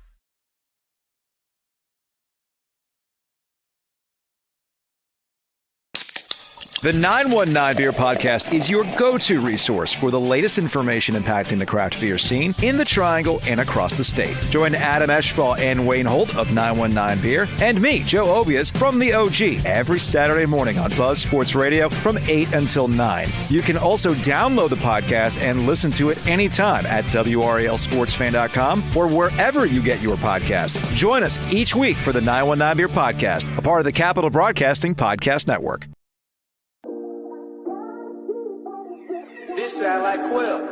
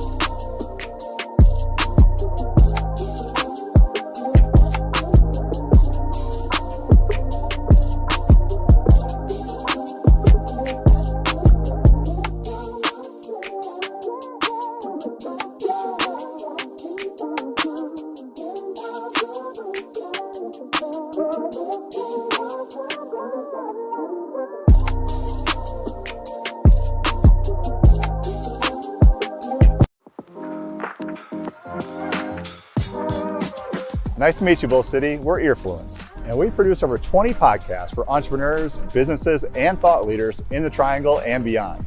And we recently moved to downtown Durham, right here at American Underground. If you're a creative entrepreneur, you know that finding the right space to support your projects can be difficult and usually very expensive. That's where we and you come in. We partnered with American Underground to build this podcast studio, where all AU members have access to equipment to help them sound their best. And we're so excited to celebrate this new space with you today as we're live streaming 8 episodes at this podcast marathon.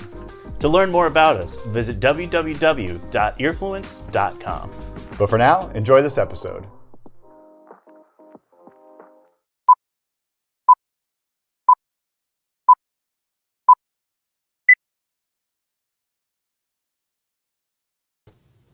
Welcome back to the Earfluence Podcast Marathon live from American Underground in Durham, North Carolina. I am so excited for this episode today of the First Check Podcast with Tim McLaughlin. But before we get started, just so everybody is aware, if you want to tell a friend about this, head on over to podcastmarathon.com. Give us some thumbs up, give us some comments, do all the things so that this podcast can get out there, and be sure to subscribe to it as well with the QR code in the bottom right. All right, now with that said, the host of the First Check Podcast, Tim McLaughlin, is a partner at Co-Founders Capital. I'm sure he'll get into it, but they just raised Fund 3 of their fund, which is just phenomenal, invested in the Southeast. So I'm going to give it over to Tim, your host of the First Check Podcast, Tim McLaughlin. Well, thank you very much, and it's good to be back, and it's good to be back live in person and with my friend Jason Caplain from Bull City Venture Partners. How you doing? Good. How are you? Thanks for having me. I'm doing great, and I'm gonna let you tell everybody kind of about what you do and how you think about investing. But for our new listeners for the First Check Podcast, our goal really is to kind of help investors or entrepreneurs that are raising or writing their first check. So how to think about investing, what kind of questions to ask. So that's how we're going to kind of orient the discussion. But before I hand it over to you, I have to ask you a question. So I went and I was looking at all your accolades on LinkedIn like last night. What can we talk about? And I saw that we had 371 mutual connections. And I'm like, oh, that's pretty cool. This is like a cool, tight scene. And then I noticed that we weren't connected, even though we've known each other now for 8 years. By the way. So my question is, why did you just keep ignoring my connection request for the last 8 years? I think last night's, I think when you asked last night to connect with me, I think that was like the 8th or 9th time in the last 12 months or so. I think you've timed out now. I have a hard policy that I don't request a connection for the 10th time. So hopefully you'll accept this one. Maybe after today. So we'll see how it goes. We will see how this goes. There's a lot of pressure now on how this going well. So why don't you just tell everybody listening a little bit about Bull City and your focus and your investment thesis? Yeah, thanks, Tim. So for the last 21 years, we've been investing through 4 funds now, in entrepreneurs, mostly tech companies, software and internet-related companies along the East Coast. So mostly from Philly down through Atlanta. And about 60% of the companies that we funded over the last 21 years have been within like a 20-mile radius of where we sit here. So mostly in the triangle. And we have, I think what makes us a little bit different is that we have a little bit more of a focus on the repeat successful founder and than most other funds do. And then also we have a very concentrated portfolio. So if you look at funds outside of maybe like out in the Bay Area or New York, a lot of those funds have the spray and pray approach. We have a much more focused approach. So usually like 15, 16 companies per fund. And a lot of our companies are seed or early stage software or internet related companies. And as our listeners and potential investors are thinking about this, and even entrepreneurs that are going to raise capital, it's important to ask kind of the theses of these funds, because it's very hard to get them to convert outside of what their thesis is. Yep. Because they've raised money from other investors that they've told, hey, this is our thesis, this is what we're investing in. And if you go and you make an investment outside of what you're told your investors you would do, it opens you up to a little bit of liability there. So, there's some things that are very similar to what Jason said that we do at Co-Founders Capital. We're trying to invest in 15 to 20 companies in a fund, so a more concentrated approach, more hands-on, early stage technology. Yep. But one thing we say is we'll work with first-time founders, and that's just something where we're willing to part with founders that might be willing to give up a little bit more equity for a little bit more of our time, jumping in and helping them. So it's important as an entrepreneur to ask those questions, I think. Yeah. So like, if you look back over the last 21 years, 70% of our companies are led by repeat successful founders. So 30%, our first timers. And but there's no hard mandate around this. So if the next 5 companies we see are first timers and we love them, then we'll do we'll do all those. Similarly, if they're all repeat, we'll do that as well. So take me back to, I guess, the formation of Bull City Venture Partners. Yeah. So when you think about the name Bull City Venture Partners, obviously there was a city, a geographic component to what you were doing. So just what was the origin story? Why here? Why this region? Why the name?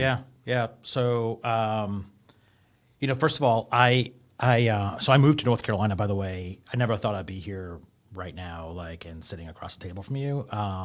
So I grew up in Massachusetts, moved down to North Carolina 23 years ago for Red Hat, and really kind of unfamiliar with the area and very, very heads down. But, over the last, 21 years of investing out of our 4 funds, it's been really interesting to see Durham really develop and on its own. And I think the density in this city is unmatched compared to the other regions that we have. And so I live in Raleigh, by the way. David and Michael both live in Chapel Hill. Mm-hmm. So this is a good central spot for us. But we really like the density here with other venture capital firms, the venture banks that operate across the street from our office that many of our companies work with. And I think there's a really strong density of tech companies, not only in the building that we're sitting in with multiple floors of companies, but also in the surrounding area of the American Tobacco campus, as an example. I remember in 2008, my wife was one of the first 4 employees at who my wife, first 4 employees at the Durham Performing Arts Center. Mm-hmm. And just seeing the evolution of this area and the name and Bull City Venture Partners was probably formed that name right around that time. Yep. It's just been great to see in this area. And this is one of the first co-working spaces that's been very well occupied that I've entered since, COVID, right? Yep. COVID really kicked off. And since I've come in here, probably in the last 25 minutes, I've seen about 15 people that I know and haven't seen in a long time. And there's just like a feeling about this community and what's going on. I think it's super supportive. Yeah. Lots of energy. It's it's become like a destination, especially for out of town people. So when we're going to lunch, we're constantly bumping into other people, or in the building. A lot of people come through, both out of town investors, other entrepreneurs. So people like you, which is great. So I think that's a different vibe than you may get from sitting in an office in the park. Nothing against the park, but it's just a different vibe. And that actually being in the park would be a shorter commute for me. So I choose to do a little bit longer commute for some of these benefits. You sacrifice, your investors just to where to get the greatest returns. That's good. All right, now people keep saying to me really got to. They say Jason's so much older than you, Tim. They really? They keep saying. I thought we're the same age. No. I don't know if we are, but that's what people say to me. They're I dye my hair. You really got to talk to Jason about the how venture capital's kind of evolved over the last 20 years. And I say, did you mean experience? And they said, yeah, I guess that's what I meant. I really meant older. But anyway, so experience over the last 20 years. How have you seen venture capital and investing, in this area, outside this area? What have you learned? What has changed over the last 20 years that you've seen?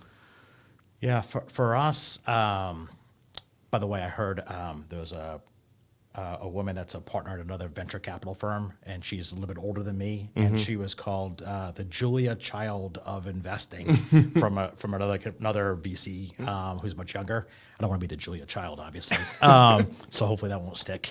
But I think when we started out, and you look at the first fund, which was kind of a proof of concept fund, which invested in all in North Carolina companies, and I was 25 years old when we started out. It took 2 years to raise that first fund, so very, very humbling experience running around trying to collect checks from investors. But as we've grown, we've been lucky to produce some really good returns, I think, for our limited partners. Our funds have become more institutional, and that means not only are we impacting families and individuals, but now we're impacting larger organizations and the impact to their constituents and stakeholders. So I think that's a little bit even greater responsibility now that we have on our shoulders. I think we've become a little bit bigger player in the local ecosystem. Obviously, we sit on boards now for companies. Earlier on, we were maybe an observer, so we have greater influence in some of the companies that we participate in, and how those rounds how those rounds shape up. So I think that's probably some of the big changes. I think, and also we've had to like withstand like different economic cycles. I think that's a big thing too. Like we've seen lots of ups and downs in the markets over the years, and being able to like withstand that, both like how our companies withstand that, but also like survive ourselves and be scrappy along the way, has been, you know, part of our success. Yeah, and I think just for local folks listening, but also national, these are national names that people know about, companies that you've invested in. People know of Art.com, people know of Motricity, people know of Spiffy, people know of Channel Advisor. I mean, these are companies that have, you know, significantly changed the local entrepreneurial ecosystem. And so when he talks about some good successes, I think, you know, you put some names to it and people really understand. Yeah, I think we're having fun along the way too, right? I mean, I love working with David and Michael. So I love coming to the office. We're coming to the office, probably should be not say this too loud, but like I've been coming to the office, you know, even like through the pandemic and everything too. So, you know, love the people I work with, and we're having a lot of fun together serving those entrepreneurs. So as you think, you had just mentioned, you know, it's kind of been a little bit of a roller coaster of some recessions that have been in there since you've been doing it. Totally. How have the last 2 years maybe been different than what you've experienced in the past, and how has it impacted the way you invest, the way you look at companies, just this latest pandemic? Yeah, look, I mean, through all the cycles that have happened, we, in the last 21 years, we have been like super consistent with our strategy. So as you shared earlier, there's some guidelines that we give our limited partners, and a strategy, a playbook that we give them that we're going to implement. And so like during good times and bad times, we've been sticking to that. So no matter if the market, it seems like super hot or seems really bad, we've been writing 2 to 4 checks per year. That's kind of how our pace. We see about 1,200 to 1,400 companies a year, and then we kind of, you know, shrink that down to the 2 to 4. We have gone some stretches where we haven't done a deal, so there's no quota, but we really haven't changed our philosophy. But we do think over the last couple of years, like valuations, especially like outside North Carolina, have felt like very stretched to us. Yeah, very very high valuations, and so as you're thinking about that from an investment perspective, even if it's outside of your area, if entrepreneurs in your area or where you're typically investing have those options, that's what you're competing against as an investor. You're trying to set terms even for local companies. If they can go outside of the region and raise capital on better terms, you know, you're competing outside of your region then too. So you were talking 2 to 4 investments a year that you're making. You're seeing 1,400 deals a year. This is kind of the, you know, the question everybody asks an investor. But the first few, you know, levels of getting through of that funnel, of that filter, like what if you had to say 2 or 3 things? What are those 2 or 3 things that, you know, really help you get from 1,400 to 50, right? Yeah, that you'd really consider. Yeah, I think the big items are the team, like who's involved in the business. I think that the market size is super important to us. And then it's like, we also have to answer, and this may sound a little strange, but like, what can we do to be helpful here? So it's like, yes, it's a great entrepreneur, seems like a great market, but if we don't know something to be able to help be an accelerant in the business, we won't do it. So it has to be, there's been a lot of businesses along the way that we've passed on that. So it's a little bit different for us. It's not just like, okay, this makes a lot of financial sense, let's go do it. It's going to be like, what can we do so that the entrepreneur has a great experience with us along the way, and then that they want to make referrals to us of other entrepreneurs, and that when they have an exit, they want to work with us all over again. Mm-hmm. So we kind of think way out on this, and like, why will the entrepreneur have a great experience with Bull City? Yeah. So and entrepreneurs that are out there, I mean, one advice that I give is, do your diligence on your investors. Talk to other portfolio company CEOs that they've worked with before. You know, venture capitalists are trying to build long-standing brands over many funds, many decades. And so you do that by treating people right, even if you can get better deal terms or you can negotiate harder or you can, so you try to build a brand over a long time. And I think for entrepreneurs doing their diligence on the funds, not only by talking to other people, but also saying, hey, what can you do for me, right? Outside of capital, what can you bring to the table that's going to help accelerate the business? And then you kind of cut, because every investor says, well, I can be value add. Give me a specific example or tell me a specific time where you think you're going to be a value add investor in this business or in others. Yeah, by the way, that's amazing advice. So I strongly recommend all founders go off the 2 or 3 names that a venture investor may give you or an angel investor may give you and create your own list and call them. And I think that that's probably one of the top 5 things I've learned as a VC over the last, through my career. I think in the first 5-10 years, I probably didn't think about that as much. And I was like, oh, like XYZ firm is interested in our company. Let's take their money. But now it's getting much more sophisticated and thinking about, are they really the right partner? What's the cultural fit of that investor going to be like? Because these things are harder to unwind than a marriage, right? So once you're in. And I've seen, we've been investors in some companies where my opinion is the venture investor negatively impacted the business. So I think that's a really important point. Yeah, no, that's good. So, okay, let's keep going down the funnel. So we talked about maybe 1,400 deals a year. Yeah. We talked about a couple screens, maybe to get them down to 50. And then there's still a long way to go to get down to 2 or 3, right? Yep. Talk to me. Yeah, I'm friends with your partner, David Jones. We know each other for friends, kind of loosely. Friends loosely. That's yeah. Right. Like you guys have met. You guys before. talk about me behind my back. We've met yeah. a few times. So it's a pretty tight community here, and I'm just curious, how do you two sit down and make an investment decision? And does that involve like sword fighting or throwing things or? Poor David. Yeah, right. So how does it work? This is great because David's not in the room to like respond. That's right. Either. And nobody's like actually, right. People are like listening, My watching phone is in. off. Nobody's going to get back to him on right, this. Yeah. Exactly. So feel free to say whatever you want. Yep. No way it gets back to him. Yep. No way. Actually, someone else asked us the same exact question earlier today. Like, how do you guys, divide the world? The answer is like we're both out there like chasing great entrepreneurs and trying to like find great companies to partner with. And we both have a separate group of companies that we're responsible for and kind of run point at.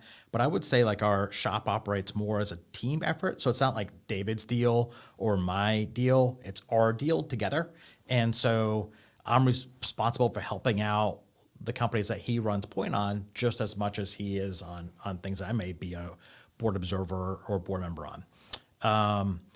I would say David is probably inside Bull City, probably a little bit more handles some like the tax stuff internally for us, where I may be a little bit more like outbound, like outward facing, like website, email. So some of the marketing initiatives we have.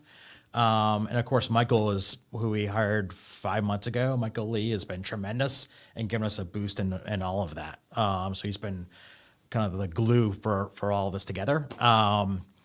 But that's that's probably the balance. And you guys both have to turn your key before making an investment, or? Good question. We both have to agree. Okay. So we both have to agree to make a decision. We try not to have too much like group think, if you will, like David likes to call it.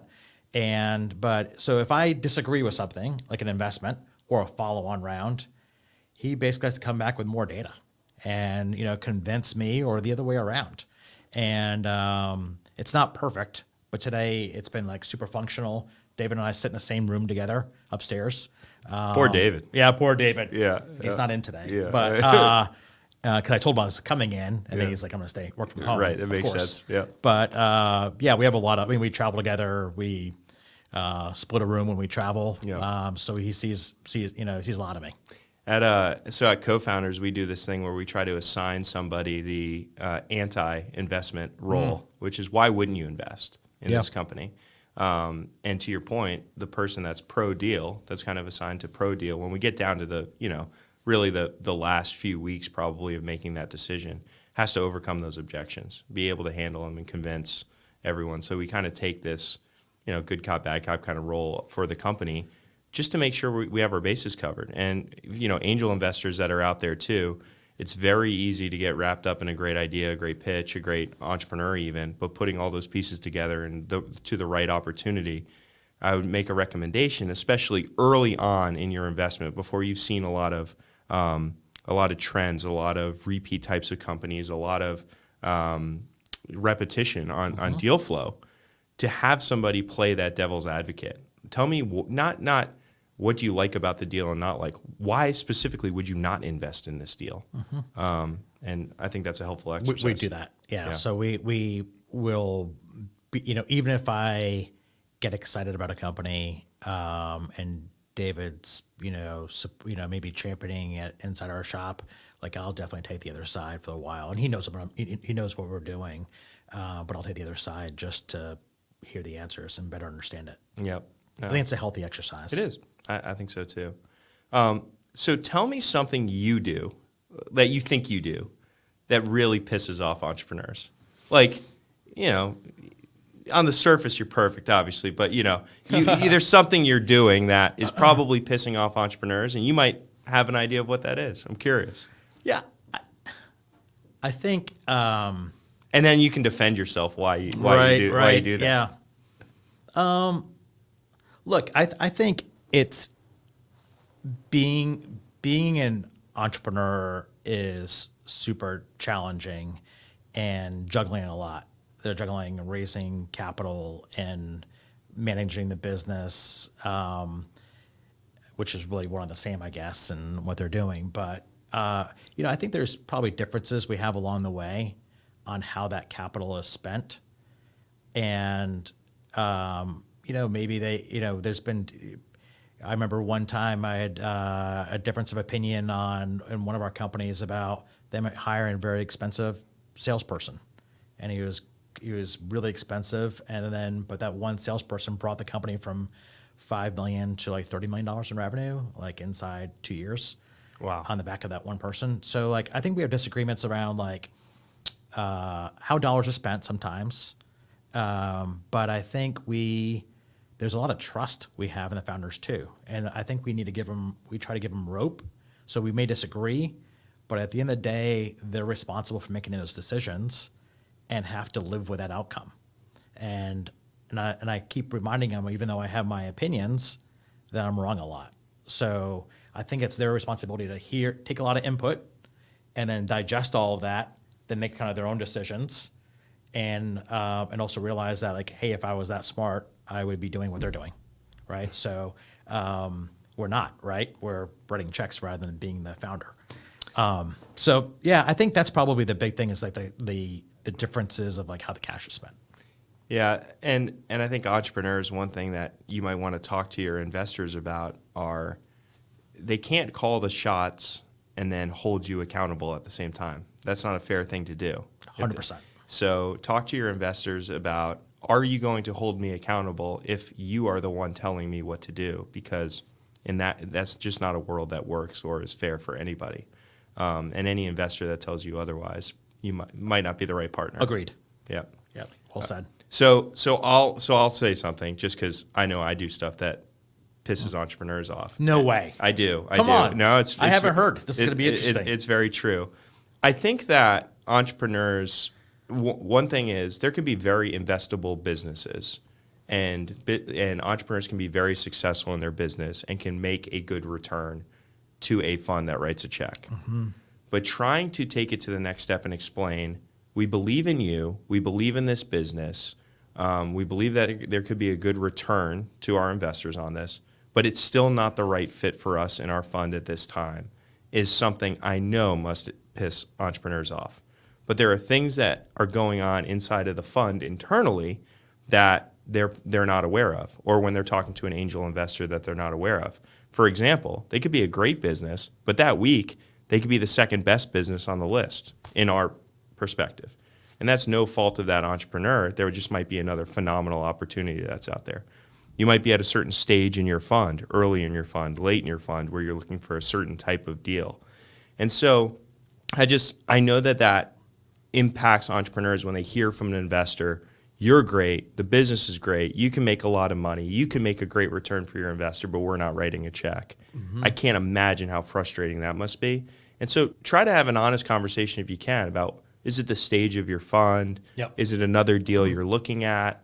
Because even though the time might not be right now, it could be right in a year. It could be right in 5 years. Your next business could be the right fit.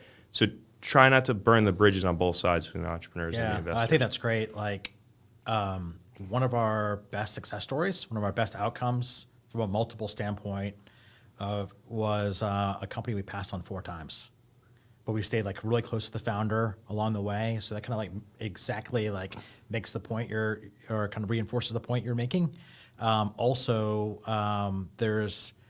let's see, bright context and contextually were both companies we invested in when we passed on their previous companies. So we passed the previous companies, back their next company. So we've done that a few times with a handful of entrepreneurs. Those are kind of 2 examples. Yeah, no, that's good. That gives some entrepreneurs hope out there. Totally, yeah. All right, so now that I've let you say that there's some things you do that frustrate entrepreneurs, and nobody wants to feel bad for a VC, right? I mean, entrepreneurs out there don't want to feel bad for VCs, but Yep. I'm gonna let you complain for a little bit. Okay, what's the hardest part about being a VC?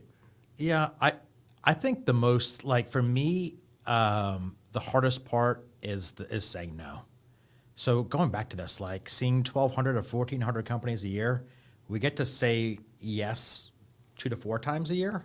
Like it's pretty depressing, right? You get this entrepreneur who's wildly excited, many times quit their job at big company or another company, has lots of excitement around, they're all in on doing this new business. And it's really kind of like depressing to saying no, like 1,398 times. Like that sucks. So, and I'm empathetic for what they're doing and trying to do. And it's also hard for many people to like keep going, as the entrepreneur, going and trying to ask lots and lots of investors and hearing no over and over again. So being part of that, so we've really tried to like think about how we say no. I think trying to say it with some kind of speed, which we've tried to improve on as a firm, especially even over the last year. And probably some of that's by me personally, like rather than wait 2 weeks, like try to get back to them within a week or something. So, fast no's, let them know why. And they also try to stay in touch, but make sure they have even though we're saying no, they still have a positive experience with us. Yeah. And I think that no is a little bit easier if there's some way that you can help, right? Totally. There's a meaningful introduction you can make. There's some piece of the business that you can give them advice or feedback on.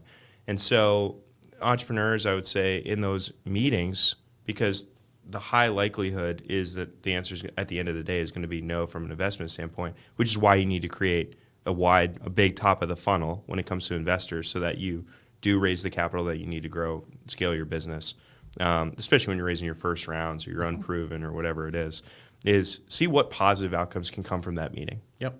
Taking one investor meeting and turning it into 4 new ones, that's a successful meeting. That's a successful outcome. And the founders I've struggled with a little bit are the ones that the only metric of success of that meeting is getting a yes to move closer to getting a check. And so, try to find value, I guess, in those meetings. Otherwise. Yeah, I also think like we recognize like we're not going to be impactful or we looked at it and like, okay, we're not being impactful to like all the other companies here in the ecosystem. So we try to do like other things like our Entrepreneur Series event, which got up to like 700 people downtown Durham. So we're like, look, we've got this really interesting network.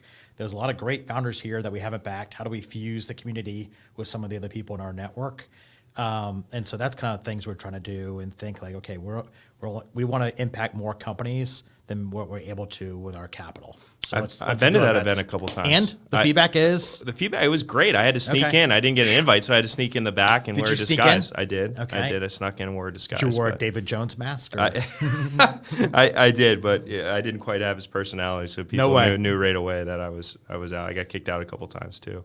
So how about now flipping on the entrepreneur? So stuff you do that bothers an entrepreneur. What can an entrepreneur do that will bother you? Will move you, something that they think is helping and is moving them closer to a no than a yes, maybe?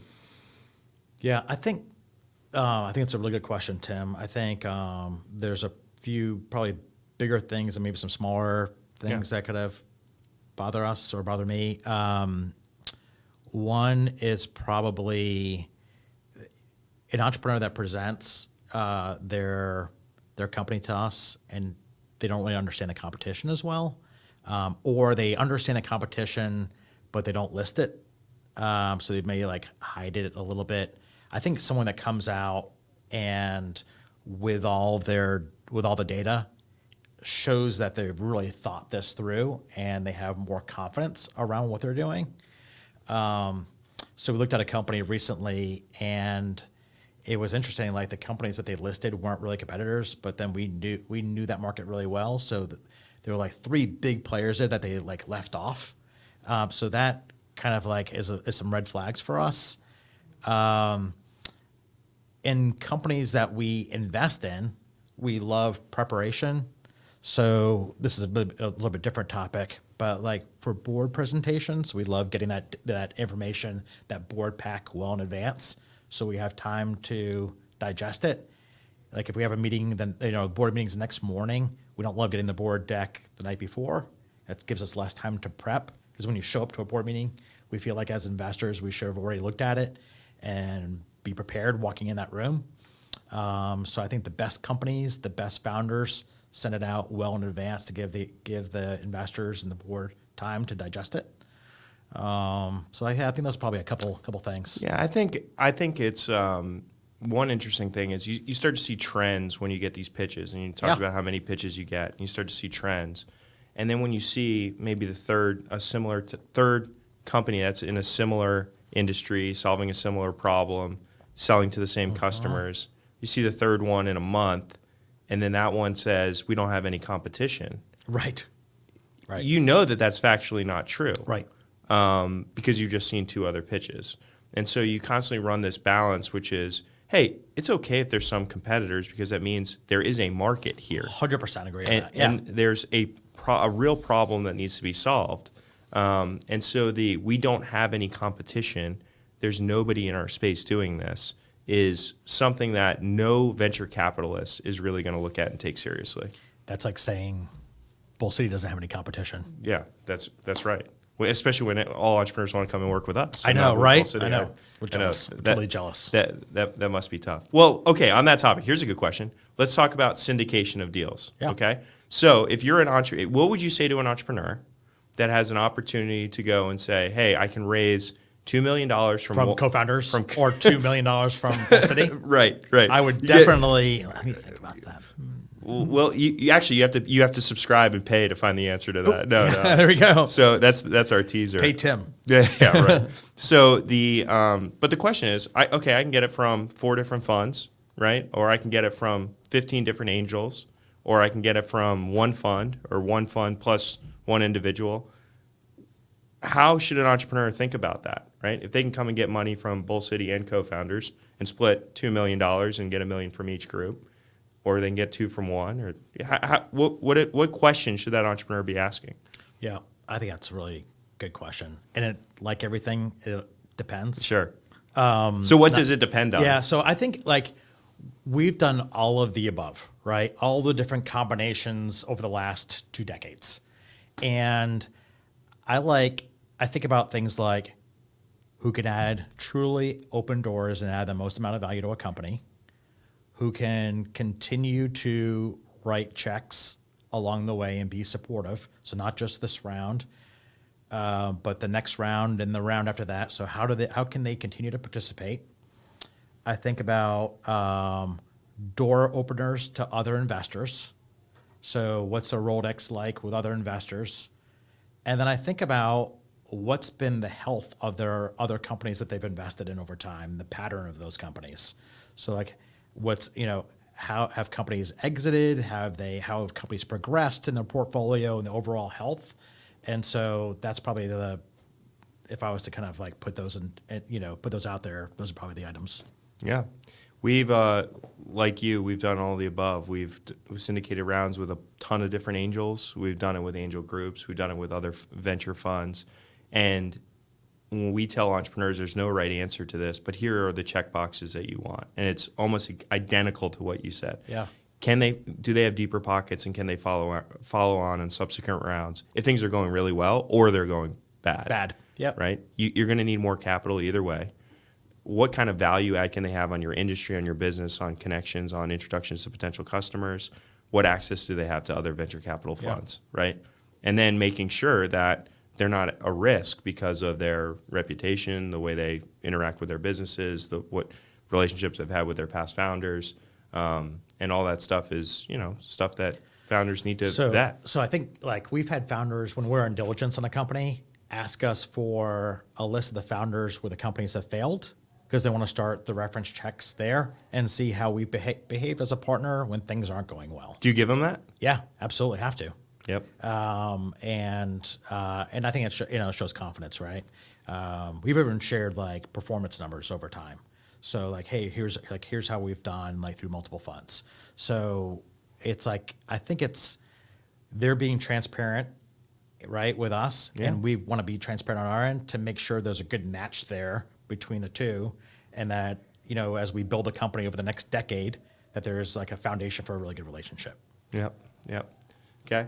Well, I'm going to switch gears a little bit, ask a fun question. So 371 mutual connections on LinkedIn. Why is there only 371, by the way? I don't know. It seems like it's. I how do you know that number? Because it says it right under your name. I know, but you look to see how many common connections. It says 371 mutual connections, and it says that Jason Caplain has not accepted your friend, your not connection yet. I told request. you it depends on today. Depends on how everything's going today. So maybe I need to be nice with my opinion on this one. But if those people can only be connected to me or you, they had to pick one of us. Right. It's an odd number. One of us would win that. Who would win? Well, assuming Toby and Tim went with you, you'd have Toby and David? I mean, Toby, yeah. David So David Gardner and Toby went with you. They didn't go with me for some reason. Yeah. You'd have 2 votes. So you'd have 2. I'd have the rest. Oh, man. But, I guess I'm connected to Emily, right? Oh, my to your wife. Yeah. My wife, yes. I'm wondering where she would go. I don't know. Yeah, I don't know. If If she had a pick, you're saying, we've been working both out of the house for the last 2 years, so she might go fresh. But I might get David Jones too. So you might get David. Yeah. I'd have to think about that. Okay. Well, we might put that to a test someday. I think that would be fun. That would be fun. All right. So here's a question that I ask. Was that a serious question? That was a fun question. That was a serious question. Yeah, that was a fun question. I thought maybe you would give me double-digit votes. I thought maybe you would give me more than 3 out of the 371. I'd love to know who the 370. We should go through the 371 are. Yeah, we could and then we could bucket them. Yeah, that's fun.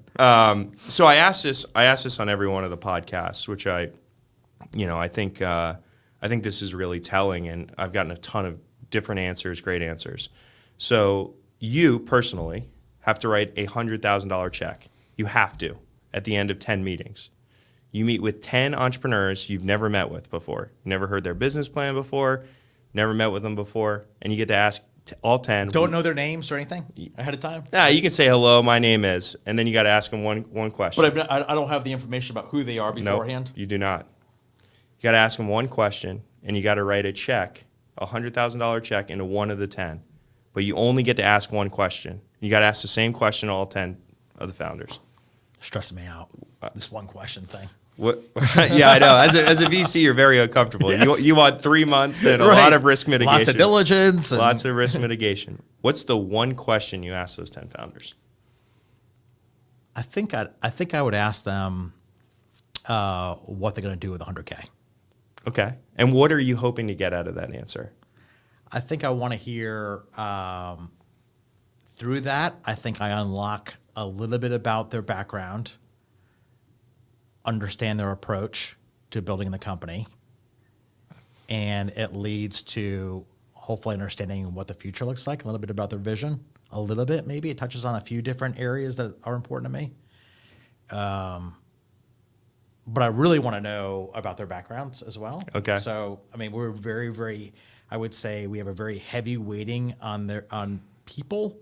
So kind of like also want to understand their background. So yeah, I think I'll stick with what they're going to do with 100K. What are they going to do with 100K? Yeah. And then because I had to change the rules for you and gave you a follow-up question, you might ask about their tell me. I would definitely want to know their background. Yeah. Okay. Yeah, that's a close second, and maybe those two could be interchanged. I'll run it by the board of First Check Podcast, but I'm pretty sure you only get to ask one question. Yeah, so okay. you might get shot down. Shoot. So what would be a bad answer to what are you going to do with $100K? What would immediately eliminate you from getting that check? Well, there was a local company a few years ago. They closed on a small seed round, and we weren't an investor there, but I knew him really well. He closed on less than $1 million, and the first thing he did is he rented a limo and went out on like Glenwood South for a big party, and had a rough night. So, or a great night, rough next morning. Great night, rough next morning. Yeah. And you were mad about that because you didn't get invited to that party? Well, actually, I did get invited. That's how I knew about it. I couldn't go. I was, yeah. I really wanted to be there. Yeah, double whammy. But I think we want to see that someone, and it's not about $100K. It's more like, hey, what are they going to do with the amount? We're putting in more dollars than $100K, obviously, when we write a check. But I want to understand, how are they going to use the dollars efficiently to get to the next spot for the company and create value with those dollars today, and over the next few months to get to another value, create more value in the business and grow the value so that we're at a higher spot months from now. Gotcha. Okay. I'm going to throw a little curveball at you. I like curveballs. Okay. Well, maybe not. I don't know. We'll see. We'll see. We'll see. The LinkedIn connection is depending on this question. Maybe kind of hinges right here. Right. Would your question or approach change at all if it wasn't a personal check and it was a investment through the fund? No. I mean, so David, Michael, and I all invest in our funds, and we have all on the way personally. And all my dollars are, and it's a pretty big commitment for me and my family.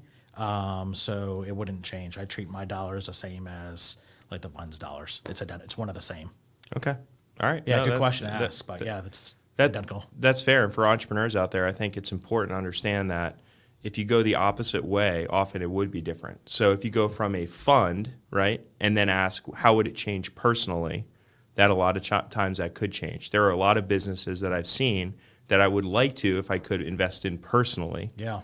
But I can't through the fund because of one reason or another. I also think the type of question I would ask would be very, very different. What's your question?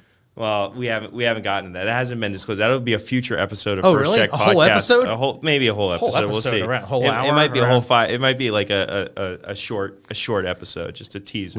I'm edge of my seat. Maybe we'll invite you back for that one, so that you could be there for that one. But I'm collecting a lot of great answers so that I can educate myself and then come up with a really good one. But I do. So are you getting to the point where you can only ask the founders one question and then you guys decide to invest? Yeah, that's right. That's how we're trying to do it real quick. We're trying to give founders answers. I need to send more companies your way. Question. That's right. Send them my way. They better answer that one question right. All right. So we've talked now about kind of the history, your investment philosophy. Let's talk forward looking. And while there's a national audience for First Check Podcast here. Yeah, I realize that. A lot of people are. I know you're an avid listener. A lot of people are local around here. What do you see for the Triangle in North Carolina over the next 5 or 10 years? How do you think we're positioned from an entrepreneurial ecosystem, an investor ecosystem, and maybe what have we done well? What can we do better? Yeah. Look, I'm very biased since I live and work here and love this place to death. And like I said, I never had the thought that I would be here this long. My plan was to be at Red Hat for 2 years and leave and go back to back up to Massachusetts. But fell in love with the area. I've got 3 kids. A great place to raise a family. Awesome spot for have a venture firm headquartered here. I love the access with the airports. I think we've got a really easy, airport with lots more direct flights coming. But I think there's been tremendous growth, and we've been saying this for a long time that the Triangle is on the come, and it's kind of arrived in many ways. Traffic has picked up. We've got, don't need to tell you, we got Apple, Google, coming here, and I think that's actually a great catalyst. I know that's been. Some people don't like that, but I think it's tremendous for the area. And I think when I evaluate, I think this is really important. When I evaluate markets like the Triangle, I look for, and we're heavy software investors like you guys, and so I kind of evaluate a market by the number of $10 billion software companies in the area, since we're software investors. Okay. So there, and you got to have, in my opinion, you've got to have at least 3 to be successful, to be a real good, strong region, good ecosystem, because when you have those $10 billion companies, you get more people with wealth coming out of those companies, creating other companies. So like Red Hat has like birthed like over 20 CEOs, 20 startup companies have come out of there. And lots of local success stories of that. Our area finally has 3. So we've got SaaS, we had Red Hat, and now, Epic Games.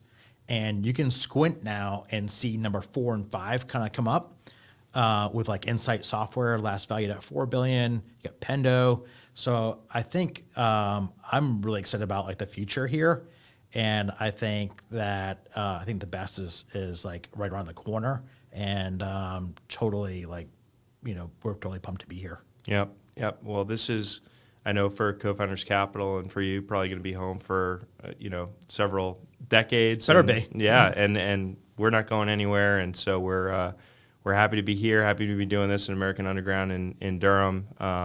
Thanks for hosting me in your home city. Absolutely. I was able to come over. I was able to come 15 minutes and get over here. So that's good. Thanks for visiting with us. Yeah, Tim. you are very welcome. And with that, I will wrap it up and say it's good to be back. First Check Podcast live and around a lot of great people. So thank you.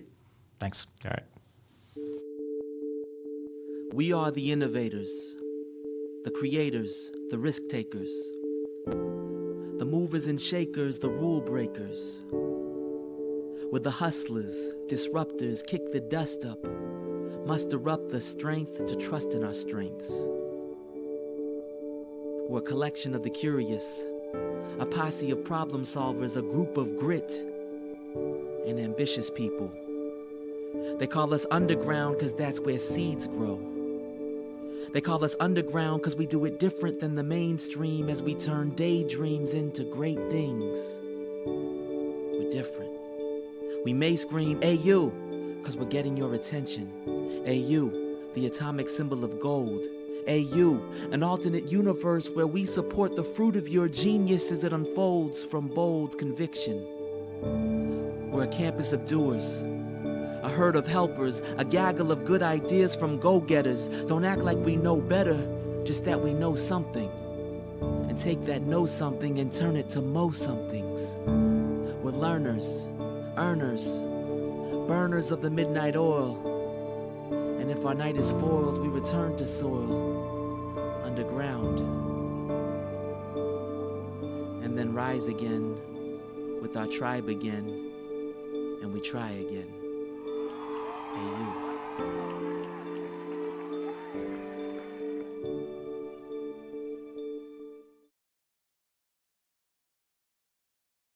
We all belong, we all deserve, we all have voices to be heard. It's who we are, who we are, who we are. Yeah, take some courage and a little bit of unknown, mixed with kindness and watch how it grows. It's who we are, it's who we are.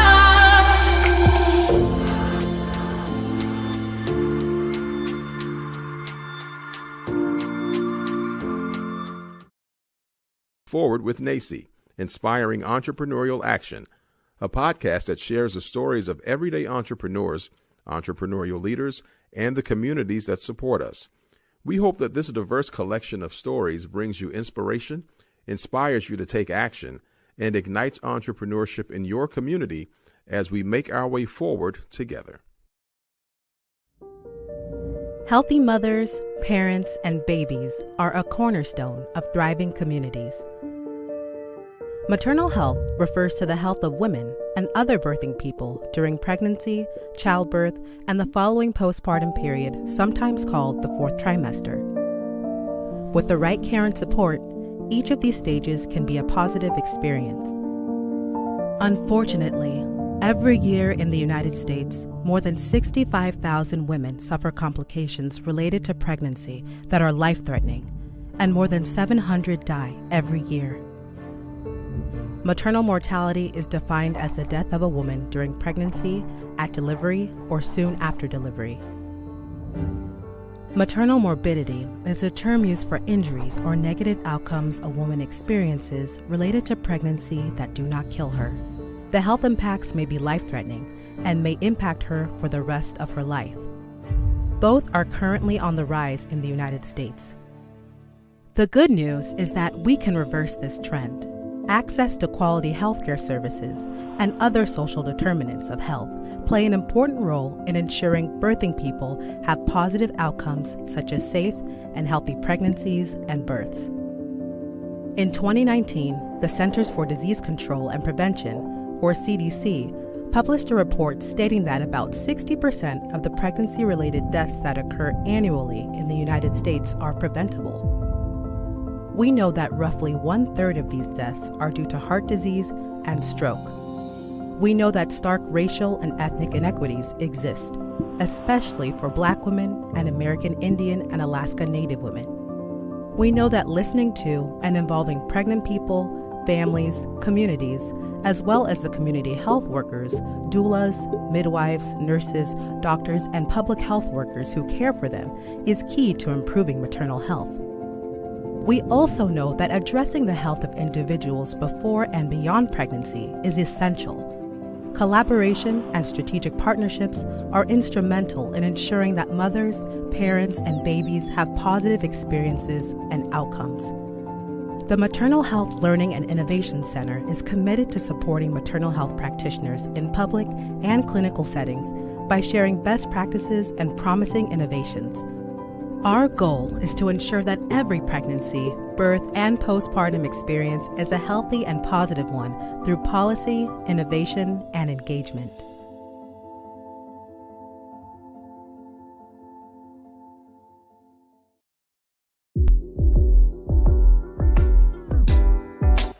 I'm Devin Lewis. I work for Raleigh Founded. I am our on-staff graphic designer, but I also have my own design company, Devin Lewis Designs.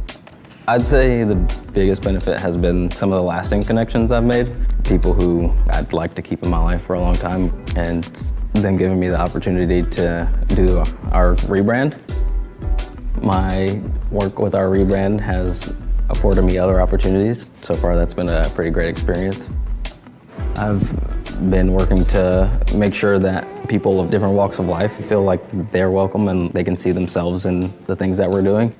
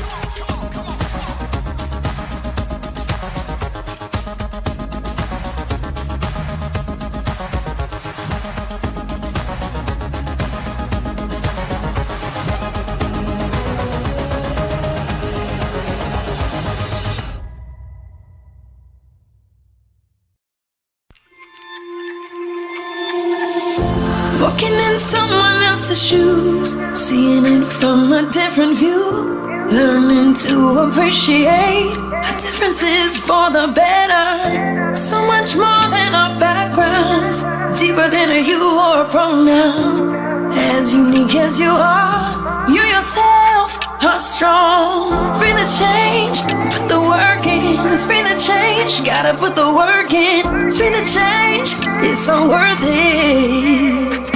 We all belong, we all deserve, we all have voices to be heard. It's who we are, who we are, who we are. Yeah, take some courage and a little bit of unknown, mixed with kindness and watch how it grows. It's who we are, it's who we are. I'm trying to get the lens in focus so we can see eye to eye. I know that the grass is greener when we see the other side. Even if courage just borrowed. Then there's hope for our tomorrows. And believe we're all worth it. Could be the change. Put the work in. We all deserve. We all have voices to be heard. It's who we are, who we are, who we are. Yeah, take some courage and a little bit of unknown. Mixed with kindness and watch how it grows. It's who we are.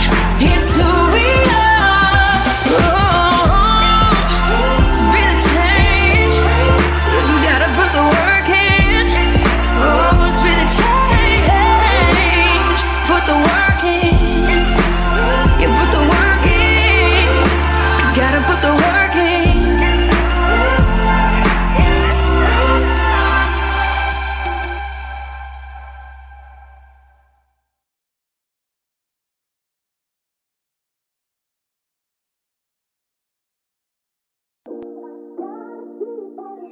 This sound like Quill.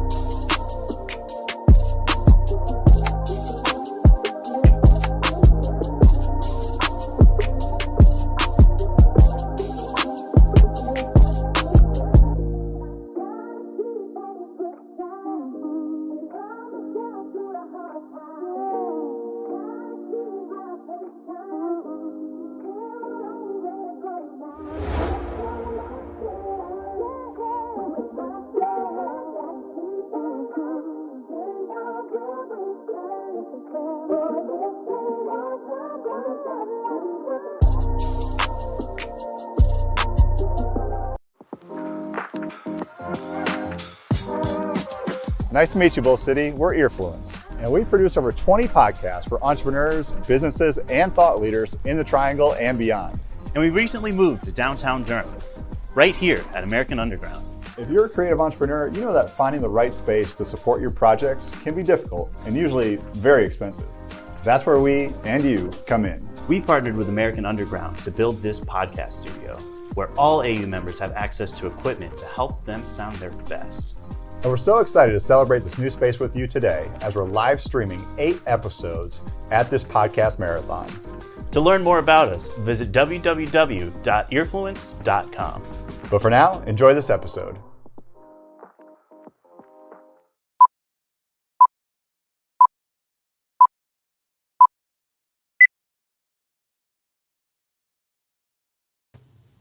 Welcome back to the Earfluence podcast studio in American Underground. We are on our 5th episode of our podcast marathon, and I am so excited to introduce this one because it is one of my favorite podcasts, over 100 episodes of what is going on in and around the Triangle.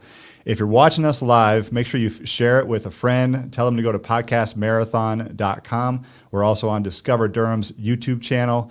And give us a thumbs up. Give us a comment, and we'll put those in the show as well. But with that said, I'm going to introduce the host of the WRAL Out and About podcast, Miss Kathy Hanrahan. Kathy, take it away. This is exciting. I'm not in a place where I'm with people normally, so I'm very excited now. With the pandemic, I've been doing all these via Zoom. So to have a person sitting across from me and another person, and then people over there, I'm just like, wow, I can't wear my pajamas. I can't be, it's amazing. I'm just so happy when you guys asked if I could do this because, number one, it got me out of the house. But also, it gave me a chance to talk with someone amazing from Durham Performing Arts Center. That's one of the first places I think I went to whenever we moved here. It's an amazing place. So I'm with Megan. Hello. Megan, you are the community outreach. You're the person that connects to the community. You're like that. That's your job. Tell me a little bit more about what you do at Durham Performing Arts Center. Sure. I am the community engagement manager. So my job, it spans over a couple different things, but mainly I focus on making what we do accessible to our community. That can be through youth educational opportunities, affordable ticket initiatives, drives, connecting with some of our community partners. There's a lot of different things that I touch on. It's pretty wide. It's a fun job. I think you got a pretty fun job. I think I have the most fun job at DPAC. I firmly believe that. So I feel like a community is only as strong as its partners. It's kind of a nice symbiotic kind of relationship between the two. Tell me more about the type of initiatives you guys have going at Durham Performing Arts Center. I mean, it's been around since 2008. Which is when I got here, which is kind of weird. It's like I started living here in 2008, and all of a sudden, you guys just popped up. It was like we're together. So I feel like it's always been there for me. I've always seen it, and I've always gone to shows there. So what do you guys do to kind of connect and keep that the Durham community involved? Well, that's basically one of the main things of my job. I hope that we can say we're doing a lot, but I also want to say that we couldn't do anything that we do without our community. If the community wasn't supportive and fierce advocates for DPAC, we wouldn't be able to have the amazing tours and performers that we do on our stage. So we all, no matter what our job is, give a lot of thanks back to our community just for that support. But the things that I do through my day-to-day work at DPAC, I have, again, affordable ticket initiatives. The biggest one is the DPAC for All, and that is resident discounts. So any Durham resident can get a $15 to $20 ticket to any of our Broadway shows. What? Well, most of our Broadway shows. Most people don't know that, I feel like. No, and I'm really trying to get the word out, so I'm thrilled to talk to you today. We're telling them right now. So if you live, if you live in Durham, you can do that. Yeah. Because it is expensive sometimes to go to the shows. I mean, it is. It really is, especially for the huge shows. So this is a great opportunity to get a super discounted rate to see these amazing Broadway shows that are coming through Durham, and then there's also some concert and comedies that slide into that DPAC for All discount as well. So it's really easy to use. You can just call our ticket center and mention you want a DPAC for All seat, and they'll give you that price, and you can also do that at the ticket window. That's nice. All right, well, that's a great initiative. Let's talk about for the theater kids. Because I assume were you a theater kid growing up? Were you a kid who was into drama or music or arts or anything like that? I dabbled in theater. I mean, in middle and high school, I definitely was in our school plays and musicals. Which ones did you do? Do you have any memorable ones that you were like, that's the show that broke you or that just made you? No, I mean, I was in Wizard of Oz and Oklahoma and things like that. But there were, I was just in the chorus and nothing special. I think the doors that really opened to me in the arts were all in dance. I studied ballet pretty seriously growing up. I had amazing instructors. I studied under Jean-Pierre Bonnefou and Patricia McBride, who were Balanchine dancers. They were famous Balanchine dancers. And then also Rebecca Massey-Wiley she had a career dancing for ABT. So I just had this incredible exposure to dance, and I met a lot of people through them who really molded me as an artist from a young age.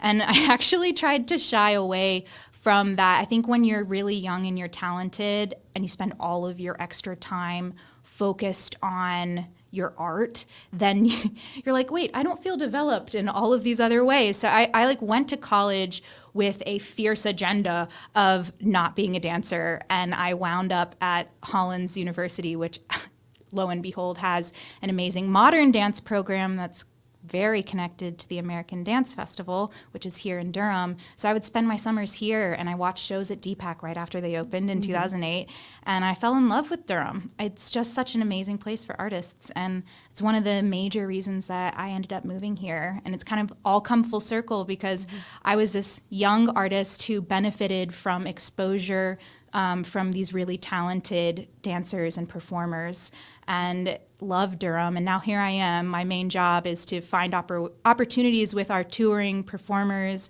Broadway shows, et cetera, connecting them with the youth in Durham and giving them master classes and educational opportunities. That's what I wanted to ask about. Yeah. And I was kind of going in that whole direction, Triangle Rising Stars, but you've also got the Next Broadway type program, which is like a Broadway boot camp kind of a thing. It's like you go and you learn all this stuff. And I'm like just my little theater kid kind of heart, I mean, I was in some plays and of course they always do musicals. And when you can't sing, it doesn't or you can't dance, which obviously you can dance. It doesn't do me much good, I was cast as a variety of chorus members in Guys and Dolls. So I did Guys and Dolls. Yeah, I think we did Guys and Dolls too, but I don't even remember what my role was. It was so small. I was a tourist, and then I was a dancer in one of the clubs, and I had to climb on a table. Wow. And I remember very distinctly having to climb on a table in some very tall shoes. And I also remember that my dress had a slit in it, and I didn't really realize how high the slit was. And I happened to be sitting like this to the audience, and I ended up with my whole leg and I heard about it for like the rest of the week. It was just like my mom was like, I cannot believe that. I'm like, Grandma made the outfit. It wasn't my fault. So, we had to dress. It was pretty crazy, but we had to get everybody to get the costumes and do all these things. And but it was a lot of fun, and I remember that camaraderie. Mm-hmm. I'm just working on a production. So tell me more about the programs that you're working with the youth, especially like the teenagers who are trying to kind of maybe move on. Yeah. I mean, well, you're asking me about probably my favorite part of my job. So I'm happy to talk about Next Stop Broadway and Triangle Rising Stars. Next Stop Broadway that you touched on, you called it kind of a boot camp. Yeah. That's not inaccurate. It's a summer program for students ages 10 through 17. And it's something that DPAC essentially hosts. It's directed by a man named Tony Parisi. He has a really incredible resume, Broadway veteran. He's been through it all, and he's a very talented man. And he started Next Stop Broadway at a different venue in a different part of the U.S. And he basically takes this program to a few different places across the U.S., and we're one of them. We have 100 students come together. They become called cast members, and they train with Tony and his team of other professionals that he's put together over the years. And they teach bits of musical numbers, but then also the cast members have an opportunity to create their own unique skits and stuff too. And then at the end of the week, that's all presented for their friends and family on DPAC's stage, and it's a really special culmination of the week on DPAC's stage. It must be amazing to get out there. Now, do you have anything for writers, people who are aspiring writers? Or is it just maybe acting at this point? Maybe that might be something. Because I was always a writer, and I always wanted to write. Well, I will say I have a Performing Arts Ambassadors program, and they have a blog. So they actually do write and they video blog about their experiences. My ambassadors, that's a group of about 20 to 30 high school students across central North Carolina. They're selected in the fall, and they get to come to a wide variety of DPAC's shows, and they shadow our staff members, and then they attend shows, and they report on their experiences on that video blog or like written blog posts. So there's a lot of writing opportunities there, and it's all on our website, so people can read their reviews and what they're up to. And I know I see them on social media all the time, and they get to work with you guys, and it's amazing. Just DPAC is an amazing place. I feel like I'm doing an ad for it. Like, it's an amazing place. There's just something special about walking into a theater, especially now after all the time we've had. But you walk in and you just have this feeling, especially before you see a Broadway show. There's just like this transformation that happens in front of you. You're being transported somewhere else. Tell me about some of those experiences that you've had with going into theater and just seeing a really great show. Like, what are some of your shows that you've really enjoyed? Maybe Broadway, and also you can talk about concerts and other shows that have come through at DPAC and not at DPAC. Okay. Well, at DPAC, that's such a huge question. There's so many wonderful things that I've seen. You have to break them down. You have to like break it down, like, maybe touring shows, maybe, Yeah. Okay, I will say that my favorite Broadway show ever of all time, no matter where I'm seeing it, is Les Mis. And I did get to see it at DPAC, and no matter where I'm seeing it, I cry at that show. It hits me in that spot. But my other favorite Broadway shows that I've seen at DPAC, I really loved Cabaret. Who wouldn't enjoy kinky boots? And then you can't not mention Hamilton. You have to mention Hamilton every time. Yeah, It's and I will say I had like such an amazing experience when Hamilton was here, because that cast was just the most friendly, down-to-earth, kind group of people.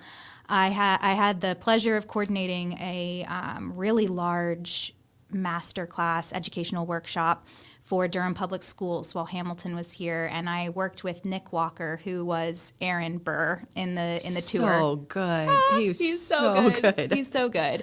And he was one of the most powerful masterclass leaders that I think I've worked with. I mean, there were students, he pushed students to a place in their own like vulnerability while they were presenting monologues or solos for him to like, you know, workshop with. And I mean, he had teachers in tears, the students in tears. He just really like got everybody to that. He knew how to, Yeah. and that's a gift. That's such a gift because not everyone can do that. No, I mean, I just won't forget that. And I will also say, like, I've stayed in touch with a lot of the Hamilton cast members. We still text each other from now and then. They're just like that cool. So that for Broadway, I think those are probably the top for me. I also have really enjoyed some of the comedians that have come through. I really liked John Mulaney when he was here. He seems like a nice person. Yeah, I mean, I didn't get to meet him, but I was an audience member that night, and I had a great time. He's got a baby now. I heard there's a lot of drama. There's a lot of drama going on with him, but he does have a baby, and that baby is adorable. I have no doubt. Oh my goodness, that child is so cute. So hopefully everything's going well, John Mulaney. We'll at you later. See what's up. Yeah. I'm also excited for Chris Rock. We just announced that he's coming back. So good. Yeah. It's going to be so good. Yeah. So that'll be really fun. So I And don't know. I mean, he's been here before. Like he's done the whole thing before. Yes. So Yes. I imagine he would be really cool to like meet. Yeah. Maybe we should try to meet him. We should just maybe we should try and meet him. I would love to try. Let's go try. I mean, we can make. I mean, an we know attempt. where the stage door is. And you kind of have it in. You have a badge. I do have a badge. We shouldn't tell everyone our plans in front of like everyone who's watching. This was our first mistake. This is our first mistake. We'll make sure we don't include that information for everyone to follow us. I can understand. We've had some great shows. I've seen Jerry Seinfeld there. Fantastic. We've seen Neil deGrasse Tyson. Okay, I almost mentioned him. That's the most fangirling I've done. Really? Neil deGrasse Tyson. My Yes. husband fangirled over him. He loves that, like the podcast he does. He loves all of the stuff about space and science. Did he watch Cosmos? Oh, he loved Cosmos. Yeah. He's all about that. So I thought I was going to be in for a night of just like space and science. And I was expecting like I'm going to fall asleep. But it was so good. It was so good. And we were able to kind of get in there and do the little VIP. So we got to like meet him. My husband was so happy. I don't think I could ever buy him a gift in life that could be greater than seeing Neil deGrasse Tyson for him because he really enjoyed that. So it was a nice experience. Yeah, it was fun. We've seen a lot of stuff here. We've seen Peppa Pig live, which she's coming back. Yep. The pig. Always around, Peppa Pig. Yeah, she is. She is. Yeah. And my 2-year-old, I'm sure will want to go to that. You've had Blippi. Yes. You've had Blippi, which I am deeply ingrained in right now because my daughter loves to watch Blippi all the time on YouTube. I've been learning about these things. I don't have children, so You're very lucky not to know learn about a Blippi. lot of these. I mean, the shows I watched when I was a kid like aren't on tour. Like, where's Arthur on tour, and where's My daughter Magic watches School Bus? My daughter watches Arthur all the time. I could still sing you the theme song to Arthur. Oh, she loves Arthur, and she has this little game. Because we're totally off the rails now, but she's got this little game, and it's on her iPad, and it's Arthur. It's like an Elwood Thanksgiving, and she's feeding everyone for Thanksgiving, and she puts food on their plate. That's sweet. And she just nonstop just makes cakes and feeds them, and there you go. Arthur has not gone away. I'm glad to hear he that. is still around, but he's not on tour. Not like Blippi, not like Peppa Pig. You've had Paw Patrol, which I know is a really hot one as well. That's I feel like there's a variety for everyone. And I feel like that's what's been a lot of fun to go and see shows with my children, but also be able to say, okay, mommy's going to go and see, Book of Mormon. You were not invited. Yeah. Definitely don't invite your 2-year-old to Book of Mormon. No, not the 9-year-old yet either. No, but no, Book of Mormon was one of the ones I remember seeing here. And it was funny because David Crabtree was like sitting down the aisle from me. Works at WRL with me, and he's like ordained and everything. And he's sitting down from me the whole time. I'm just like, Hey, David, what you think? What you think, David? He's just crying, laughing so hard. He was loving it. It's one of his favorite shows. So we were talking, but usually a lot of the WRL folks, we end up there the same night. So we'll end up seeing shows. And I have to say, Ken Smith is probably, I call him, he's the GOAT for this thing. Like he goes to all the shows with his wife. He has a lot of fun. The guy is smart enough. He goes to the Lexus Club or the VIP Club, and he always puts cookies in his wife's purse to have during that second right after intermission. There you go. It's the Ken Smith, tip. Always take the cookies and wrap them up and then save them so you can enjoy them during that second act. You don't have to, Yeah, that's a smooth move. I never thought that far ahead. Yeah. I mean, there's also some pretty good Chex Mix in the President's There Club is, isn't there? It's worth getting the membership, the fanciness to just go back for there. the Chex Mix. Just for the Chex Mix. I mean, I snuck in there for Chex Mix one time, but it's a really cool place, and it's one of those venues that I feel like you don't really have a bad seat. I mean, I've sat up on the roof to see Kathy Griffin long ago, and then I'm trying to think who else I've seen there. We've seen a lot of comedy there, and Kelly Clarkson when she performed there. And I think that must have been before I worked at DPAC. That's cool. Probably I was didn't know Kelly Clarkson was at DPAC. Oh, she performed at DPAC. And Clay Aiken was in the audience. Well, I know Clay. Yes, Clay. So I was going to bring that back to Clay Aiken. Here we go. Well done. Yeah, we're besties. No, we're not.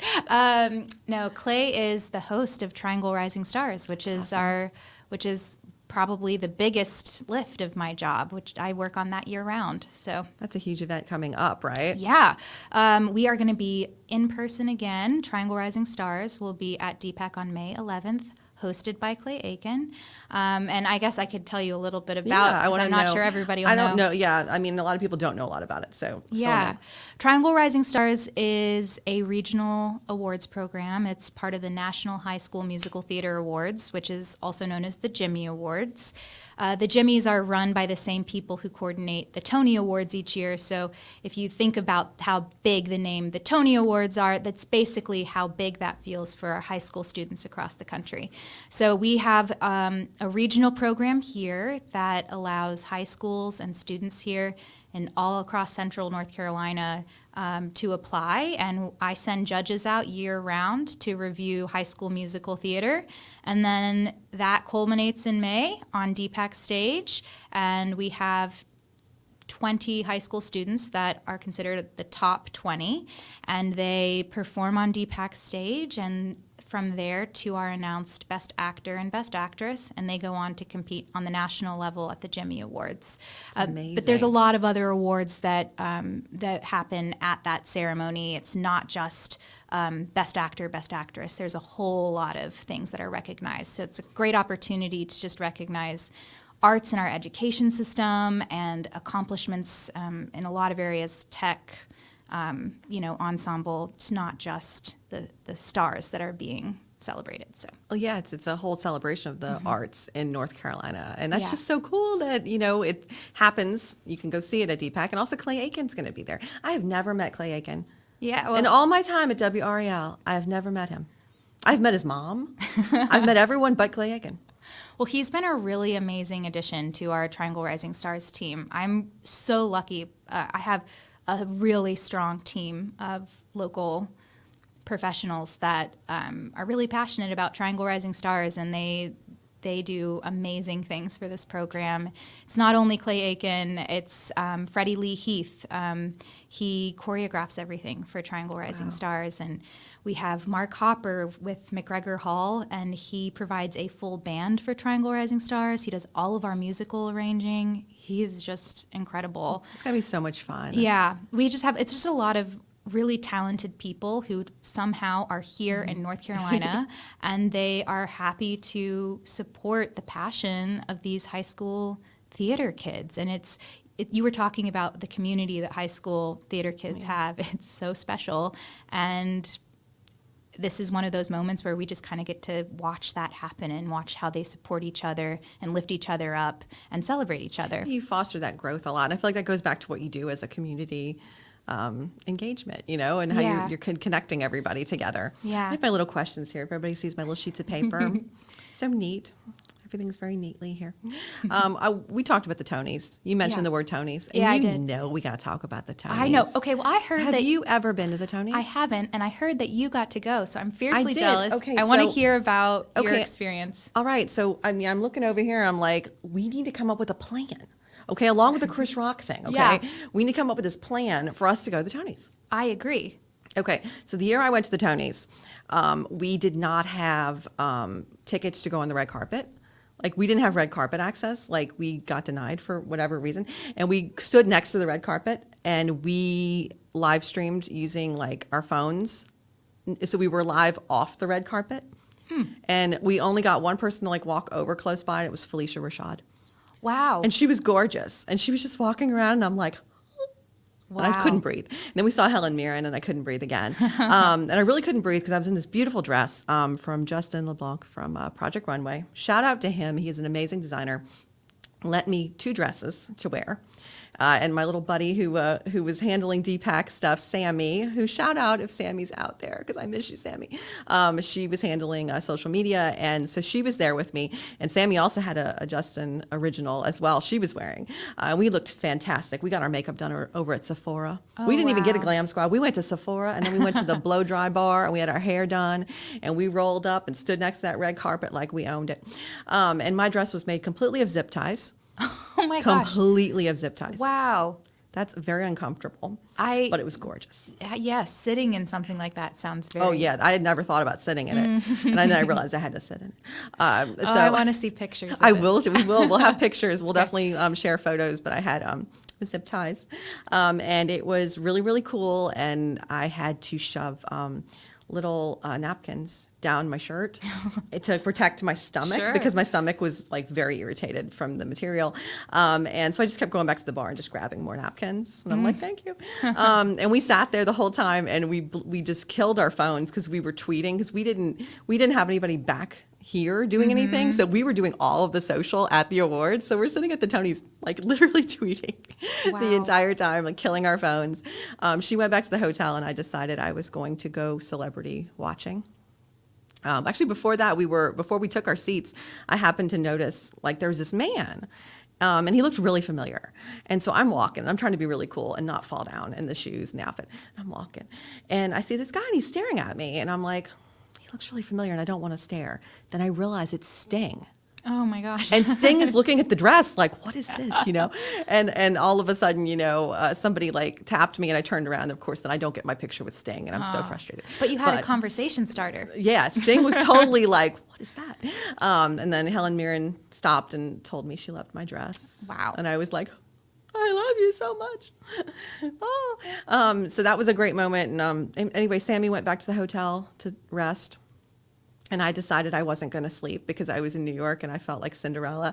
And I changed dresses to like this really cool white dress that I had from Justin. And I said, I'm going to go stand outside of the plaza and see if they'll let me into the party, even if I could just like watch the people. So I stood there, and a woman got out of a limo, and she said, does anybody just need one ticket?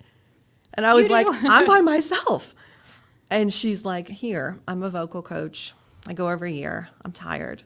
Take this ticket and have the best night of your life. Wow. How cool. And I was like, okay. It was just luck. And I got to walk in. And the first person I see in there is Monica Lewinsky. Oh my gosh. And I was like the most random person. I mean, I was random. Like, why is she here? I was like, hi. So she was hanging out, and I saw Sting again. And I was like, hey, Sting. Like, now you're best friends. I waved from a distance. I changed dresses. He might have not recognized me. And I ended up sitting next to Helen Mirren and her brother. And they were like partying. So I sat like adjacent to them. And I'm telling you, anytime you can get into the plaza at all is a big deal. But you get in there for a party like that, and you get to see Helen Mirren drinking champagne and eating cupcakes till 2 a.m. in the morning when they literally had to say, Helen, the party's over. And her and all of her friends who were just as old as she is, like they were partying. Like they were having so much fun and laughing. And I'm just a fly on the wall sitting there holding my shoes because my feet were so sore and my feet were just on the concrete on the floor. And her brother's like, you must have such sore feet. And he starts talking to me, and I'm like, it's the closest I'm ever going to get to actually talking. You're really talking to her. So she is as beautiful and amazing as you would expect. But she was just chilling there. I can also tell you Darren Criss is pretty amazing because he was also there. And I He's ended been up to eating. DPAC too. I've seen his signature. He on the was wall. there. Well, he was there with Leah Michelle. Leah Michelle. Mhm. Yeah, They had a great show. Yeah, I watched a little bit of that. He's show. very friendly. I've never met Leah, but he's very friendly. He was very excited because at the plaza they had little areas set up with the different foods. You could kind of walk and go get like frozen yogurt and just walk around with your frozen yogurt. It was very random, and they had like these crepes. And Darren Criss was so excited because he was like, these crepes are the best crepes I've ever had in my life. Have you had the strawberry crepes? You have to get the straw. And he was like, just go over and get. So he was like bringing them over, and he was talking all about this food because he was. And I didn't think a lot of people ate, in Hollywood. I figured they all worried about their figures. And Yeah. He was just eating, and he was having fun. And his now wife was like, we got to get going. We got to come on. I said, are you his handler? And he goes, she's been handling me for so long, for so many years. And she's like, yeah, I'm his girlfriend. And it's just, oh my God. She was rolling her eyes because she was ready to roll. Yeah. And he just wanted to talk and visit because he was talking about kinky boots because he was getting ready to do kinky boots. Gotcha. And he was obsessed with kind of, doing that. Mhm. So that's my little Tony's moment of like being the fly on the wall. And that was your fun home, won a whole bunch of stuff. So Okay, for cool. context, Yeah. that was good. And that was Yeah. a lot of fun. That's So, awesome. Your Kathy's little weird little stories about celebrities. How you go? I'm so jealous. Don't be jealous. That's amazing. We'll hatch our plan and we'll go. We'll find ourselves some really fun celebrities. Yeah, we have some plans. I'm really glad that we Get on sat that. down today. Get on that. It's good stuff though because you get to meet people that you otherwise wouldn't meet. Because they come to this amazing arts center. Yeah. And I think that's one of the things I love is the fact that we can show up and see these amazing people on stage, whether they're local performers like, these high school students, or whether it's someone like Jerry Seinfeld. Right. Or God, who else is coming up? We've got so many people coming up. We've got Oklahoma coming up. I know we've got I'm Broadway. very excited about Oklahoma. Did you see that? I saw it on Broadway, the revival I did not on see Broadway. it on Broadway. It blew me away. I don't know if I'm a minority here, but I am more excited about Oklahoma in our current season than any other show that's on the lineup. What's coming up? Now we got a few things It's the coming next up. Though. one. Next Yeah. one is Oklahoma. What else do we have coming up? Oh man. Let's see. Is Hamilton coming Switching up? gears. Is we it do have Hamilton? Hamilton. Hamilton is coming but I don't up. think that's in our actual season. We have No, it's an Jesus add-on. Christ Superstar. We have To Kill a Mockingbird and Oklahoma and Pretty Woman. And I think that's everything in the current season. Yes. I think that's And then everything. the upcoming season, Frozen. Yes. Frozen. Frozen. Are you excited about Frozen? I'm very excited about I Frozen. mean, the music in Frozen is amazing anyway. I'm but glad that it's going to be here for a good length of time. I think people will like it. I think it'll be a great family Yeah. friendly show you can go to. But you got Frozen, Moulin Rouge. Yes, Moulin Rouge. There's a bunch of shows I've never so seen many good coming up shows in coming the up. next season. A lot of great music. Yeah, there's 6 coming up. I've not seen that Oh yeah, either. I've heard so many good things about 6. And then you've got Jagged Little Pill. Yes. For all of the I've heard really 90s. good things about Hello. that as well. Yeah. 90s. 90s. So I grew up in the 90s, so I'm It's for very the 90s kids. Yeah. It's for the 90s kids. I I'm know. excited I about see. that. I'm old. No, I grew up in the 80s and 90s. So I'm kind of one of those kids that I remember. You're more 90s than me. I mean, more I was 80s. born in the 80s, but You remember the 90s better. yeah, I mean, I was like 2 Oh. so in like the 80s. So yeah, the 90s were definitely The 90s were your I have a time. lot more memories there. So definitely like shows like Jagged Little Pill will be kind very of hit home for special. that. Yeah, for sure. Some of my favorite shows that have come to DPAC have been like Come From Away. Yes. That show blew me away. Mm-hmm. It just Come From Away, Dear Evan Hansen. Mm-hmm. I mean, the Hamilton and Book of Mormon. I Yeah. mean, there's so many good shows that I feel like I've seen. Yeah. And I feel like I think there was the one that I did see that was so, it was so odd. I'd never seen Willy Wonka ever in my life. Like I've never seen The Chocolate Factory, nothing, none of the Like the movies, movie? not Oh, the wow. movie. I've never read the books. So I went and saw the show and I was like, this is so dark. I had no idea. And I got teased so badly because I had never seen anything with Willy Wonka. Wow. So to see the show on stage, it was like I was coming in completely blind. That's how I felt with Hadestown that was recently here, because I didn't know any of the mythology. The music was so fun. I thoroughly enjoyed the show, but not having a strong knowledge of the mythology going into watching that show, I was a little like, what is going on? What's the drama? And then I did my homework, and I have a deep appreciation now, but I was a little like, I don't get why this is a big deal. Now I totally get it now. But that was a really fun show. Did you see Hadestown? I did not see Hadestown. Oh, okay. I was still in hibernation. Gotcha. Because, it's hard. It's been hard out there to kind of get back into going places. So I'm easing back. This is a big step for me being here. But we're slowly starting to get back to be able to see shows and everything. Yeah. So I unfortunately did not see it. But you've got me ready for the next time that I get to hopefully see it when it comes back around. I'm sure it will. They always do. They most circle shows through. do come back around. So I'm looking at our notes and everything to see, because we've got so many things I wanted to make sure that we touched on throughout our time. How long have you been at DPAC? I started at DPAC in 2015. I started in a different capacity. I was hired in the ticketing center, and I was doing customer service related things. And then I worked for Blumenthal Performing Arts before I worked for DPAC, and I'd always been really interested in what their educational department was doing. And so when the opportunity to apply for this community engagement job opened up, because it has a lot of the educational components to it, I jumped at the opportunity to apply, and here I am. There's a whole new team there. I feel like everyone is just so many great people. They've moved on to do other things that are fantastic. Yeah. So I'm excited to get to know the team there, because we've had some fun times. Like, we've gone to New York to see some different shows. I don't know if you've ever heard about the time that we had to we traveled in the private jet. I did hear about that, and I saw pictures. Yes, I heard all about that. That seems so fun. Well, we did go, and someone had to sit in the bathroom.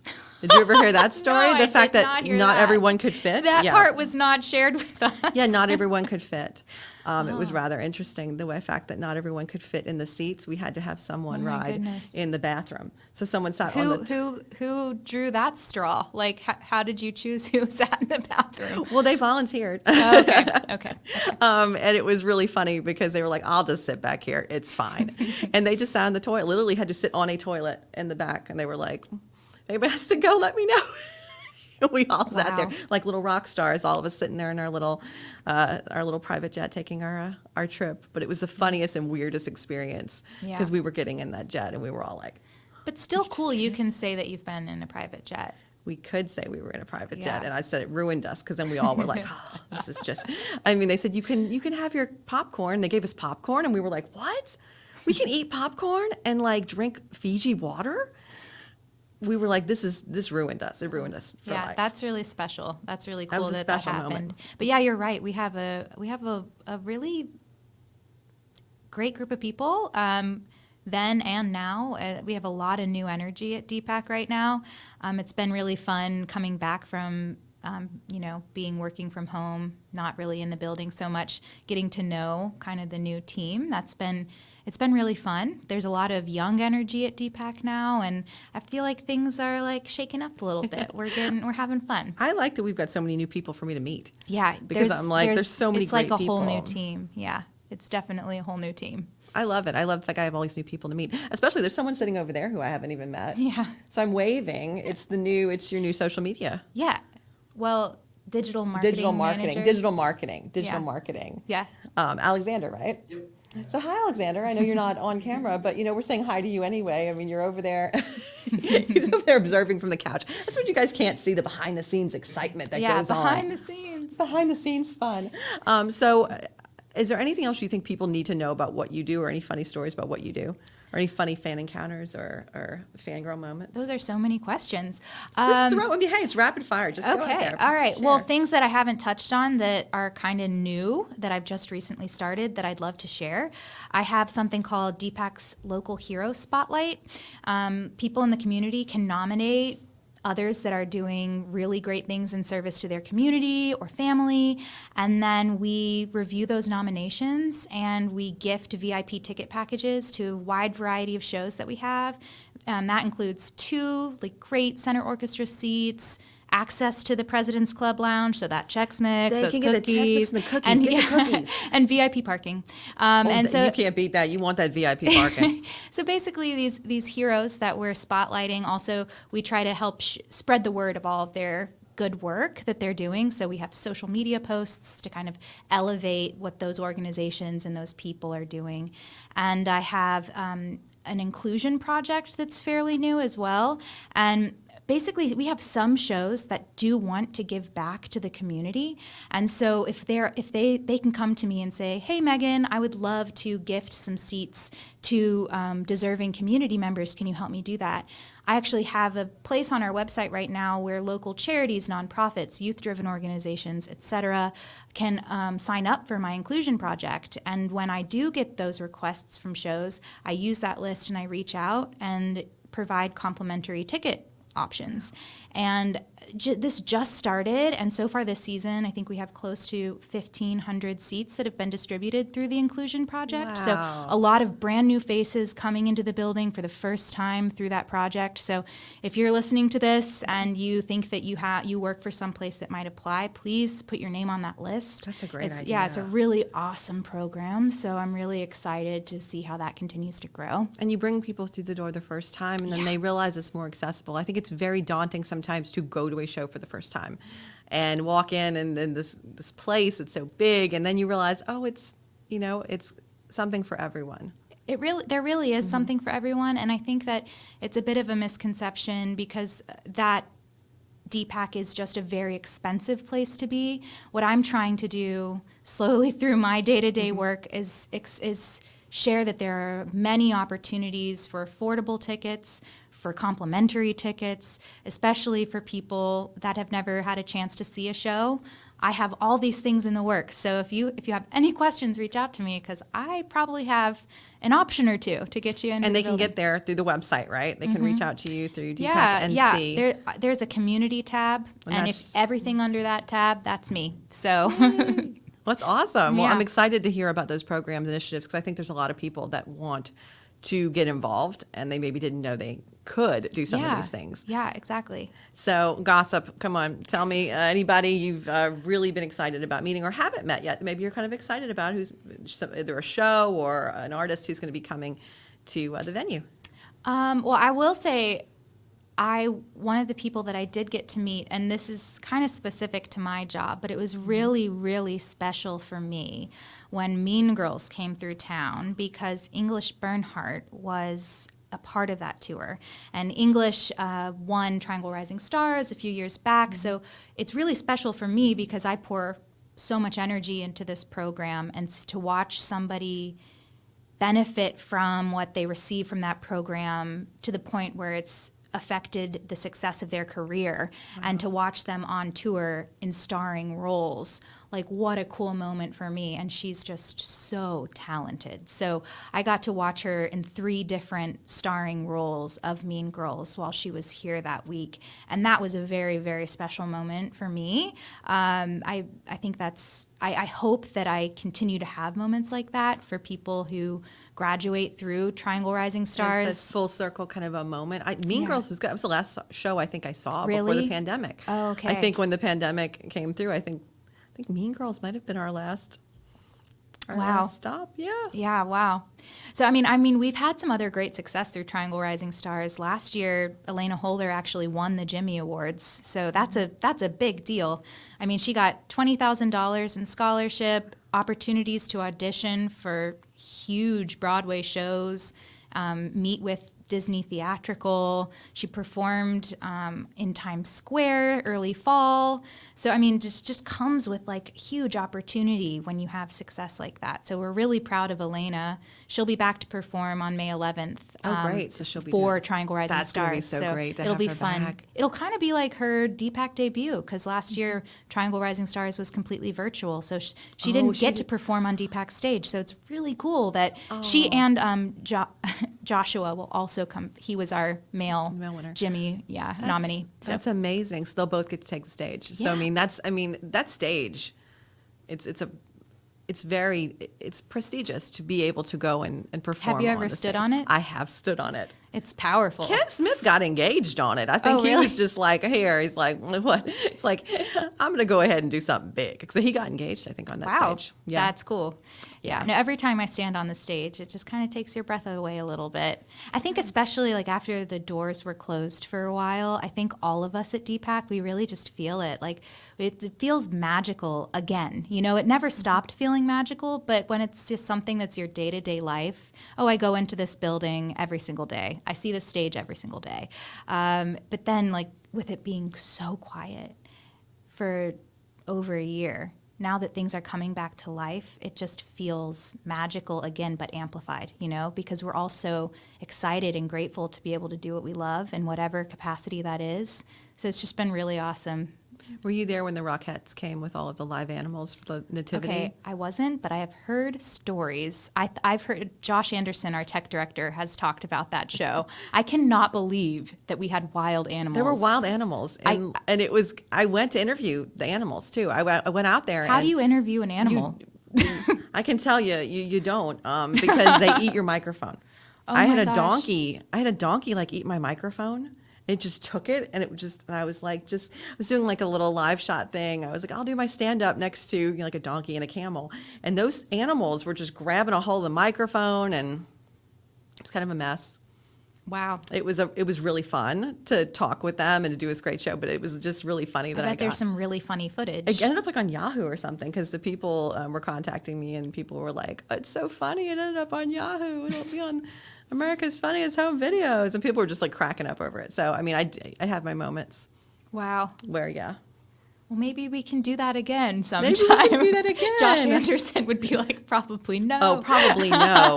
And this is airing on Discover Durham, I know, YouTube channel. Oh, cool. So I have to give a shout out to Margaret. Yes. Margaret, not a lot of people know this, but Margaret is an amazing photographer. She was uncredited with her work several years ago with a viral video that she needs credit for. I ate a tarantula over at Bull City Burger, and Margaret was the one that videoed it. Wow. And Margaret did it because I didn't have a photographer, and I arranged to eat this tarantula burger thing, and I was like, Margaret, do you think you could just come over and meet me there? And I need somebody to help me shoot it. She's like, oh, sure. I have a meeting at like 2:30. I'm like, okay, it won't take long. I'll start eating fast. So by like, it was like 2 o'clock or something. So I hurried up and I ate that thing because Margaret needed to get back to a meeting. And Margaret videoed it, and it ended up on the news that night and on the Today Show. And so Margaret's work was... That's amazing. She live streamed it. Was Bull City Burger serving Exotic spiders? Meat Month coming up in April. Oh, okay. Thanks for connecting those. I'm connected. It's coming up. Yes, Okay. coming up in April, actually. So it's very timely that we're not far from there. But Margaret, shout out to Margaret, because that was a clutch moment where she came through, and that video ended up making it to the Today Show and everywhere else across the globe. I'm going to have to look that up after this. Yeah, Margaret needs a shout out for that. So, and if we do it again, Margaret, if you want to come and have a tarantula burger.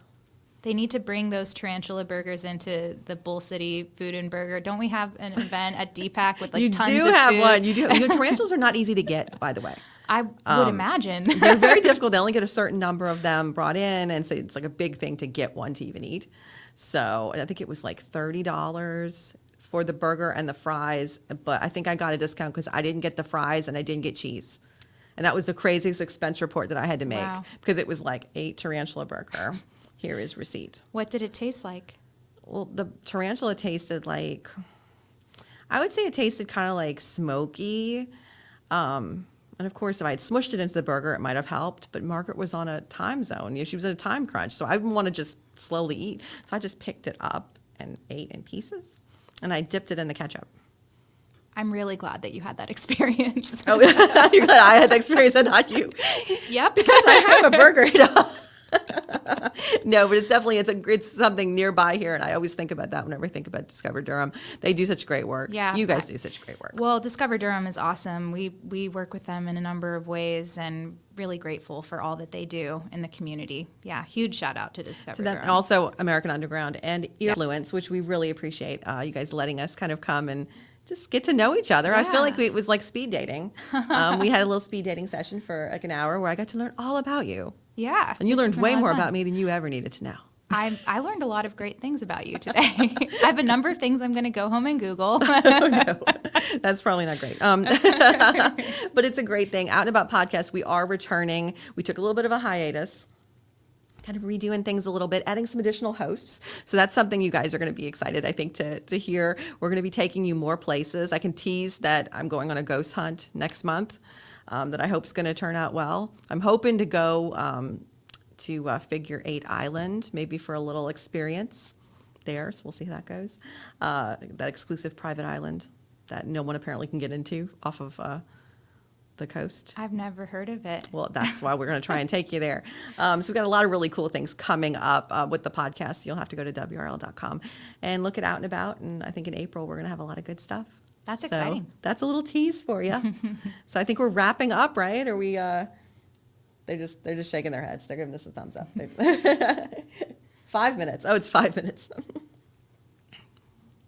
So are we, is there anything else you want to tell people right before we sign off? I want to make sure people know exactly the website to go to for you guys. So it's DPAC NC. Yes, dpacnc.com has all of our upcoming events, everything that DPAC's up to. My whole world is under the community tab. So far right hand side of the screen, community will be there. All my programs are listed there, how to contact me as well. So I'm happy to talk about our community initiatives at any time, and I'm really grateful to sit down with you today and get to know you a little bit. This has been a lot of fun. Thank you. It's been a lot of fun. It's been great to get to know you. WRL Out and About.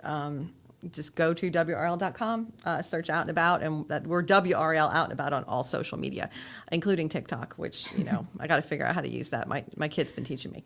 So, you guys have a fantastic rest of your day, and just check out both of our sites.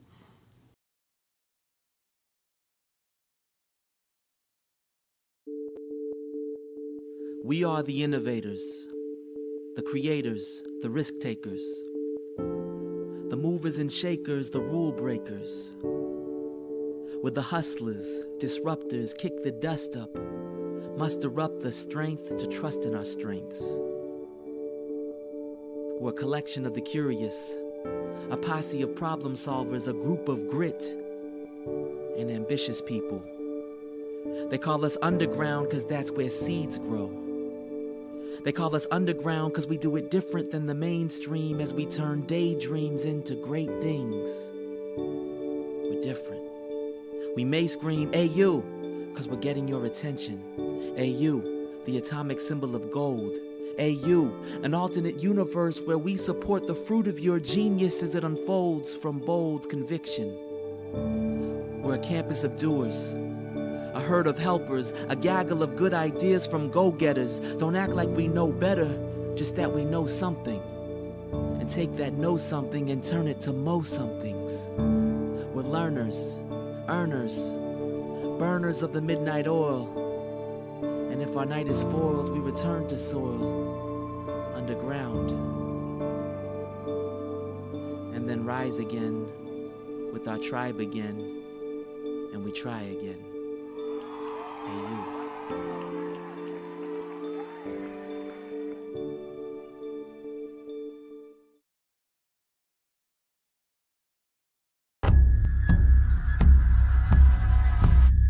Authorities say Jordan died of a single gunshot wound to the chest. Police have charged 18-year-old Larry Demery and 18-year-old Daniel Green with first-degree murder.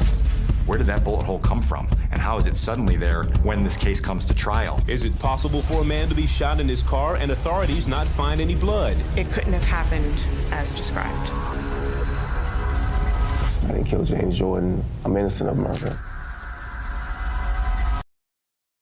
Are you looking for diversity education that fits the way you work? The diversity movement offers a new way to improve workplace culture. Anytime, any place. Micro Videos by the Diversity Movement delivers brief, to-the-point insights that teach you how to speak, interact, and lead more inclusively. Our videos are created and curated by proven business leaders and diversity experts. With Micro Videos by the Diversity Movement, it's micro-learning for maximum impact. The Maternal Health Learning and Innovation Center is a national resource center dedicated to eliminating maternal health inequities and improving well-being for all families in the U.S. It is through collaboration with our experts and stakeholders that we can help to advance maternal health through community and clinical engagement, policy and systems change, and innovations in maternal health. Our team is made up of national maternal and child health organizations to develop and distribute free trainings and webinars to inspire innovation and new policy in maternal health. Learn more about us and the work we're doing to help improve maternal health outcomes. Visit maternalhealthlearning.org. Forward with NACY, Inspiring Entrepreneurial Action, a podcast that shares the stories of everyday entrepreneurs, entrepreneurial leaders, and the communities that support us. We hope that this diverse collection of stories brings you inspiration, inspires you to take action, and ignites entrepreneurship in your community as we make our way forward together.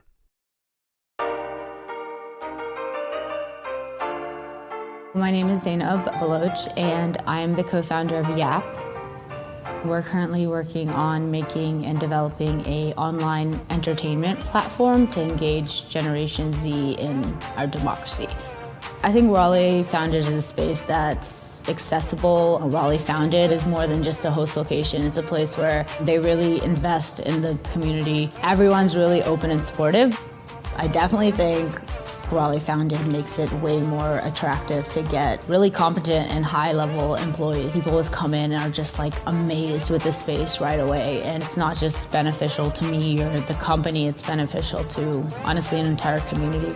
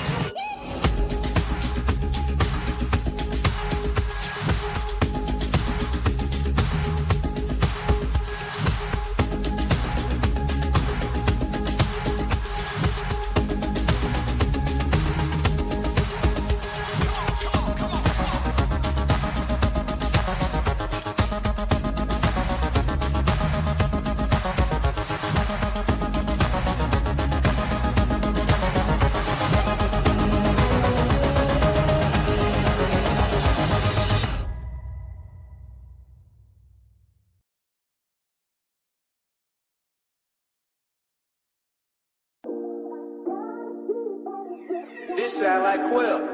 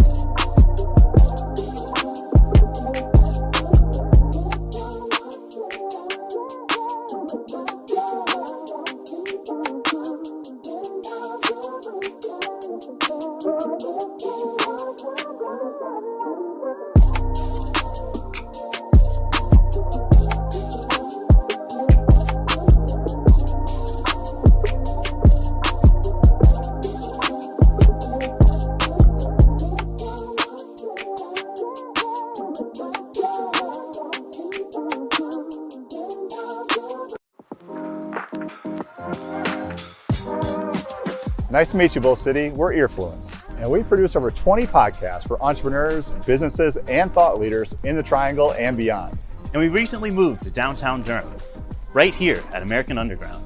If you're a creative entrepreneur, you know that finding the right space to support your projects can be difficult and usually very expensive. That's where we and you come in. We partnered with American Underground to build this podcast studio, where all AU members have access to equipment to help them sound their best. And we're so excited to celebrate this new space with you today as we're live streaming 8 episodes at this podcast marathon.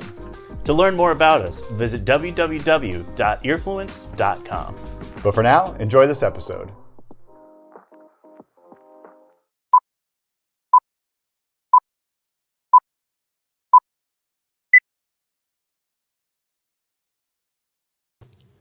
Welcome back to the Earfluence Podcast Marathon live at American Underground in Durham, North Carolina. This is the 7th episode of our 8-episode series, and it has been amazing so far, and I am so excited for this next episode. But before we get to that, make sure that if you're tuning in, you tell a friend, go to podcastmarathon.com, give us a thumbs up, give us a comment. They'll show up in the live stream, which is pretty cool to see.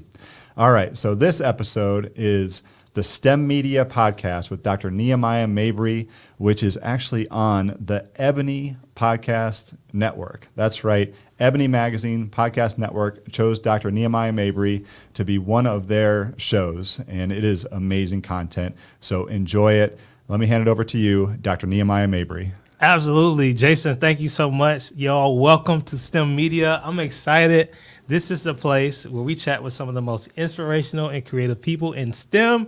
And today is no exception because I have in front of me a wonderful guest, a phenomenal guest, Miss Daisy Magnus-Aryitey. Did I do it? I killed it? You got it. Oh, man. Yes. Good start. Good start, right? Well done, Dr. Nee. How you feeling today?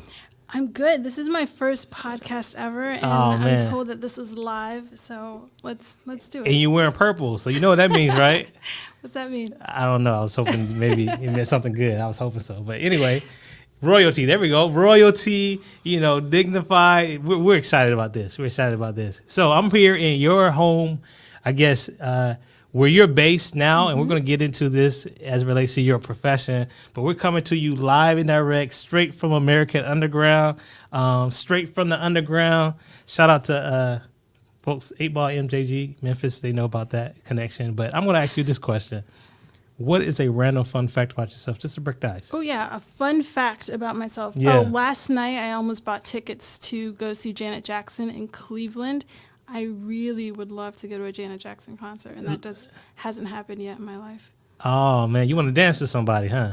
Janet Jackson. Yeah, Janet Jackson, Rhythm Nation. Yeah, all that. Oh, my goodness. Janet Jackson's one of the best performers out there. Ever. Yeah, of all time, yeah. But you said almost bought it. Why did you almost buy it? What happened?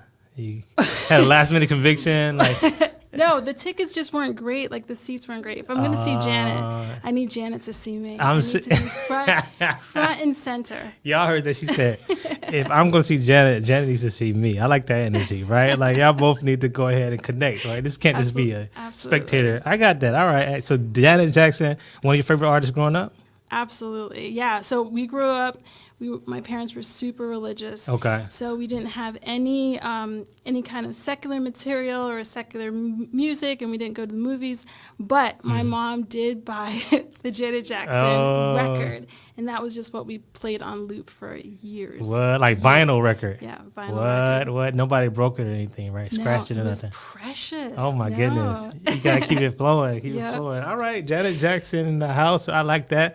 Awesome. So you almost bought tickets. So I guess whenever the next one pops up, if she ever comes to North Carolina, you're probably going to make sure y'all can be within eye shot of each other, right? For sure. Awesome. Well, cool. Let's talk about this, right? You talked about growing up, and I understand you are originally from Ghana. Yeah. Right? Small village outside of Accra? Yep, that's where I was born. Small village called Mongpong. That's outside of Accra. Yeah. Okay. Mm-hmm. And you moved from there. What can you remember about the move from there? Because you were pretty young. Yeah, I was 4 years old, but I actually have an incredible memory. That's another fun fact about me. So I do remember I remember living in Ghana. I remember moving to the U.S. I remember the first time I had a burger from McDonald's. What? Like just like the sensory, the taste, the feel of it. I remember playing outside with the other kids in the neighborhood, and they didn't understand what I was saying. I didn't understand what they were saying, but we were kids, so we worked it out. And you're talking about in Ghana, right? So I'm talking about when I first when you moved first to- moved. yeah, when I So first what moved to state? the What US. region of the United States did you moved to? In it was New Mexico, so it's Southwest. Wow. Oh, New Mexico is gorgeous. Okay. It's gorgeous, yeah. I've never been to New Mexico, but I would assume it is quite different from Ghana, or is it kind of similar in terms of the nature and landscape? Yeah, so it's warm like Ghana, but there's snow in New Mexico. So that was the first time I ever saw snow. First time, okay. I remember that too. It was gorgeous. Yeah. That's awesome. That's awesome. And then y'all ended up somehow in New York. Am I right? Yeah. All right, talk about that New York. Give me a little bit more of the narrative. So Ghana, New Mexico. Were there any stops in between there or direct flights? Lots of stops actually. So we moved to New Mexico after when we first immigrated to the United States. Okay. Then eventually my family moved to Connecticut, and that's where I grew up. I went to college in New Jersey, and then after I got married, my husband and I lived in Brooklyn, New York. BK. Yes. BK, stand up. All right. So out of all those places, we're not gonna try to upset too many people. But which one would you say has a lot of fond memories? Oh, all of them. All of them. Yeah, she did the right answer. There you go. All of them. I mean, Brooklyn was great. New Jersey was wonderful. I love New Jersey. Connecticut is, I still consider it my home. Yeah. I miss the snowfall in Connecticut. So, yeah. Yeah. Man, awesome. So you got a pretty solid taste of the U.S. after being here at a young age, and we've learned a number of things, right? So, corner of 5th and 22nd? Yeah. Bodega in New York and Brooklyn. Yes. Something happened, right? You kind of had a epiphany of some sort, Yeah. or a memorable experience. Talk about that. Yeah, so after we got married, one of our wedding gifts was this. It's a cookbook from Williams-Sonoma, and their recipes are complex. They're delicious, but everything is super scratch made. So I had this recipe where I had to. It was like a turkey, sort of like a chicken roll up type thing. I don't know. It was bougie and beautiful, but part of the recipe said that I need like a quarter of an ounce of turkey, of deli turkey. Okay. And I was like, okay, well, how do I get deli turkey? Like growing up, I never had turkey sandwiches. Like that's just not part of, our culture. And I was like, how do I, like real talk, how do I get turkey? So I went to the deli around the corner from our apartment in Brooklyn. All right. And I just had to like stand in the line and just like watch person after person like go up to the counter and order their You were studying people. I was studying. I was like, okay, what words do you use in order to acquire this turkey? Like there are lots of turkeys. How do you know which one that you're gonna get? And so just kind of having that experience of like, there's a very kind of common experience that a lot of Americans have, and I'm sort of on the outside. And how do I figure out how to do this thing? Right. Kind of opened my eyes to how, how being an immigrant has kind of instilled within me like a capacity to observe and learn through observation, and to be flexible and to kind of grow in ways that are not traditional, right? True. Yeah. Like even like the little things are tricky when you're coming from a different culture, and so being able to like push past that kind of discomfort into to get your turkey. Get your turkey, you know what I mean? Get what you need. And that's crazy because you were in New York too, so it's not like you would have had all the time in the world. People got to go, right? They would have been able to sit there and watch you try to figure out how do you cut it, or that kind of stuff. Right. And I wouldn't even have the words to ask, like, how do you get turkey? Like right. I would have been, I don't even know what kind of looks I would have gotten. Yeah. So I guess the question is, did the recipe turn out right at the end of the day? Oh, for sure. For sure? Yeah. Okay, cool. So that means you did a good job of ordering it. You got the nice thin slices that you needed, right? Yeah. All right. You stood up there confidently, proclaim. And I think that's really important because, as you said, right, coming into this, this new environment, learning things that people probably took for granted, but for you, it's a whole new experience.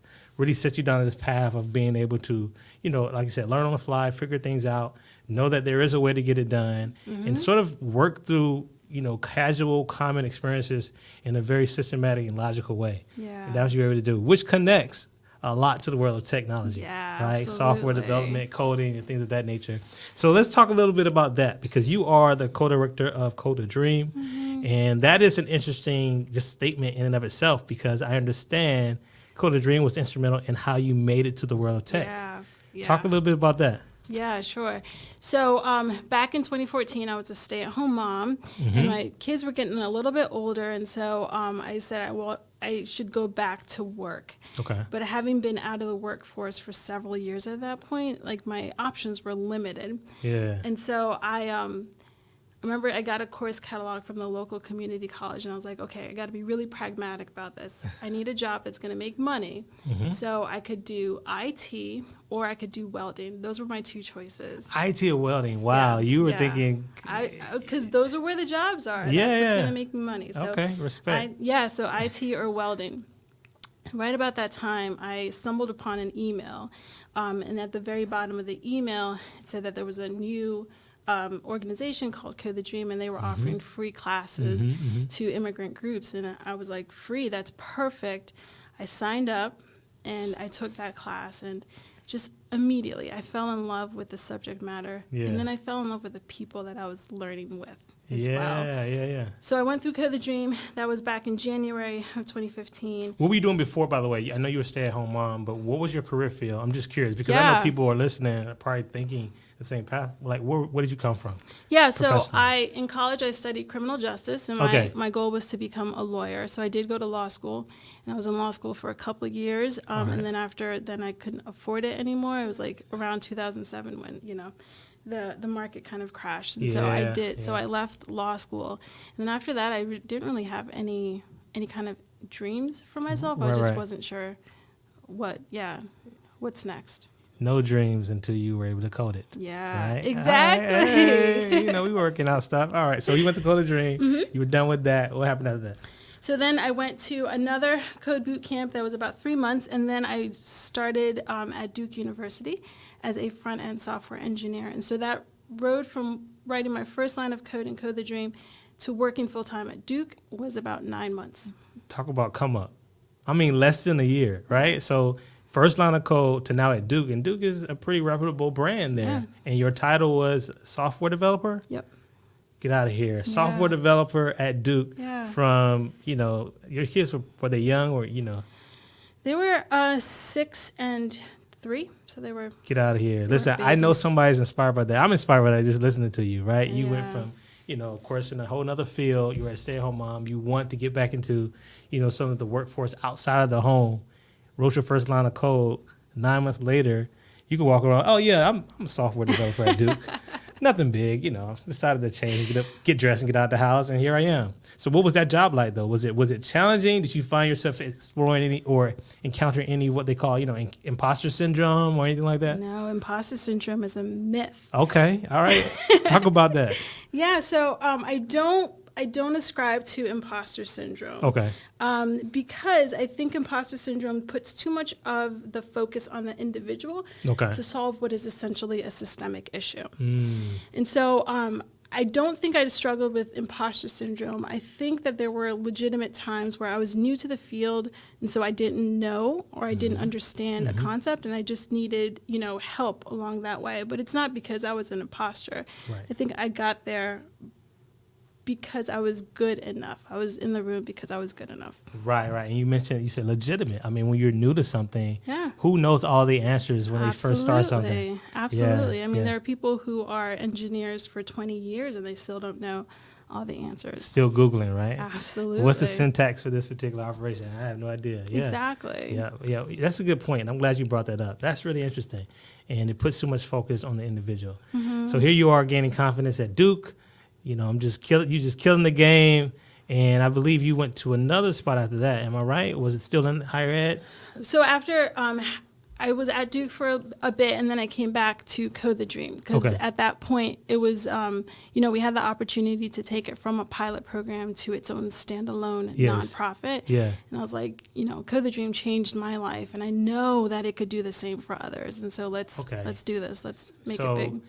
And I don't know if we pointed this out when you first did Code a Dream, it was a pilot program. Yeah. So you were the pupil. Yep. That eventually became the master or the teacher, right? Yeah. But when you first came back, and this is the part I probably didn't know, you came back in another role. Mm-hmm. What was your role when you came back? I was the director of programs. Okay, Mm-hmm. got you.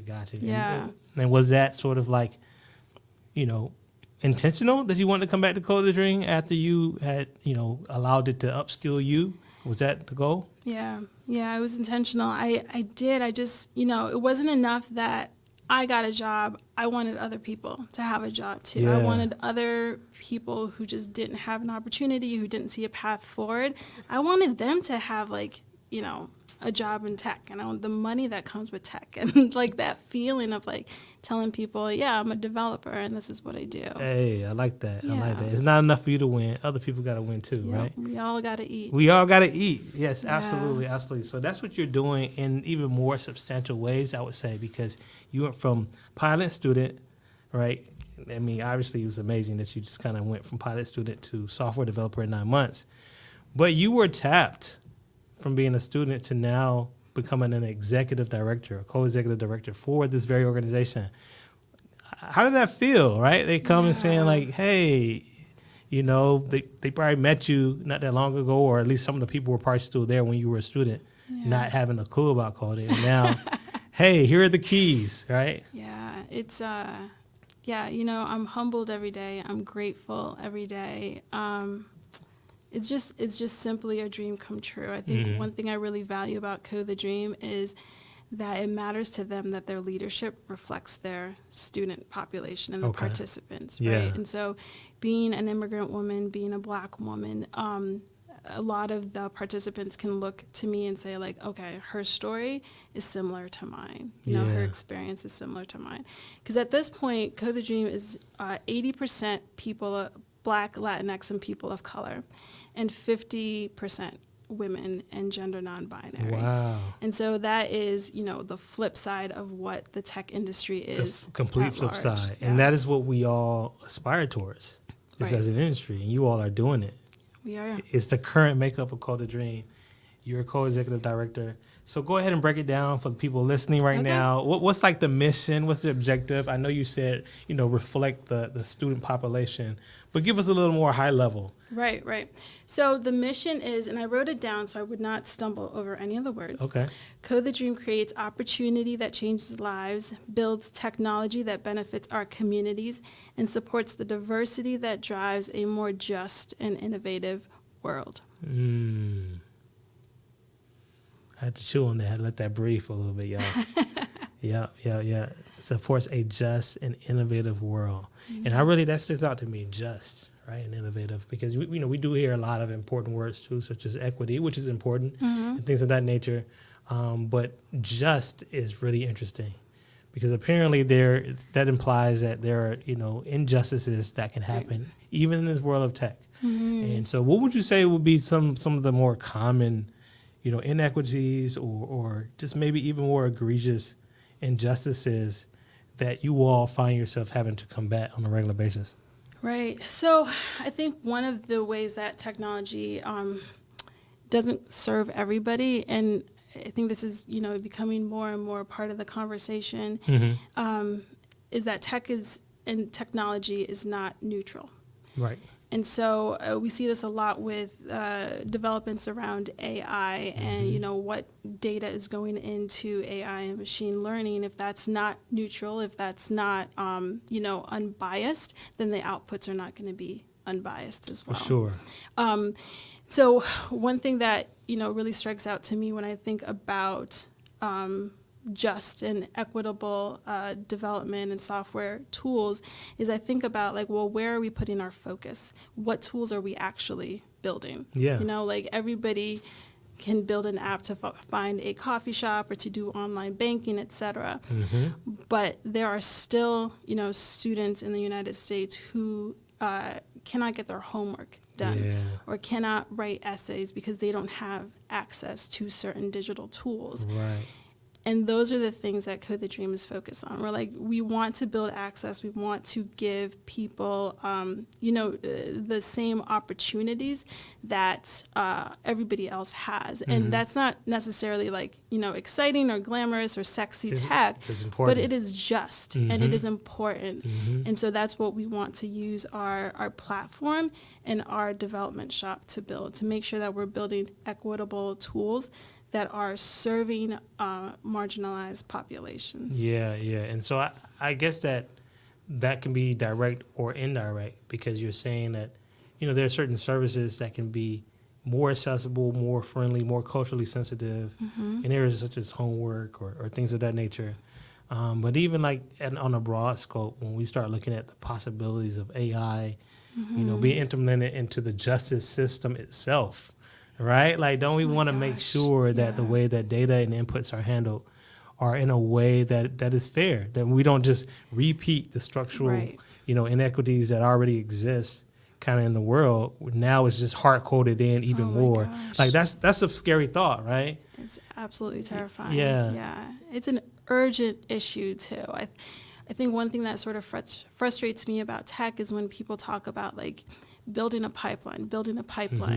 We don't have time. Like, we need to get people into jobs in 9-month spans because the technology that we're building right now is causing real harm. And we don't have, we don't have years and years to build a pipeline, because it is a very urgent issue. Yeah. You said something one time, I heard you on another platform.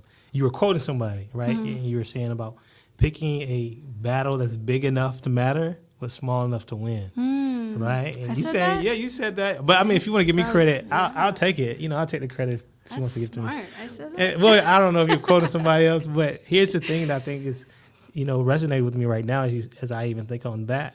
And that is the fact that, hey, okay, these are big issues. And we can sometimes, sort of intimidate ourselves by making it sound so big, because it is big and it does really matter. But to your point, there are very small things we can do that does not necessitate building an entire pipeline, but we can get people into the jobs right away. Right. I.e., signing up for a Code the Dream program. Yes, right? Yeah. And getting into there, learning some languages. So tell us a little bit about the practical things. Like, what are the outcomes if someone's listening to this and they say, hey, and I've talked to other people who represent other coding programs, but give us just that quick little, quick little sales pitch, if you will. Yeah, absolutely. Yeah. So we have applications open right now. So this is perfect timing. All right. So codethedream.org. Our classes are free. Okay. They run 6 to 9 months long. And then after classes are complete, we invite people to participate in a paid apprenticeship. Really? And that is a 9 to 12 month apprenticeship. We focus on Ruby on Rails and React.js. So those are two really popular technologies, front-end and back-end technologies. Mm-hmm. Let's see, what kind of outcomes do we have? So like I said, our classes are 50+% women and gender non-binary. We have a lot of folks from immigrant and refugee backgrounds. Wow, okay. Our classes are asynchronous too, and so they really fit in with people's, lifestyle. On demand kind of. Yeah, okay. Absolutely. We try to be as flexible as possible so people can make it work. But yeah, we've seen people go through our program and land jobs at companies from IBM to Cisco to Airbnb. Just lots of Google, lots of great companies around the triangle and around the country. And we're online too. It's completely virtual, so anybody from anywhere can participate. That's dope. So your students are as far as where? You said across. So 17, we're up to 17 states around the country. Awesome. Yeah. All right. From right here in the triangle, right here in the Bull City, Durham. No, that's fantastic. And that paid apprenticeship program, is that with you all or? Yeah.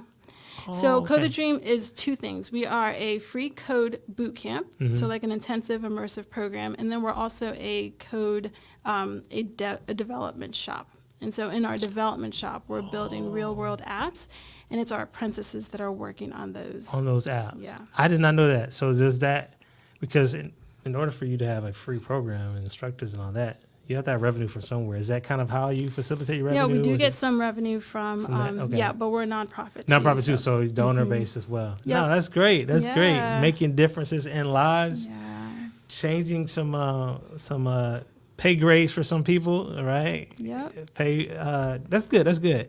So when you talk about those outcomes and people who've gotten these amazing jobs and gone on to even get the apprenticeship, get jobs at very high profile names, are there any stories that stand out to you that you don't mind sharing? Like maybe any anecdotes that say, oh, this particular person was someone that I often think back on. Yeah, a story that I was thinking about just the other week is one woman who was in our program, and she's like fantastic, and now she's at a big company. I won't put her on blast, so I won't tell you exactly. Okay. But if I told you the name, you would recognize it. Really? Yeah, all right. Yeah, she was a really, really brilliant, really hardworking woman. And she was a single mom. And this was a couple years ago when we were working out of the office. And it was a snow day, one of those days where we get like a quarter of an inch and everything shuts down. Yeah. Don't go nowhere. Everybody stay still. One of those days. Yeah. But we were still in the office. And so she came into the office and she brought her little girl. And I thought, this is amazing. This is exactly the culture that I want to have, to exist within Code the Dream. That people feel that they are seen, that they are understood. And that, they can bring their kid in when, like babysitting falls through and it's going to be fine. Yeah. I know that when I was growing up, my mom was a single parent, and sometimes it was just a juggle to like figure out childcare. And so to be able to offer, that freedom and that flexibility to somebody else, like that's one of the highlights of my career. Yeah, right yeah. And then just the example that she's setting for her daughter as she pursues this thing, and she's determined. And now the exposure of her daughter saying, yeah, of course I can go and figure out a code. Yeah, I see my mom do it. Yeah. Exactly. Yeah. To her daughter, the only developers that she knows likely are, females from immigrant backgrounds. I love it, though. I love it. That's her normal, right? That's the normal. It's an amazing thing to make that a normal in the lives of the next generation. Yeah. That's amazing. That's amazing. And that's honestly what we're hoping to accomplish as we continue to put out, episodes of this podcast, right? There's so many different stories, so many different creative and inspirational viewpoints on STEM that have not only the technical depth, and we can have a very clear discussion on Ruby on Rails or whatever the case may be, right? And what you offer, but we can also see the why behind it all, right? Because that why is really what empowers the how. So that is fantastic. That's fantastic. So when you look ahead, though, I'm just really curious, now that you're in this leadership role, are there some things that excite you about the future of the field? Like, what are some of those areas that you're saying, you know what? Yeah, we definitely got to look at some curriculum opportunities in these areas. Or here are some areas where not only can we make life more just for individuals, but we can probably even continue to push the needle forward and progress. Right. I'm just focused on growing our presence. Okay. Growing our capacity to bring on more students. As it stands, we can take on about a quarter of the amount of people that apply, because we just get so many applications. Not to discourage anybody, please apply. Yeah, please apply. We want you to apply for sure, but we want to grow our capacity so we can bring even more people onto Code the Dream. Yeah, absolutely. Sure. That's great. Yeah, I think you are clearly, very, very demonstrable about your passion for it. Your story really coordinates with what you're trying to achieve. And hey, you excuse the expression, you have eaten the dog food. You have eaten the dog food, right? Right. They say for people who are leading organizations, eat your dog food. Make sure your product is something you would take. Yeah. Hey, she's actually gone through the program. It equipped you, Daisy, to be able to have not only a career in tech outside of Code the Dream, but to then come back and help lead the organization. Phenomenal story. And I know great things are going to come of it. Let's talk a little bit more about just what it takes to be a successful software developer, software engineer, and more specifically, empathy. I want to ask you about empathy, talk a little about empathy. It's really important to be able to understand the thoughts, the feelings, even the unspoken right, of others, right? How does that apply to software development? Can you give us some specific examples of how that empowers someone in the field? Yeah. So, like I was saying before, software is certainly not neutral, and computers can show bias based on what we design. And so I think, there's always opportunities for empathy as we're designing technology, from, deciding what to build to deciding how we build it and how we deploy it. And so one thing I really love about Code the Dream is that, we're all coming from different backgrounds, but many of us can deeply identify with the folks that we are building an app for. And so if we're building an app for migrant communities, there are many within the Code the Dream family who come from migrant communities or come from immigrant communities or, come from low-income backgrounds or have been justice involved. And so they look at the technology with a different lens. Yeah. It's not it's not necessarily a puzzle to be solved, but it's like, how do we serve people through this? How do we consider, how they're going to use it, where they're going to use it, what questions that they would have, like as soon as they open up the app. Those are all things that we think about. We don't get, the tech is super interesting, and I'm not going to take that away. The engineering part is really fun.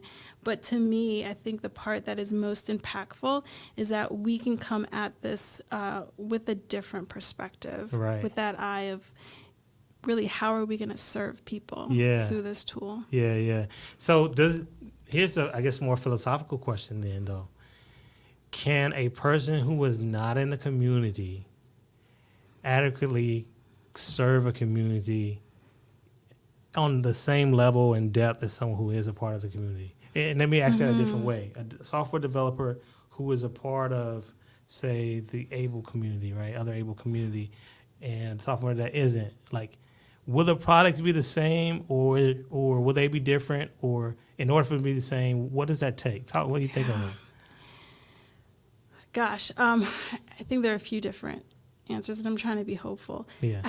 I think empathy is ultimately a muscle. That's the muscle. Okay. That's the determining factor. Yeah, that can be built up over time. But I think it takes, first an awareness that one may or may not have the amount of empathy needed for a project. And once we can kind of have an honest conversation about that, and if folks are willing to kind of engage in the activities to build that muscle, I think it can be, I think it can go a long way to mitigate the harms. That is interesting. I'm glad you provided that insight, because, there are things almost in a lot of different capacities, maybe not identical, where some people may be positioned or predisposed to be able to do better than other people, but through an extra effort, right? A person may have the natural ability to jump just because they just have bigger than normal calf muscles or whatever, right? But another person could do the extra work, right? So where they can still jump in a comparable way of the person who may have a natural inclination to be able to do that. And so that's when I hear when you use the word muscle, I'm like, oh, okay, yeah. So for a person who is not a part of the Black community, but also wants to serve the Black community, can just strengthen the muscle of empathy to be able to better serve the Black community. A male who wants to be able to be more helpful for women in certain fields may not naturally have that muscle, right? But out of intentionality can strengthen that muscle. So the same thing is helpful, I guess. So perhaps if I wanted to design something to really serve a community, I think about my older sister. I have an older sister who has Down syndrome, right? And there are things that she does extremely well, but there are other things that she has a harder time with. Well, I can, if I want to serve her, can absolutely learn more about what it takes to serve her. And I can even bring some other people who, A, have the empathy, like you said, desire, right? And then B, care enough to do the extra work, to spend some time maybe with my sister, to go some places and really observe. So that's a really good observation that you mentioned that, because I think, that can really spark debate at times if people look at it from a very polarizing lens. But there is a path forward. There is a path to be helpful. Yeah, absolutely. I think that's an interesting, example that you use about your sister. 'Cause I would think that in your case, you were like, oh, I understand. She's my sister. I've known her my whole life. So of course I understand. But I think there's always like a bit of humility when it comes to empathy. And I think that we have to come at it with I could learn more. For sure. Like maybe my closest friends are, Latinx or from immigrant communities, but that does not mean that I understand. Right. I can always learn more. Yeah. I can, listen to learn. I can observe. I can ask questions. Yeah. I can really come at it from a standpoint of humility. Humility, yeah. And that definitely applies even to entrepreneurship, because I know you've had some experience in entrepreneurship around, right?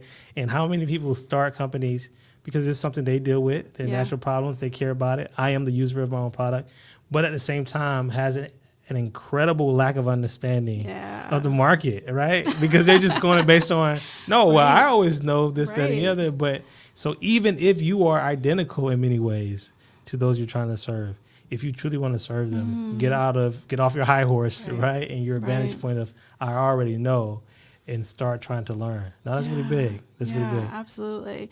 I find that that's probably one of like the most joyful parts of the work is just hanging out with, people at Code the Dream and just like, that'd be cool. Yeah. Just talking to them and just the things that come up and the things that I learn. And, humans are just so fascinating. And so there's just so much depth to every single person. Yeah. And so it's really a joy to, just to talk to people, just to understand where they're coming from, understand like the nuances of the problems that they're facing and the joys that they're feeling. Yeah, I think it's a great pleasure to do that type of thing. I can sense that about you. I really enjoy people. I enjoy doing things like this, chatting with people, getting to know people on camera, putting out value.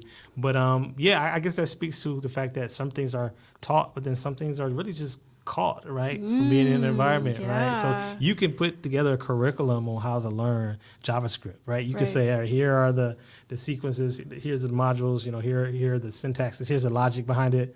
But you can't necessarily put together a curriculum that's going to characterize how much I'll glean from you if we go grab some lunch. Gosh. You know what I mean? That's just natural, yeah. That is such an important part of learning too. You ask great questions. Oh, thanks. Shout out to Ebony Podcast Network. That was some extra bread. Anyway. Yeah. So you're an academic, so like you know that you can learn some things in a traditional manner, but when it comes to the ways to do things or sort of like the customs and the cultures, right? You learn that through like interaction, through community, through collaboration. And it's really no different from, from learning how to code. Like you said, you can really like go through a tutorial and learn like, these are the steps and this is what it looks like. Yeah. But when you're like working on a real world project at Code the Dream, then you kind of have like a different set of complications, which like ultimately enhances your, your understanding. Because it's like, then you have to understand, okay, the client said that they want this, but is this what they actually want? And is this going to actually solve the problem? Yeah. And if I wrote it out like this, like what are the implications when they, face this set of circumstances? And so like your understanding just, it just escalates dramatically when you're learning in community. Yeah. I remember reading one time a case study that even said, if you gave a survey and asked people, what features do you want to keep and that or the other, even that doesn't always match or correlate with if you just gave them a product and said, here, now use it. Just use and it. Just watch them interact with it, right? Because they were like, sometimes people might be like, don't take away this feature. But then like you watch them, it's like, you've never touched on that thing since I gave it to you, right? And so, there's some things that I guess it would even be safe to say there are some things you only get from exposure and community. Yeah. You only get, you can't get from a book. Right. Yeah. Right. And that's sort of, that's like the one thing that I find really exciting about learning, but that's also one of the reasons why there's just so much disparity in who enters the technology field. Yeah. Because if a lot of that information or knowledge is like transmitted through community, but there's nobody in your community that does this, then it makes it that much harder to sort of break in and to stay in. You can't reach it as much. It's not as reachable, or the touch points is so far. No, that makes a lot of sense. It makes a lot of sense. All right, so let me ask you this then. Like, all right, we all got those friends. Like, oh, I got an idea for an app. Like, this is about to be, this is going to change the game. Daisy, I'm telling you, I got this brilliant idea. Sometimes, you can just Google it and be like, actually, it's been done about 50 times, right? But then nevertheless, there are some people who have ideas, but they're like, man, I don't know where to start. Yeah. I have no idea how to begin the process of developing something that I have the idea, but how do I get it out of my idea? What's some of your advice on where to start for a person who feels like they have that next big idea?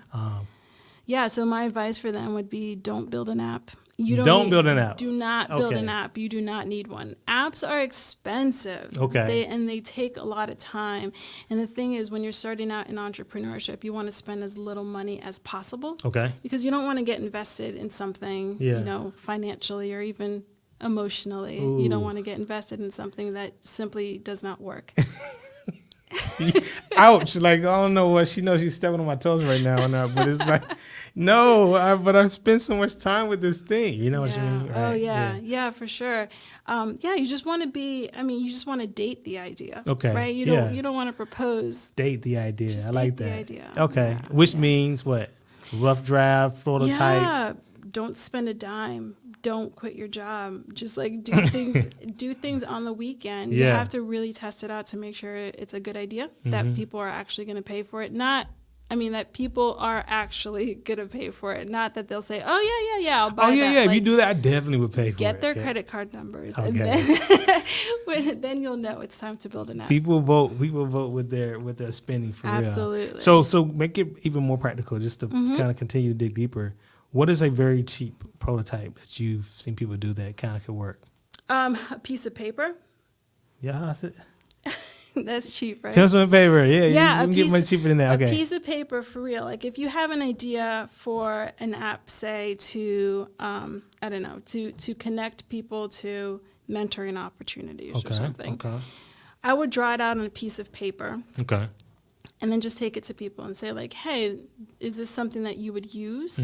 How would you use this? What would you use this for? How often would you use this? And then just find out, because then you have a piece of paper and people tell you, you know what, like, I would not use this for mentoring, but I can never find a great pizza shop. And so if there was an app that would just help me find a pizza shop, then that would be really wonderful, right? And you haven't spent a dime. Ultimately, you just want to talk to people for a good long time to kind of understand before. Listen, apps are expensive. No, I believe. I already know. know. I've dropped a couple of big ones on some things that were great in my head, right? But not so much. And I guess that implies too that if a person isn't even willing to give you feedback on an idea, and they're probably not going to pay for it.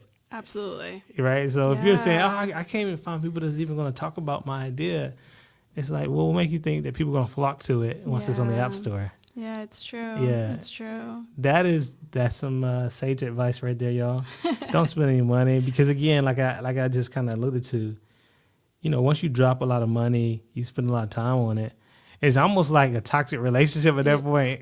It's like, yo, your app sucks. But what he means, I spent $50,000 to get this. You see this? Yeah. Oh man, yeah. Hey, there you have it though, from a executive, right? An executive from an organization that's doing phenomenal things. Code the dream. Thank you for that advice. Yeah, for sure.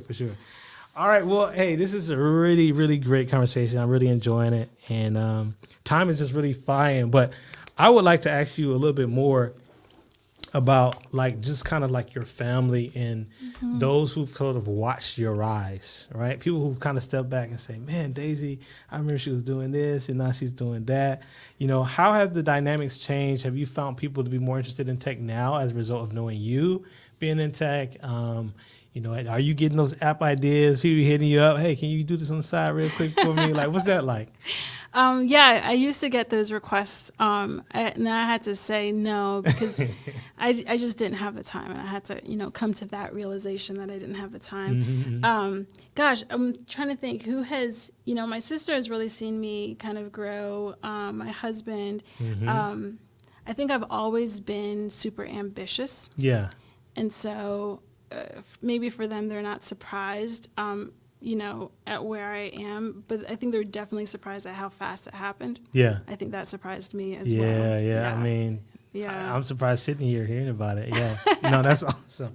That's awesome. It's like, what's next? I mean, hey, and have you built anything that I guess at one point in the past you were really trying to push or projects that you were like really passionate about that maybe did go out and do some things? Like, what are some specific things that you may have built that are kind of part of your portfolio that you'd like to share? Well, at Code the Dream, we build a lot of projects. Last year alone in 2021, we worked on over 40 apps and websites for nonprofits, for entrepreneurs, Black entrepreneurs, and government agencies just around the country. We do a lot of cool work.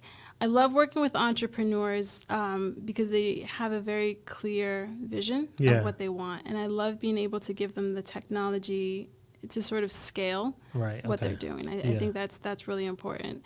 Let's see, some of the projects that we've worked on I'm really proud of is we worked with the city of Durham at the start of the pandemic to help build an app where parents could put in their information, and then the city could help coordinate meal deliveries to kids who were or to families who were struggling with food insecurity. And so that kind of project is really just emblematic of what we do at Code the Dream. We want to make sure that we are serving people who need urgent help, and there's, I don't know who is more urgent than children who have lost access to meals because during school. because the schools are shut down, and so that's the type of thing that I think we're gonna continue to be proud of. Absolutely. Whenever I talk to my coding friends, though, just people in software and stuff, they always seem to be like a team front end versus team back end. You know what I mean? That's one of those things like, what about design? Design don't matter if it's not functional, all that kind of stuff. And here's why I ask you this. I want to ask you, I know obviously both are important, right? Yeah. You can see inequities and injustices on the front end as well as in the back end, right? But where do you feel like there is probably more commonly egregious like errors and like, or traps? Yeah. Right? Oh, interesting. Oh, gosh, that's a really interesting question. I thought you were going to ask me about the gang wars at Code the Dream. Which team? Yeah, I know y'all probably got gang wars. Because y'all teach both, right? When you talked about... Yeah, we do teach both. But, we have folks that take classes in both. And so a lot of folks come back and take classes with us so they can be full stack. Yeah. So I think most people know a little bit of both. And so there isn't... So y'all are building well-rounded, right? Yes. Engineers and developers. Okay. We are deeply focused on, just continual learning because that's so much. Yeah. That's just so much a part of software. In terms of what you all offer, or just making sure that? Well, in terms of what we offer, but then also in terms of like having a career as a software developer, like you just have to be able to learn on the fly. You have to be able to continue set a time. Watch how people order in their turkey and all that kind of stuff. Absolutely. You know what I mean? Yeah. Because you can't Google stuff like that. You can't Google stuff like that. How do you order turkey? Yeah. But I mean, obviously, I guess there are traps on both sides, as I mentioned already. Like, there's the user experience side that can really be slated and biased. But then, like, sometimes nefarious things are happening beneath the surface, and you all are trying to make sure that you are producing products, i.e. your people, right, who are developing these apps, these softwares, these programs, are cognizant of both, are intentional in both, and are ultimately serving and helping people on both fronts. Yeah. That's fantastic. Yeah, absolutely. Well, cool. This has been a fantastic conversation. I'm wondering, as you just kind of continue to do what you do. I remember you said a quote. I've heard you say, other quotes as I've done a little bit of my research. Back on the prototype thing, you quoted someone saying, if a picture's worth 1,000 words, a prototype is worth 1,000 meetings or something like that. Yeah. That like how prototypes aren't so important. So you seem to appreciate a good quote and a good word of advice. Do you have anything for us today, kind of like some parting words of wisdom as it relates to maybe someone who wants to go into a tech career, or really just anyone in general? Because I feel like you have a perspective of sort of making a career change. Right? What would you like to say to the audience who's not only watching this, visually, but those who are listening to the podcast? Yeah. Well, audience, I don't know if this is going to be very sage or well spoken. I don't want you to spend money if you want to learn how to code, at least not initially. I think there are a lot of wonderful free resources online that you can, sign up for a course and you can take a free course and just, give it a month to learn a couple of things. I think you can learn a lot in a month. You can learn, one, whether or not you like it. Two, whether or not you want to spend time doing it. Learning to code does take some time. And so, it might take an hour or hour and a half every day, but you got to be able to put in the time. And so you want to try it out in a free setting, in a low stress setting. You don't want to invest anything up front that you can't get back. And so just try it out for free. And if you decide that, this is something I really like, this is something that I want to put my time into, then I say go for it. And even then, there are great free programs like Code the Dream. But don't get suckered into paying a whole lot of money up front when you don't need to. Don't pay a lot of money. Yeah. If I could go back in time and get that advice to the younger Nehemiah, I definitely would give that to him. This has been a good conversation. I feel like, we're like old friends now. We've been chatting for a while. For sure. And I got one more question. Okay. I was doing my research, and before we get ready to say goodbye, I remember you talking about, first of all, let me ask you, do you sing? I do. You sing? But she doesn't know where I'm about to go with this, right? I was looking about, just your story of how you, came over to the States and learned culture and English. And if I were to hum these notes real quick, hold on. Let's see if you can help me out. Bum, bum, bum, bum. Thank you for being a friend. Bum, bum, bum, bum. Travel down the road and back again. Bum, bum, bum, bum. Your heart is true. You're a pal and a confidant. Boom, boom, boom. You know what I'm talking about? Golden Girls theme song, if y'all are wondering. No copyright infringement intended. Yes, thank you for being a friend. Thank you for coming on this show. Thank you so much for all you're doing with Code the Band, Code the Dream. We wish you all the best. Thank you so much, Dr. Nate. This is great. Yeah. All right. That was the STEMedia Podcast. Give it up for our guest, Daisy Magnus-Aryitey.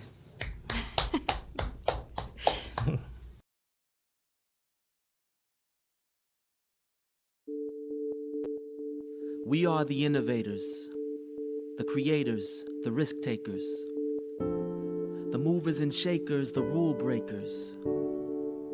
We're the hustlers, disruptors, kick the dust up, muster up the strength to trust in our strengths. We're a collection of the curious, a posse of problem solvers, a group of grit and ambitious people. They call us underground because that's where seeds grow. They call us underground because we do it different than the mainstream as we turn daydreams into great things. We're different.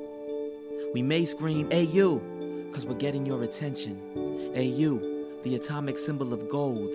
Hey you, an alternate universe where we support the fruit of your genius as it unfolds from bold conviction.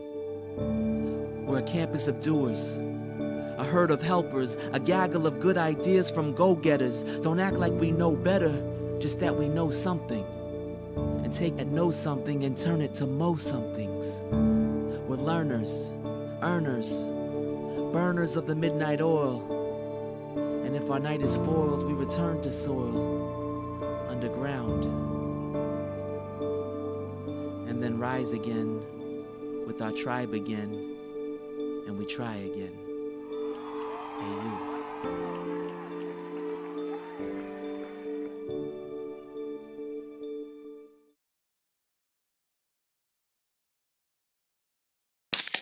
The 919 Beer Podcast is your go-to resource for the latest information impacting the craft beer scene in the Triangle and across the state. Join Adam Eschball and Wayne Holt of 919 Beer and me, Joe Obias, from the OG every Saturday morning on Buzz Sports Radio from 8 until 9. You can also download the podcast and listen to it anytime at WRALSportsFan.com or wherever you get your podcasts. Join us each week for the 919 Beer Podcast, a part of the Capital Broadcasting Podcast Network.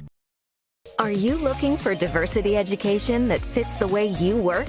The diversity movement offers a new way to improve workplace culture. Anytime, any place. Micro Videos by the Diversity Movement delivers brief, to-the-point insights that teach you how to speak, interact, and lead more inclusively. Our videos are created and curated by proven business leaders and diversity experts. With Micro Videos by the Diversity Movement, it's micro-learning for maximum impact.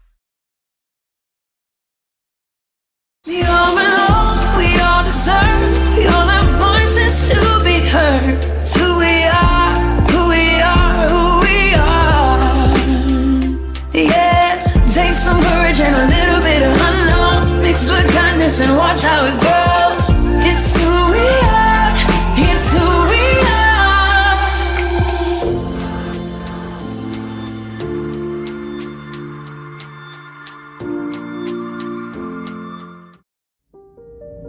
Healthy mothers, parents, and babies are a cornerstone of thriving communities.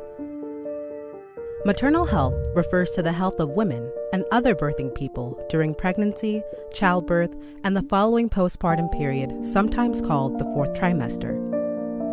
With the right care and support, each of these stages can be a positive experience. Unfortunately, every year in the United States, more than 65,000 women suffer complications related to pregnancy that are life-threatening, and more than 700 die every year. Maternal mortality is defined as the death of a woman during pregnancy, at delivery, or soon after delivery. Maternal morbidity is a term used for injuries or negative outcomes a woman experiences related to pregnancy that do not kill her. The health impacts may be life-threatening and may impact her for the rest of her life. Both are currently on the rise in the United States. The good news is that we can reverse this trend. Access to quality healthcare services and other social determinants of health play an important role in ensuring birthing people have positive outcomes such as safe and healthy pregnancies and births. In 2019, the Centers for Disease Control and Prevention, or CDC, published a report stating that about 60% of the pregnancy-related deaths that occur annually in the United States are preventable. We know that roughly 1/3 of these deaths are due to heart disease and stroke. We know that stark racial and ethnic inequities exist, especially for Black women and American Indian and Alaska Native women. We know that listening to and involving pregnant people, families, communities, as well as the community health workers, doulas, midwives, nurses, doctors, and public health workers who care for them is key to improving maternal health. We also know that addressing the health of individuals before and beyond pregnancy is essential. Collaboration and strategic partnerships are instrumental in ensuring that mothers, parents, and babies have positive experiences and outcomes. The Maternal Health Learning and Innovation Center is committed to supporting maternal health practitioners in public and clinical settings by sharing best practices and promising innovations. Our goal is to ensure that every pregnancy, birth, and postpartum experience is a healthy and positive one through policy, innovation, and engagement.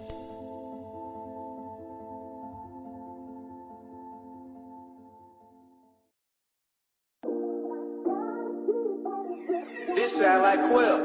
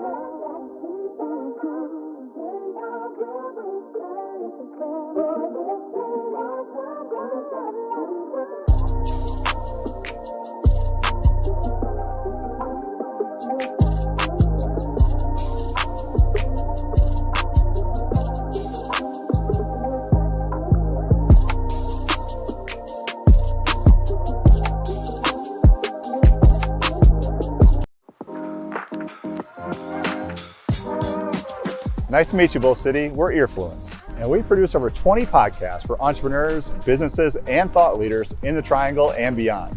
And we recently moved to downtown Durham, right here at American Underground. If you're a creative entrepreneur, you know that finding the right space to support your projects can be difficult and usually very expensive.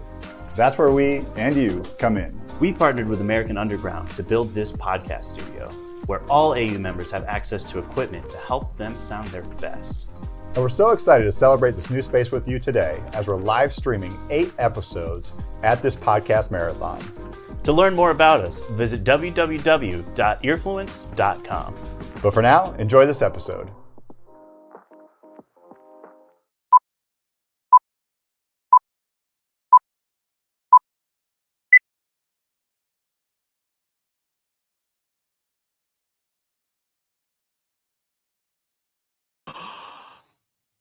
Welcome back to the Earfluence Podcast Marathon, live, not quite at the American Underground studio. We have a venue change, and you may, if you listen closely, you may be able to hear fire alarms going off at American Underground, but we have pivoted to a new location at Betteron Studio. So thank you, Ryan, from the Betteron team.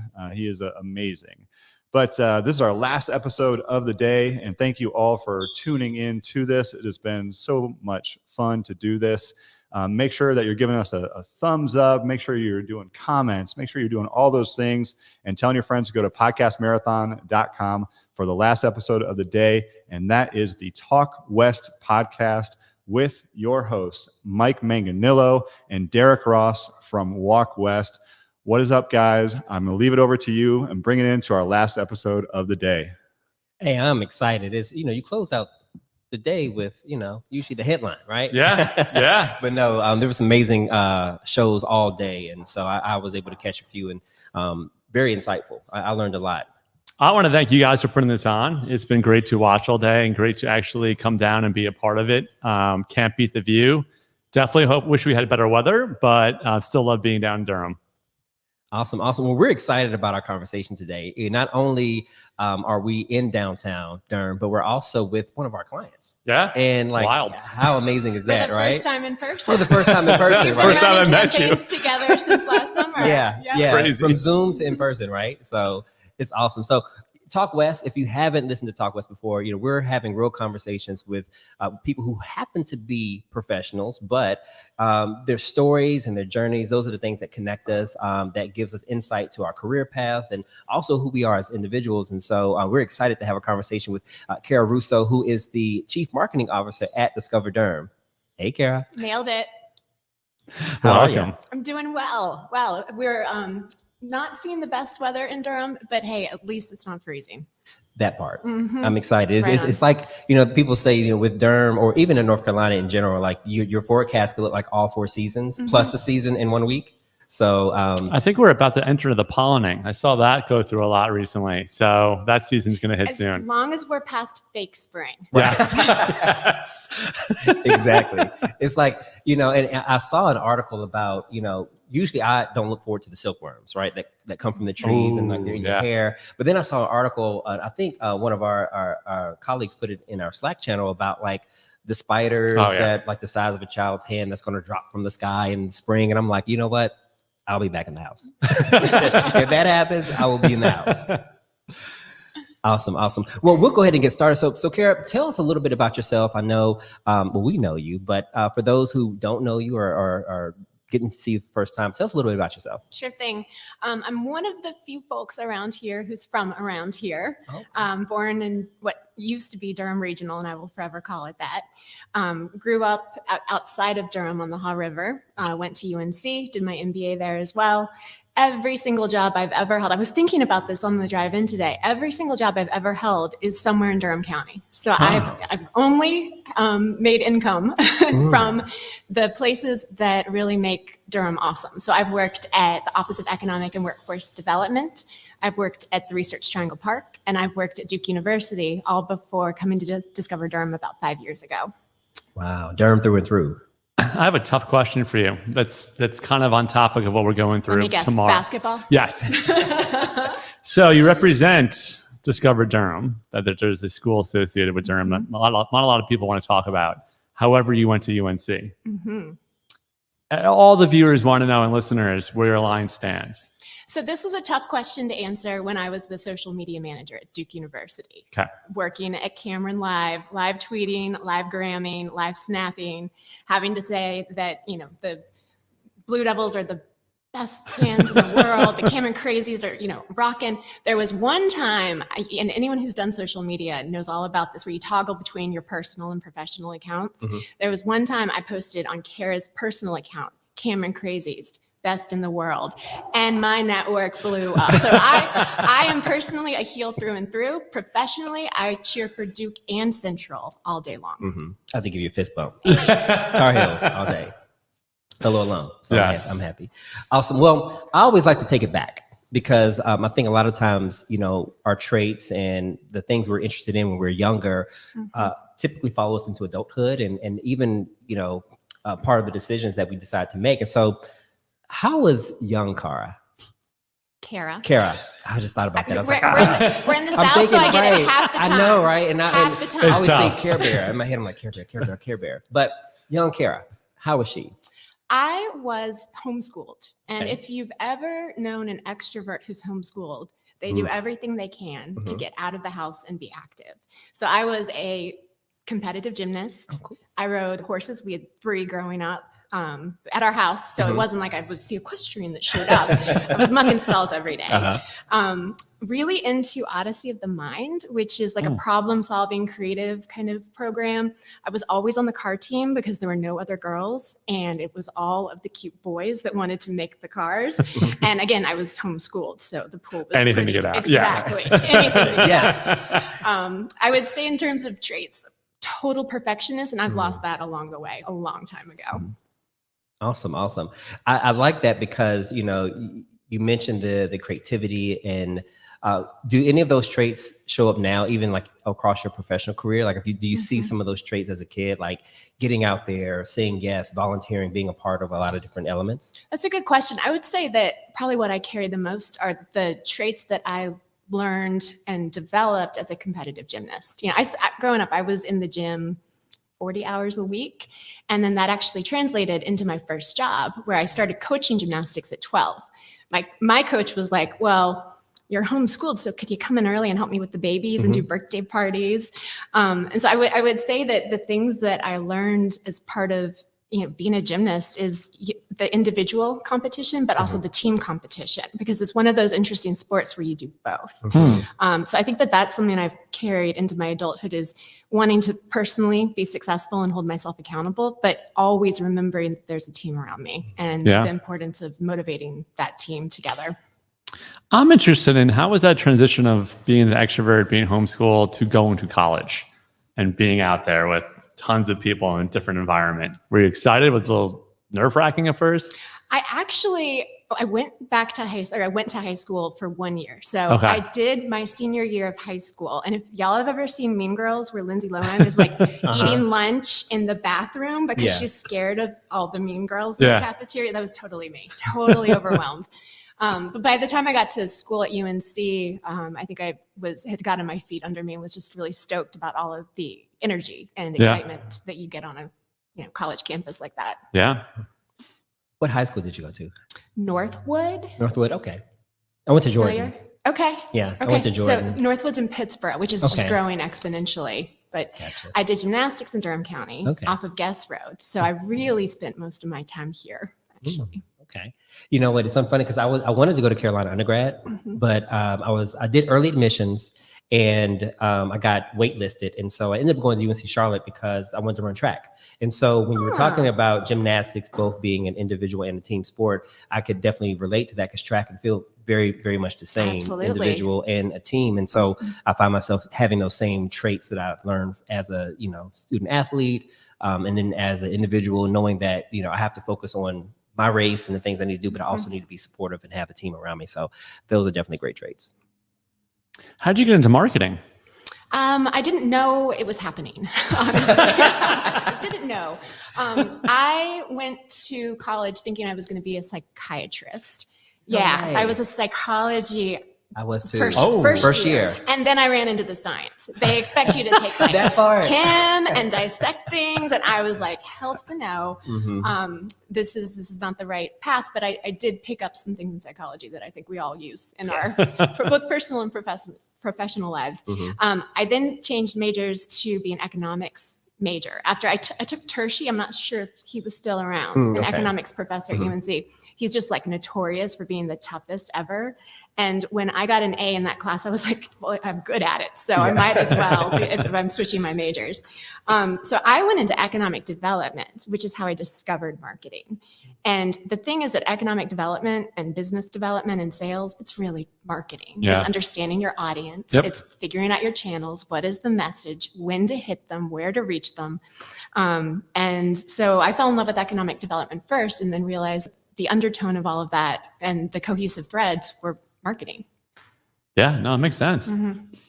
What about you? How did I get into marketing? Yeah. That's a great question. As a kid, I always loved television, and I always loved commercials. It was one of these things that commercials came on back in the day. You weren't able to skip them, so you had to watch them. And I always found them fascinating. And I was like, who made that commercial? How did they make that commercial?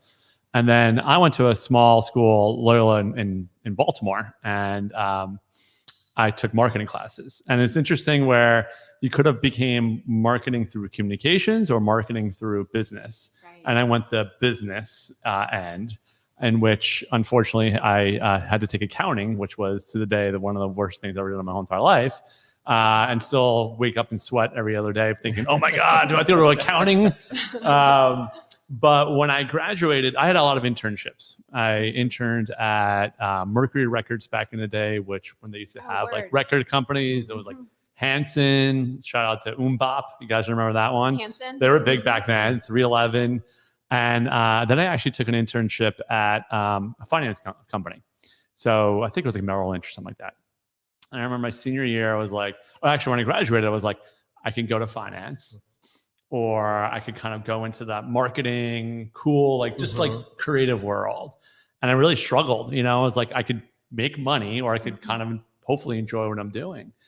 And I decided to choose kind of something that I thought I was going to enjoy doing. And I remember I went to go see when they used to have like real recruiters. Like you would go in an office, they would talk to you about what do you like, what do you want to do? And I never there was no advertising classes. It was marketing 101, international marketing, sales classes, really just understanding the basics, the 4 Ps, right? And I remember them asking me, do you like math? Or you like, dealing with people and clients? I was like, I actually really like math. Like I was a math nerd. And they put me in basically the media department of a huge, advertising agency at the time. It's a lot of spreadsheets. Yeah, it was a lot of spreadsheets. Yep. But then, my career developed for still questioning, at the time it was like, here's $2 million, here's your audience, go do something. And I was like, but wait, what's the creative? Like, how do we do that? How do you get to the audience? So that led me down this path of being a part of kind of full service creative agencies and being a part of the whole process versus like, here's your dollars and here's your target. So it's always just kind of thinking creatively about, what you do. Yeah. It's fascinating to hear people's stories of, how they either fell in or fell into love with marketing. Yeah. Yeah. Yeah. That's interesting. I started off as a psychology major, and then I changed it to communications, and then I ran into comms theory. Did not like comms theory. So I dropped comms theory, international business, and then came the question about statistics. And so there's 2 different statistics back in the day. Either it was like one science-based and one for like business. And the business one was a little bit easier or better. So I ended up shifting from international business to marketing. And because I wanted to be in PR, like I back in my head, I was like, I like people. I want to be in marketing. And so ended up going into marketing, did an internship.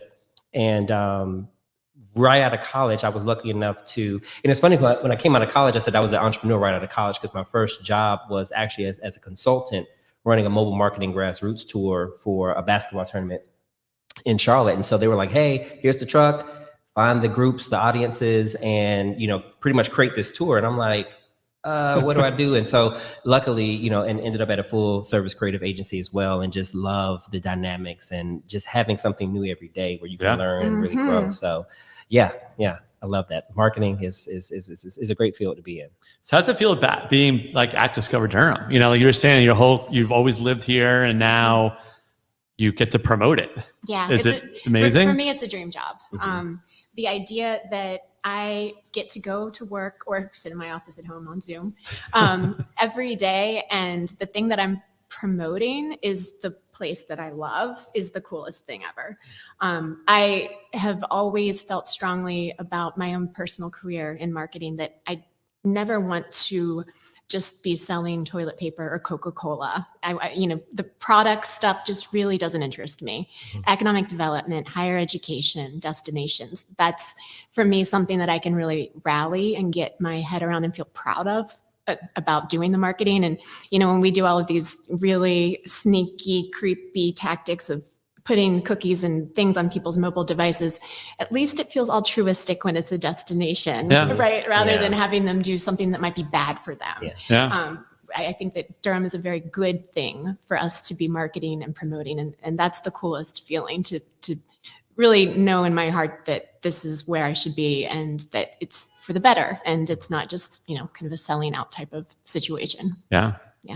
It's a powerful position to be in when you have access to tools and resources to really influence and impact people on kind of not necessarily what to do, but influence their decisions and what they decide to do, whether it's products or, services and things of that nature. And so I think, having that intention of really wanting to see impact and really wanting the betterment of, not only Durham, but then people who come and have those experiences, I think is really important for anybody who's listening that wants to be in a career and you are in a leadership position. It's important to have those intentions connected to the work that you do, because it's great to see your impact. And it's really fulfilling to look around, and Durham has a lot to sell. There is a lot for us to be marketing. There was a recent statistic that I heard Downtown Durham Inc. Say at the Chamber's recent event that 90% of the businesses downtown were started in North Carolina. So these are homegrown, local, independent, and a huge amount of them are minority and women owned. And that's something that you can be really excited about promoting. Back in the summer of 2020, we started a crowdsourced listing of all of the Black-owned businesses in Durham. And it just kept getting fed with hundreds of people emailing us and tagging us on social media and sending us DMs and saying, oh, you don't have this group listed. You don't have this group listed. It is the most viewed web page on our site of all time.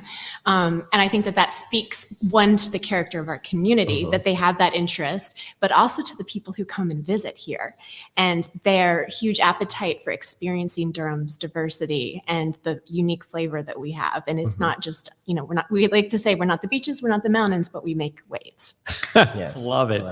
Well, it's interesting. I'm going to steal your line and bringing it back to Durham. So I've been down here 13 years, and my first job down here was McKinney, right down the road, right? So and they were the first tenant. They were over the there first in tenant. American Tobacco, which really revitalized downtown. Back then. And when I came down here from New York, New York's a bubble. I thought was it RDU Airport? So it's like that's one place. Like there was no differentiation of the triangle when I came down here 13 years ago. And I remember coming to Durham, and I lived at Raleigh at the time, and half the stuff wasn't here, right? But there was a promise of, at that time, it was like, we're going to become the next Austin, and we're going to do it. We're going to build this, and we're going to do it. And you can gradually see over the years, and I was there for about 5 or 6 years, how much expanded, how much opened, the restaurant scene. There wasn't a huge restaurant scene 13 years ago to now having, award-winning chefs everywhere. Speaking of, we have 2 finalists in the James Beard Award that were announced. I think one was on a podcast this morning. The Saltbox was on earlier, and then Alley 26 from Outstanding Bar. So fingers crossed for some good news in June.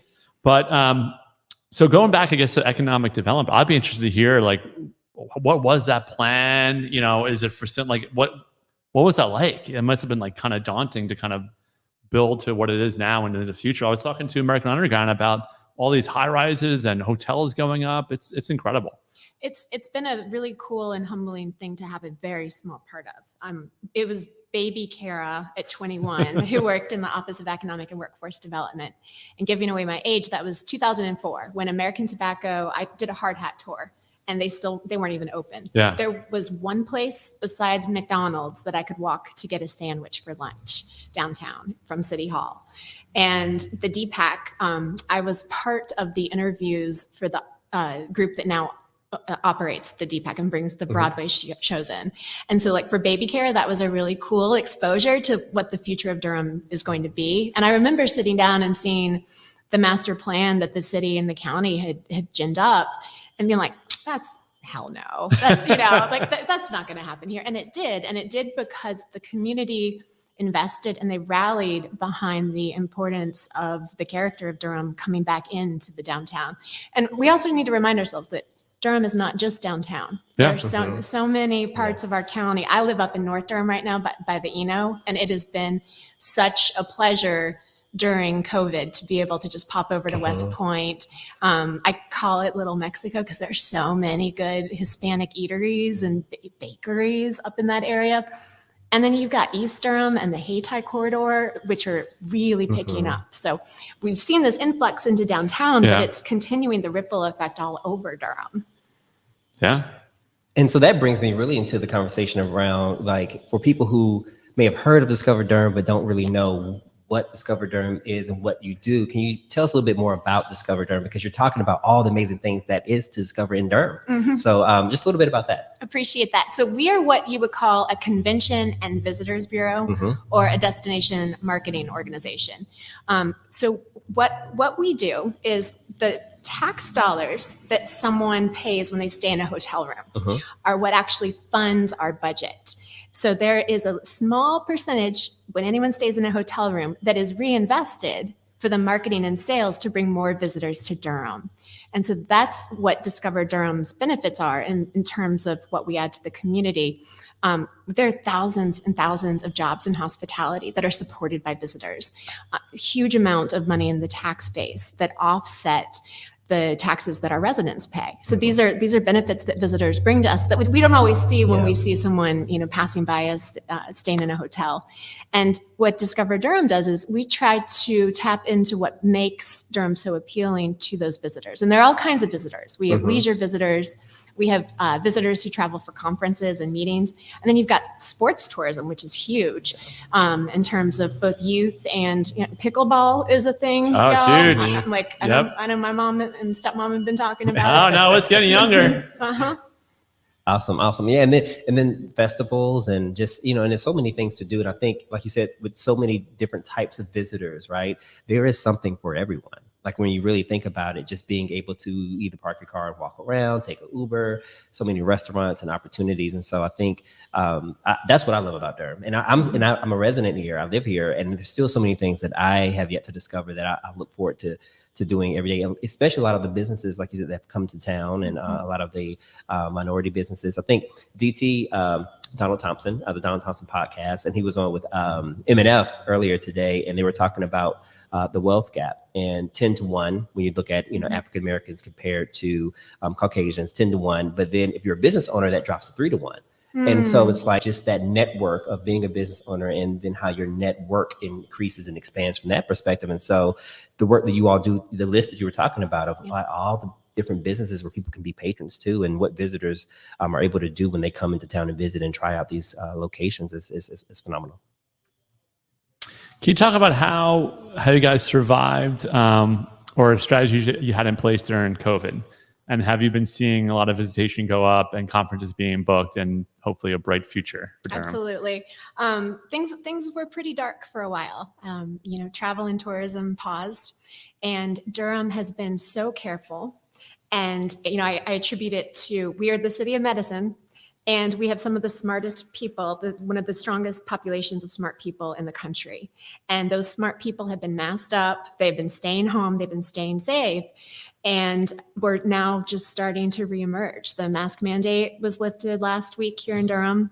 And I totally support whatever any individual chooses in terms of that. I'm bringing up the mask mandate because it is allowing our restaurants to be more open with how they do dining, and our bars. So thinking about how it affects the hospitality industry. I'm not getting into the whole mask, no mask. No, totally. Yeah. And you have a big upcoming conference too, which is huge. We do. We have Visit and See, which is the statewide tourism agency.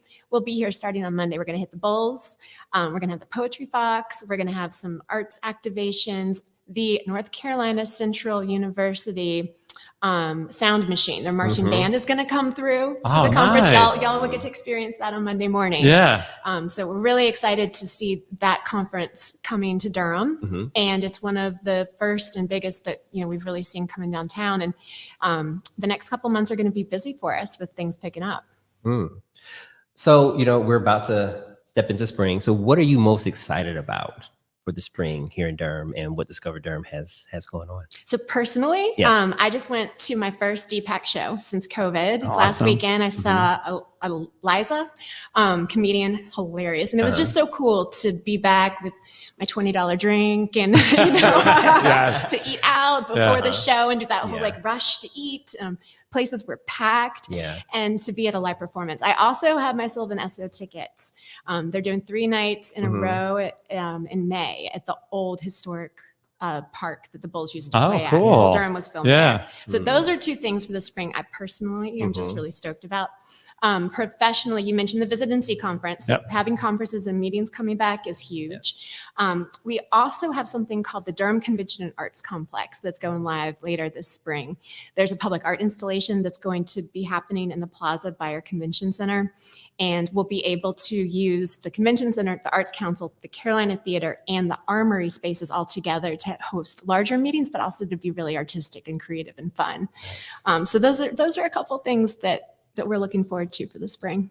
And obviously our spring campaign, which where we will be talking about all these great and things. more. Yes. Yeah, that's going to be exciting. I'm excited. I think I'm more excited this spring. And I guess because the past couple of springs have been in the house or there's been limitations. So I'm really excited to spring into action. It's a little fun. I just throw that in there, but to spring into action and get out a little bit and explore. Yeah, I know one of our campaign taglines has been, it's been on pause, press play. So let's press play hard this time. Yeah. Awesome.